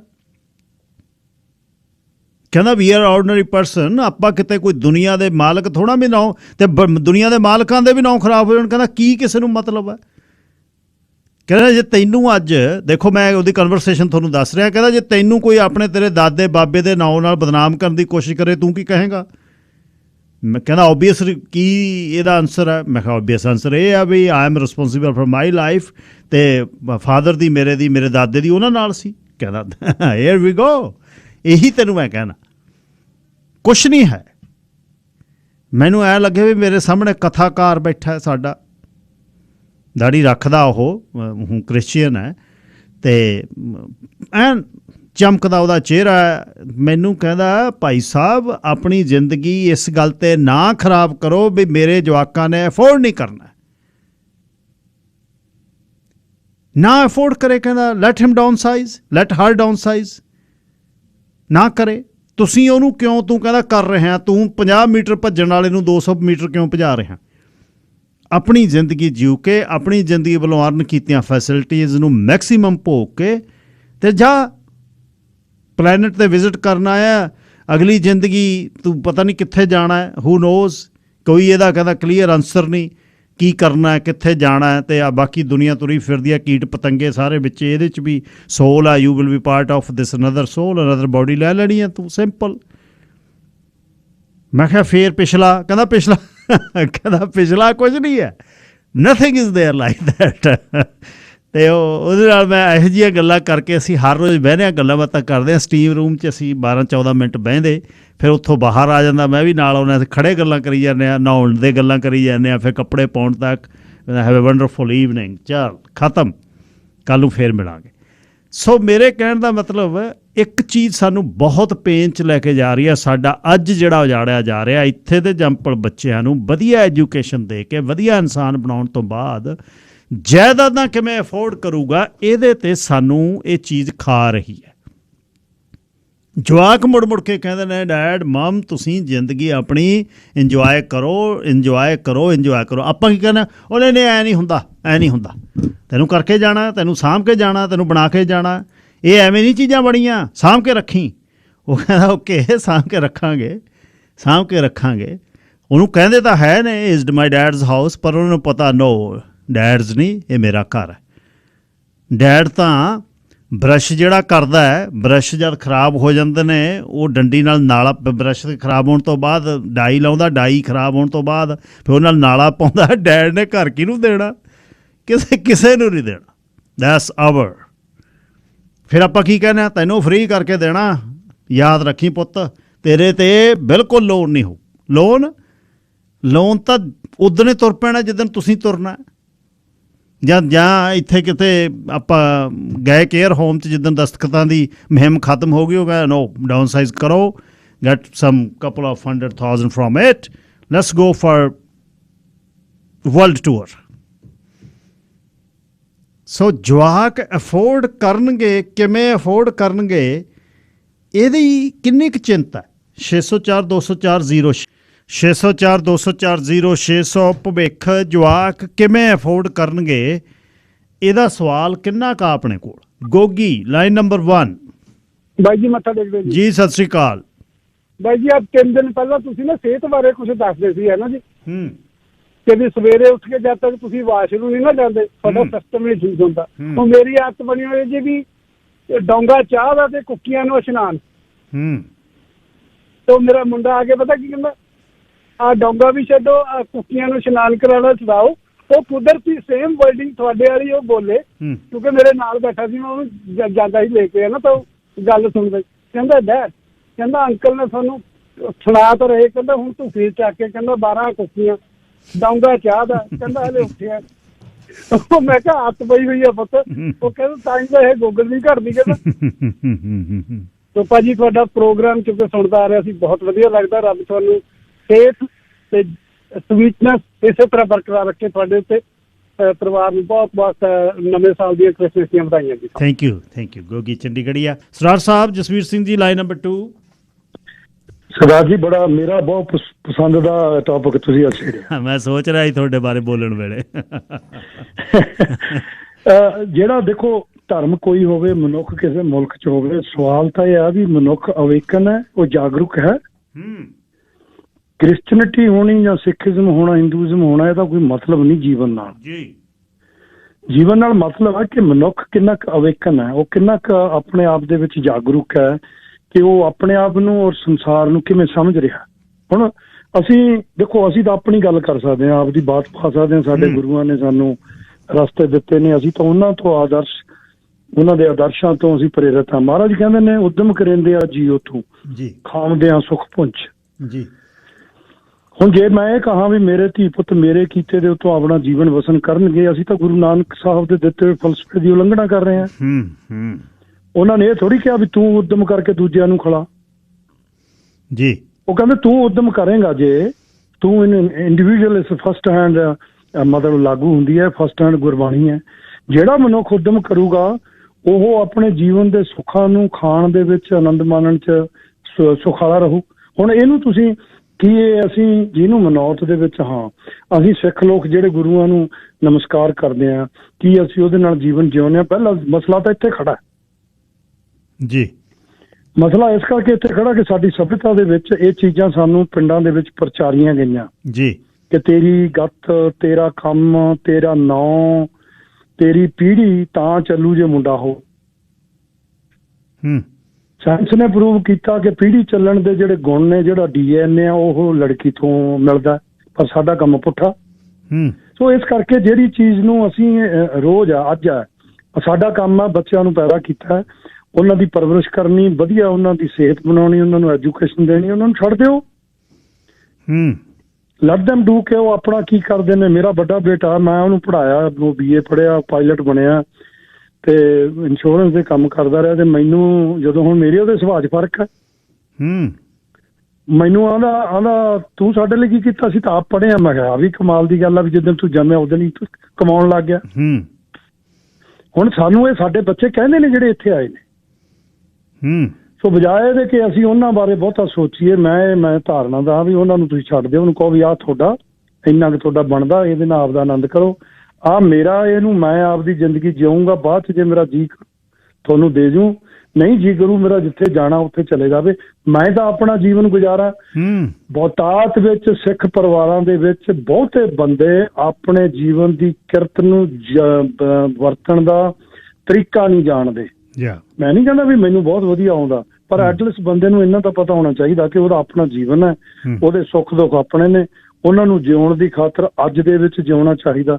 ਅੱਜ ਤਾਂ ਅਸੀਂ ਜਿਉਂਦੇ ਹੀ ਨਹੀਂ, ਅਸੀਂ ਤਾਂ ਕੱਲ ਜਿਹੜਾ ਗੁਜ਼ਰ ਗਿਆ ਉਹਦੇ ਲਈ ਪਿੱਟੀ ਜਾਂਦੇ ਹਾਂ, ਜਿਹੜੇ ਕੱਲ ਨੇ ਆਉਣਾ ਉਹਦੇ ਲਈ ਅਸੀਂ ਦੂਜੇ ਨੂੰ ਢੋਡਾ ਮਾਰੀ ਜਾਂਦੇ ਹਾਂ। ਜਿਹੜਾ ਕੱਲ ਨਿਕਲ ਗਿਆ, ਜਿਹੜਾ ਕੱਲ ਨਿਕਲ ਗਿਆ ਸਰਦਾਰ ਬਹਾਦਰ, ਉਹਨੇ ਸਾਡੇ ਕੰਮ ਨਹੀਂ ਆਉਣਾ, ਉਹ ਸਾਨੂੰ ਸਿਖਾ ਸਕਦਾ। ਕੱਲ ਦਾ ਕੋਈ ਪਤਾ ਨਹੀਂ ਆਵੇ ਕਿ ਨਾ ਆਵੇ। ਸੋ ਅੱਜ ਦੇ ਵਿੱਚ ਜਿਉਣ ਦੀ ਖੁਸ਼ੀ ਨੂੰ ਸਮਝੋ। ਜਿਹੜਾ ਮਨੁੱਖ ਅੱਜ 'ਚ ਜਿਉਣ ਲੱਗ ਜਾਂਦਾ ਉਹਦੇ ਵਰਗਾ ਸੁੱਖ ਤੇ ਆਨੰਦ ਕੋਈ ਨਹੀਂ। ਧੰਨਵਾਦ ਸਰਦਾਰ। ਧੰਨਵਾਦ ਜੀ ਸਰਾਰ ਜੀ। ਸਰਾ ਹਰਜੀਤ ਸਿੰਘ ਕਾਲੇ ਜੀ, ਲਾਈਨ ਨੰਬਰ 3। ਹੈਲੋ, ਸਤਿ ਸ਼੍ਰੀ ਅਕਾਲ ਹਰਜੀਤ ਸਿੰਘ। ਸਤਿ ਸ਼੍ਰੀ ਅਕਾਲ ਜੀ। ਹਾਂਜੀ ਹਰਜੀਤ ਸਿੰਘ, ਤੁਹਾਡੀਆਂ 5-7 ਮਿੰਟ ਦੀਆਂ ਗੱਲਾਂ ਸੁਣ ਕੇ ਮਤਲਬ ਬੰਦਾ ਝੰਜੋੜਿਆ ਜਾਂਦਾ ਵੀ ਮੈਂ ਕਿੱਥੇ ਨੂੰ ਭੱਜਿਆ ਜਾਈ ਜਾਂਦਾ। ਮੈਂ ਵੀ ਤੁਹਾਡੇ ਨਾਲ ਹੀ ਭੱਜਿਆ ਜਾਂਦਾ ਜੀ, ਮੈਂ ਵੀ ਝੰਜੋੜਿਆ ਜਾਂਦਾ। ਹਾਂਜੀ ਭੱਜੇ ਤਾਂ ਜਾਂਦੇ ਆ, ਪਰ ਇੱਕ ਗੱਲ ਸੋਚਣ ਵਾਲੀ ਹੈ ਜਿਹੜੀ ਤੁਸੀਂ ਕਹੀ ਆ ਵੀ ਆਪਾਂ ਉੱਥੋਂ ਆ ਕੇ ਤੇ ਮਤਲਬ ਕੁਛ ਨਹੀਂ ਲੈ ਕੇ ਆਏ, ਤੇ ਅੱਜ ਉਸ ਟਾਈਮ ਜਿਹੜੇ 5 ਜਾਂ 10 ਸਾਲ ਜਾਂ 15 ਸਾਲ ਦੇ ਆਏ ਆ, ਮਤਲਬ ਉਹਨਾਂ ਨੇ ਇੰਨਾ ਕੁਛ ਬਣਾ ਲਿਆ ਨਾ, ਤੇ ਆਪਾਂ ਗਾਂਹ ਵਾਲੇ ਬੱਚਿਆਂ ਦਾ ਫਿਕਰ ਕਰਦੇ ਆ। ਪਰ ਇੱਕ ਗੱਲ ਸੋਚਣ ਵਾਲੀ ਆ, ਜੇ ਉਹ ਮਤਲਬ ਇੱਕ ਜਿਹੜਾ ਮਤਲਬ ਆਪਾਂ ਮੰਨਦੇ ਆ ਵੀ ਜਿਹੜਾ ਆਪਾਂ ਘਰ ਲਿਆ 5-7-10 ਸਾਲ ਪਹਿਲਾਂ 6 ਦਾ 8 ਦਾ 10 ਦਾ, ਮੈਨੂੰ ਲੱਗਦਾ ਵੀ ਆਪਾਂ ਉਹ ਲਾਈਫ ਦੇ ਵਿੱਚ ਆਪਦੇ ਵਿੱਚ ਘੱਟੋ ਘੱਟ ਉਹਨੂੰ ਫ੍ਰੀ ਤਾਂ ਕਰ ਹੀ ਜਾਵਾਂਗੇ। ਇੰਨਾ ਕੁ ਤਾਂ ਹੈਗੇ ਆਪਾਂ, ਮਤਲਬ ਘੱਟੋ ਘੱਟ 2-4 ਲੱਖ ਡਾਲਰ ਵੀ ਉਹਨਾਂ ਨੂੰ ਦੇ ਕੇ ਜਾਵਾਂਗੇ। ਤੇ ਸੋਚਣ ਵਾਲੀ ਗੱਲ ਆ ਵੀ ਉਹ ਇੰਨੇ ਦੇ ਵਿੱਚ ਸਰਵਾਈਵ ਨਹੀਂ ਕਰ ਸਕਦੇ, ਫੇਰ ਤਾਂ ਮੈਂ ਸਮਝਦਾ ਵੀ ਚਾਹੇ ਉਹਨੂੰ ਮਿਲੀਅਨ 2 ਮਿਲੀਅਨ ਵੀ ਦੇ ਦਿਓ, ਵੀ ਜਿਹੋ ਜਿਹਾ ਉਹਨਾਂ ਦਾ ਲਾਈਫ ਸਟਾਈਲ ਆ ਉਹਨਾਂ ਨੇ ਉਹ ਵੀ ਹੂੰ ਹੀ ਦੇਣਾ, ਉਹ ਵੀ ਨਹੀਂ ਰੱਖਣਾ ਹੈਗਾ, ਉਹਦੇ ਵੀ ਇਹਨਾਂ ਦਾ ਗੁਜ਼ਾਰਾ ਨਹੀਂ ਹੋਣਾ। ਮਤਲਬ ਇਹ ਗੱਲ ਸੋਚਣ ਵਾਲੀ ਆ। ਮੈਂ ਪਿੱਛੇ ਜੇ ਗਰਮੀਆਂ 'ਚ ਐਡਵੈਂਟਰ ਗਿਆ, ਉੱਥੇ ਘੁੰਮਣ ਫਿਰਨ ਗਏ, ਦੋਸਤਾਂ ਨੂੰ ਮਿਲੇ, ਪਰਿਵਾਰਾਂ ਨੂੰ, ਹੋਰ ਰਿਸ਼ਤੇਦਾਰਾਂ ਨੂੰ, ਮਤਲਬ ਉੱਥੇ ਮਤਲਬ ਦੇਖਿਆ ਵੀ ਜਿਹਦੇ ਘਰੇ ਜਾਈਏ ਵੀ ਜਿਹੜੀ ਇੱਥੇ ਵੀ ਆਪਾਂ ਇੱਥੇ ਵੀ ਆ ਸਾਰੇ ਪਾਸੇ ਆ ਵੀ ਕਿਸੇ ਦਾ ਨਿਆਣਾ ਕਿਸੇ ਨੂੰ ਕੁਛ ਹੋਇਆ, ਕਿਸੇ ਨੂੰ ਕੁਛ ਹੋਇਆ।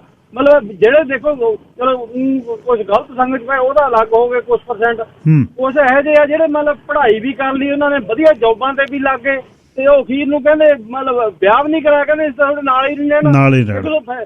ਇੱਕ ਦੋ ਫੈਮਲੀਆਂ ਦੇਖਣੀਆਂ, 2 ਜਾਣੇ ਬੈਠੇ ਨਾਲ ਕੁੱਤਾ ਰੱਖਿਆ, ਤਿੰਨੇ ਇੱਕ ਦੂਜੇ ਵੱਲ ਝਾਕੀ ਜਾਂਦੇ ਆ। ਮਤਲਬ ਮੈਂ ਸੁਣ ਕੇ ਹੈਰਾਨ ਹੈ ਕਿ ਉਹਨਾਂ ਨੇ ਇੰਨੇ ਕੰਮ ਕੀਤੇ, ਮਤਲਬ ਉੱਥੇ ਠੰਡ ਦੇ ਵਿੱਚ ਬੁਰੇ ਹਾਲ, ਮਤਲਬ ਅਖੀਰ ਨੂੰ ਬੈਠੇ ਉਹ ਇਕੱਲੇ ਹੀ ਆ।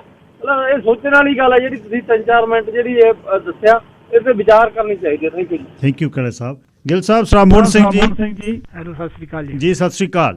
ਜਿਹੜੀ ਫੂਡ ਦੀ ਤੁਸੀਂ ਗੱਲ ਕਰਦੇ ਆ, ਤੁਸੀਂ ਦੁਮਣ ਮਿਲ ਬੜੇ ਸੁਣੇ ਹੋਣੇ ਨਾ।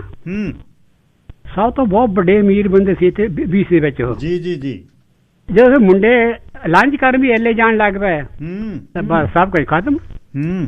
ਤੋ ਇਸੇ ਤਰ੍ਹਾਂ ਜਿਹੜਾ ਨਾ ਅਸੀਂ ਜ਼ਿਆਦਾ ਪੈਸਾ ਬਣਾਇਆ ਹੁੰਦਾ ਲੋਕੀ ਦੇ ਦਿੰਦੇ ਬੱਚਿਆਂ ਨੂੰ, ਉਹ ਨਿਆਣੇ ਨੇ ਮੂਹਰੇ ਕੰਮ ਨਹੀਂ ਕਰਨਾ। ਮੇਰੇ ਹੁਣ ਚਾਹੇ ਕਿਸੇ ਦੇ ਹੋਰ ਹੋਣ, ਹਾਂ ਨਿਆਣਿਆਂ ਨੂੰ ਪੜ੍ਹਾਵੋ ਵੀ, ਉਹਨੂੰ ਇਹ ਵੀ ਦੱਸੋ ਭਾਈ 10 ਦੀ ਕਮਾਈ ਕਰਨੀ ਤਾਂ ਏਦਾਂ ਏਦਾਂ ਚੱਲਣਾ ਆ, ਫੇਰ ਤਾਂ ਹੈਗਾ ਠੀਕ। ਪਰ ਜੇ ਅਸੀਂ ਤੁਸੀਂ ਬਣਾ ਦਿਓ ਆਪਣੇ ਪੋਤੇ ਲਈ, ਅਸੀਂ ਬਣਾ ਦਿਓ ਤੁਸੀਂ ਬਣਾ ਦਿਓ, ਜੀ ਜੀ ਜੀ, ਇਹ ਮਾੜਾ। ਮੈਂ ਤੁਹਾਨੂੰ ਗੱਲ, ਮੈਨੂੰ ਇੱਕ ਕੰਮ ਕਰਦੇ ਮੈਂ 7 ਦਿਨ ਕੰਮ ਕਰ ਲੈਣਾ, 365 ਵੀ ਕਰਦਾ ਰਿਹਾ। ਇੱਕ ਮੁੰਡਾ ਆਇਆ ਸਪੈਨਿਸ਼ ਸੀਗਾ, ਕਹਿੰਦਾ ਤੂੰ ਛੁੱਟੀ ਨਹੀਂ ਕਰਦਾ, ਤੇ ਮੈਂ ਕਿਹਾ ਇੱਦਾਂ ਇੱਦਾਂ ਕਰਕੇ ਮੈਨੂੰ ਦੱਸਿਆ, ਮੈਂ ਕਿਹਾ ਮੇਰੀ ਸੋਚ ਨਾ ਮੈਂ ਆਪਣੇ ਨਿਆਣੇ ਦੇ ਘਰ-ਬਾਰ ਹੋਣਗੇ, ਇਕੱਠੇ ਰਹਾਂਗੇ, ਕਰ ਲਵਾਂਗੇ, ਮੈਂ ਤਾਂ ਕਰਦਾ। ਉਹ ਮੁੰਡੇ ਦੇ ਮਨ 'ਚ ਗੱਲ ਆ ਗਈ।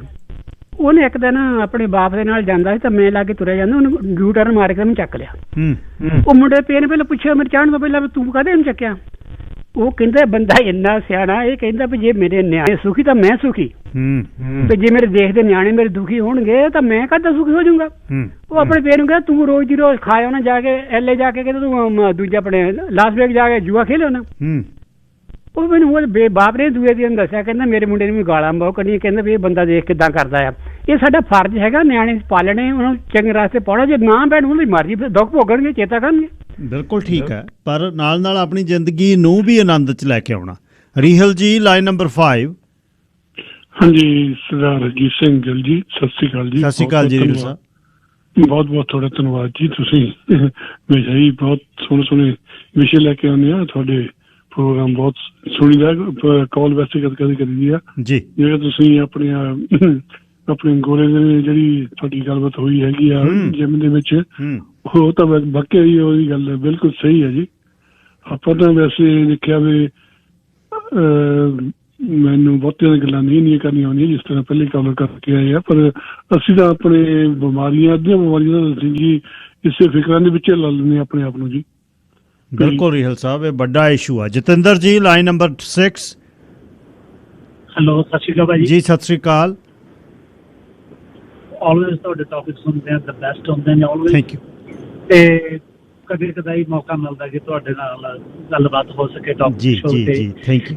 ਜਿੱਥੇ ਤੱਕ ਮੈਂ ਸਮਝ ਪਾਇਆ, ਮੈਂ ਪੂਰਾ ਤਾਂ ਨਹੀਂ ਸੁਣਿਆ, ਪਰ ਜਿਹੜੀ ਸਾਡੀ ਜਨਰੇਸ਼ਨ ਹੈਗੀ ਆ, ਮੈਂ ਵੀ ਸਾਰੀ ਪਬਲਿਕ ਦੇ ਵਿੱਚੋਂ ਇੱਕ ਹੈਗਾ, ਬੱਚੇ ਨੇ ਰਾਈਟ। ਅਸੀਂ ਵੀ ਇੱਥੇ ਖਾਲੀ ਹੱਥੀਂ ਆਏ ਆ ਤੇ ਇੱਥੇ ਆ ਕੇ ਜੋ ਕਿਰਤ ਕਮਾਈ ਕੀਤੀ ਆ ਉਹਦੇ ਤੋਂ ਬਣਾਇਆ। ਪਰ ਨਾਲ ਮੇਰਾ ਹਮੇਸ਼ਾ ਇੱਕ ਇਹ ਰਿਹਾ ਕਿ ਆਪਣੇ ਜਿਹੜੇ ਸੁਪਨੇ ਨੇ ਨਾ, ਤੇ ਜਿਹੜੇ ਤੁਹਾਡੇ ਡ੍ਰੀਮ ਤੁਸੀਂ ਦੇਖਦੇ ਹੋ, ਉਹਨੂੰ ਜ਼ਿੰਦਾ ਰਹਿੰਦੇ ਪੂਰੇ ਕਰ ਲਓ। ਜੇ ਤਾਂ ਕਰ ਗਏ ਫਿਰ ਤਾਂ ਤੁਹਾਡੀ ਕਿਰਤ ਕਮਾਈ ਵੀ ਸਫਲ ਹੈ, ਤੇ ਤੁਹਾਡਾ ਜਿਹੜਾ ਆਪਣੇ ਬੱਚਿਆਂ ਨੂੰ ਤੁਸੀਂ ਐਜੂਕੇਸ਼ਨ ਦੇਣੀ ਹੈਗੀ ਹੈ। ਸਿਰਫ ਇੱਕ ਸਾਡੀ ਕਮਿਊਨਿਟੀ ਦੇ ਵਿੱਚ ਇਹ ਬਹੁਤ ਹੈਗਾ। ਮੈਂ ਮੇਰੇ ਬੱਚੇ ਪੜ੍ਹਾਏ, ਉਹਨਾਂ ਨੂੰ ਕਾਬਲ ਬਣਾਇਆ, ਉਹਨਾਂ ਨੇ ਇੱਥੇ ਜੌਬ ਕੀਤੀ, ਪਰ ਕਾਮਯਾਬ ਫੇਰ ਨਹੀਂ ਹੋਏ। ਕੱਲੀ ਸਿਰਫ ਇੱਕ ਲਿਮਟ ਇੱਥੇ ਤੱਕ ਨਹੀਂ ਅਸੀਂ ਛੱਡ ਸਕਦੇ। ਤੁਸੀਂ ਇਹ ਸਿਰਫ ਉਹਨਾਂ ਨੂੰ ਐਜੂਕੇਸ਼ਨ ਦੇਣਾ ਨਹੀਂ, ਉਹਨੂੰ ਬਾਹਰਲੀ ਦੁਨੀਆ ਦੇ ਨਾਲ ਤੇ ਉਹਨਾਂ ਦੇ ਬਰਾਬਰ ਖੜਨ ਦਾ ਜਿਹੜਾ ਚੈਪਟਰ ਹੈ ਉਹ ਵੀ ਪੜਾਉਣਾ ਬਹੁਤ ਜ਼ਰੂਰੀ ਹੈ ਜੀ। ਐਗਜ਼ਾਮਪਲ ਦੇ ਤੌਰ ਤੇ ਮੈਂ ਦੱਸਦਾ ਤੁਹਾਨੂੰ, ਮੈਂ ਕੈਨੇਡੀਅਨ ਸਿਟੀਜ਼ਨ ਹਾਂ। ਮੈਂ ਪੰਜਾਬ ਤੋਂ ਇੱਥੇ ਆਇਆ। ਪੰਜਾਬ ਛੱਡ ਕੇ ਮੈਂ ਕਿਉਂ ਆਇਆ? ਕਿਉਂਕਿ ਬੈਟਰ ਸਹੂਲਤ ਸੀਗੀ, ਗੁੱਡ ਮੈਡੀਕਲ ਸਿਸਟਮ ਹੈ, ਵੀ ਇੱਥੇ ਵਧੀਆ ਲਾਈਫ ਹੈ ਤੇ ਫਿਊਚਰ ਬਰਾਈਟ ਹੈ। ਹੁਣ ਰਿਸੈਸ਼ਨ ਚੱਲ ਰਿਹਾ, ਮਹਿੰਗਾਈ ਬਹੁਤ ਹੈ, ਅਫੋਰਡੇਬਿਲਿਟੀ ਨਹੀਂ ਹੋ ਰਹੀ ਕਿ ਸਾਡੇ ਬੱਚੇ ਅਫੋਰਡ ਕਿੱਦਾਂ ਕਰਨਗੇ।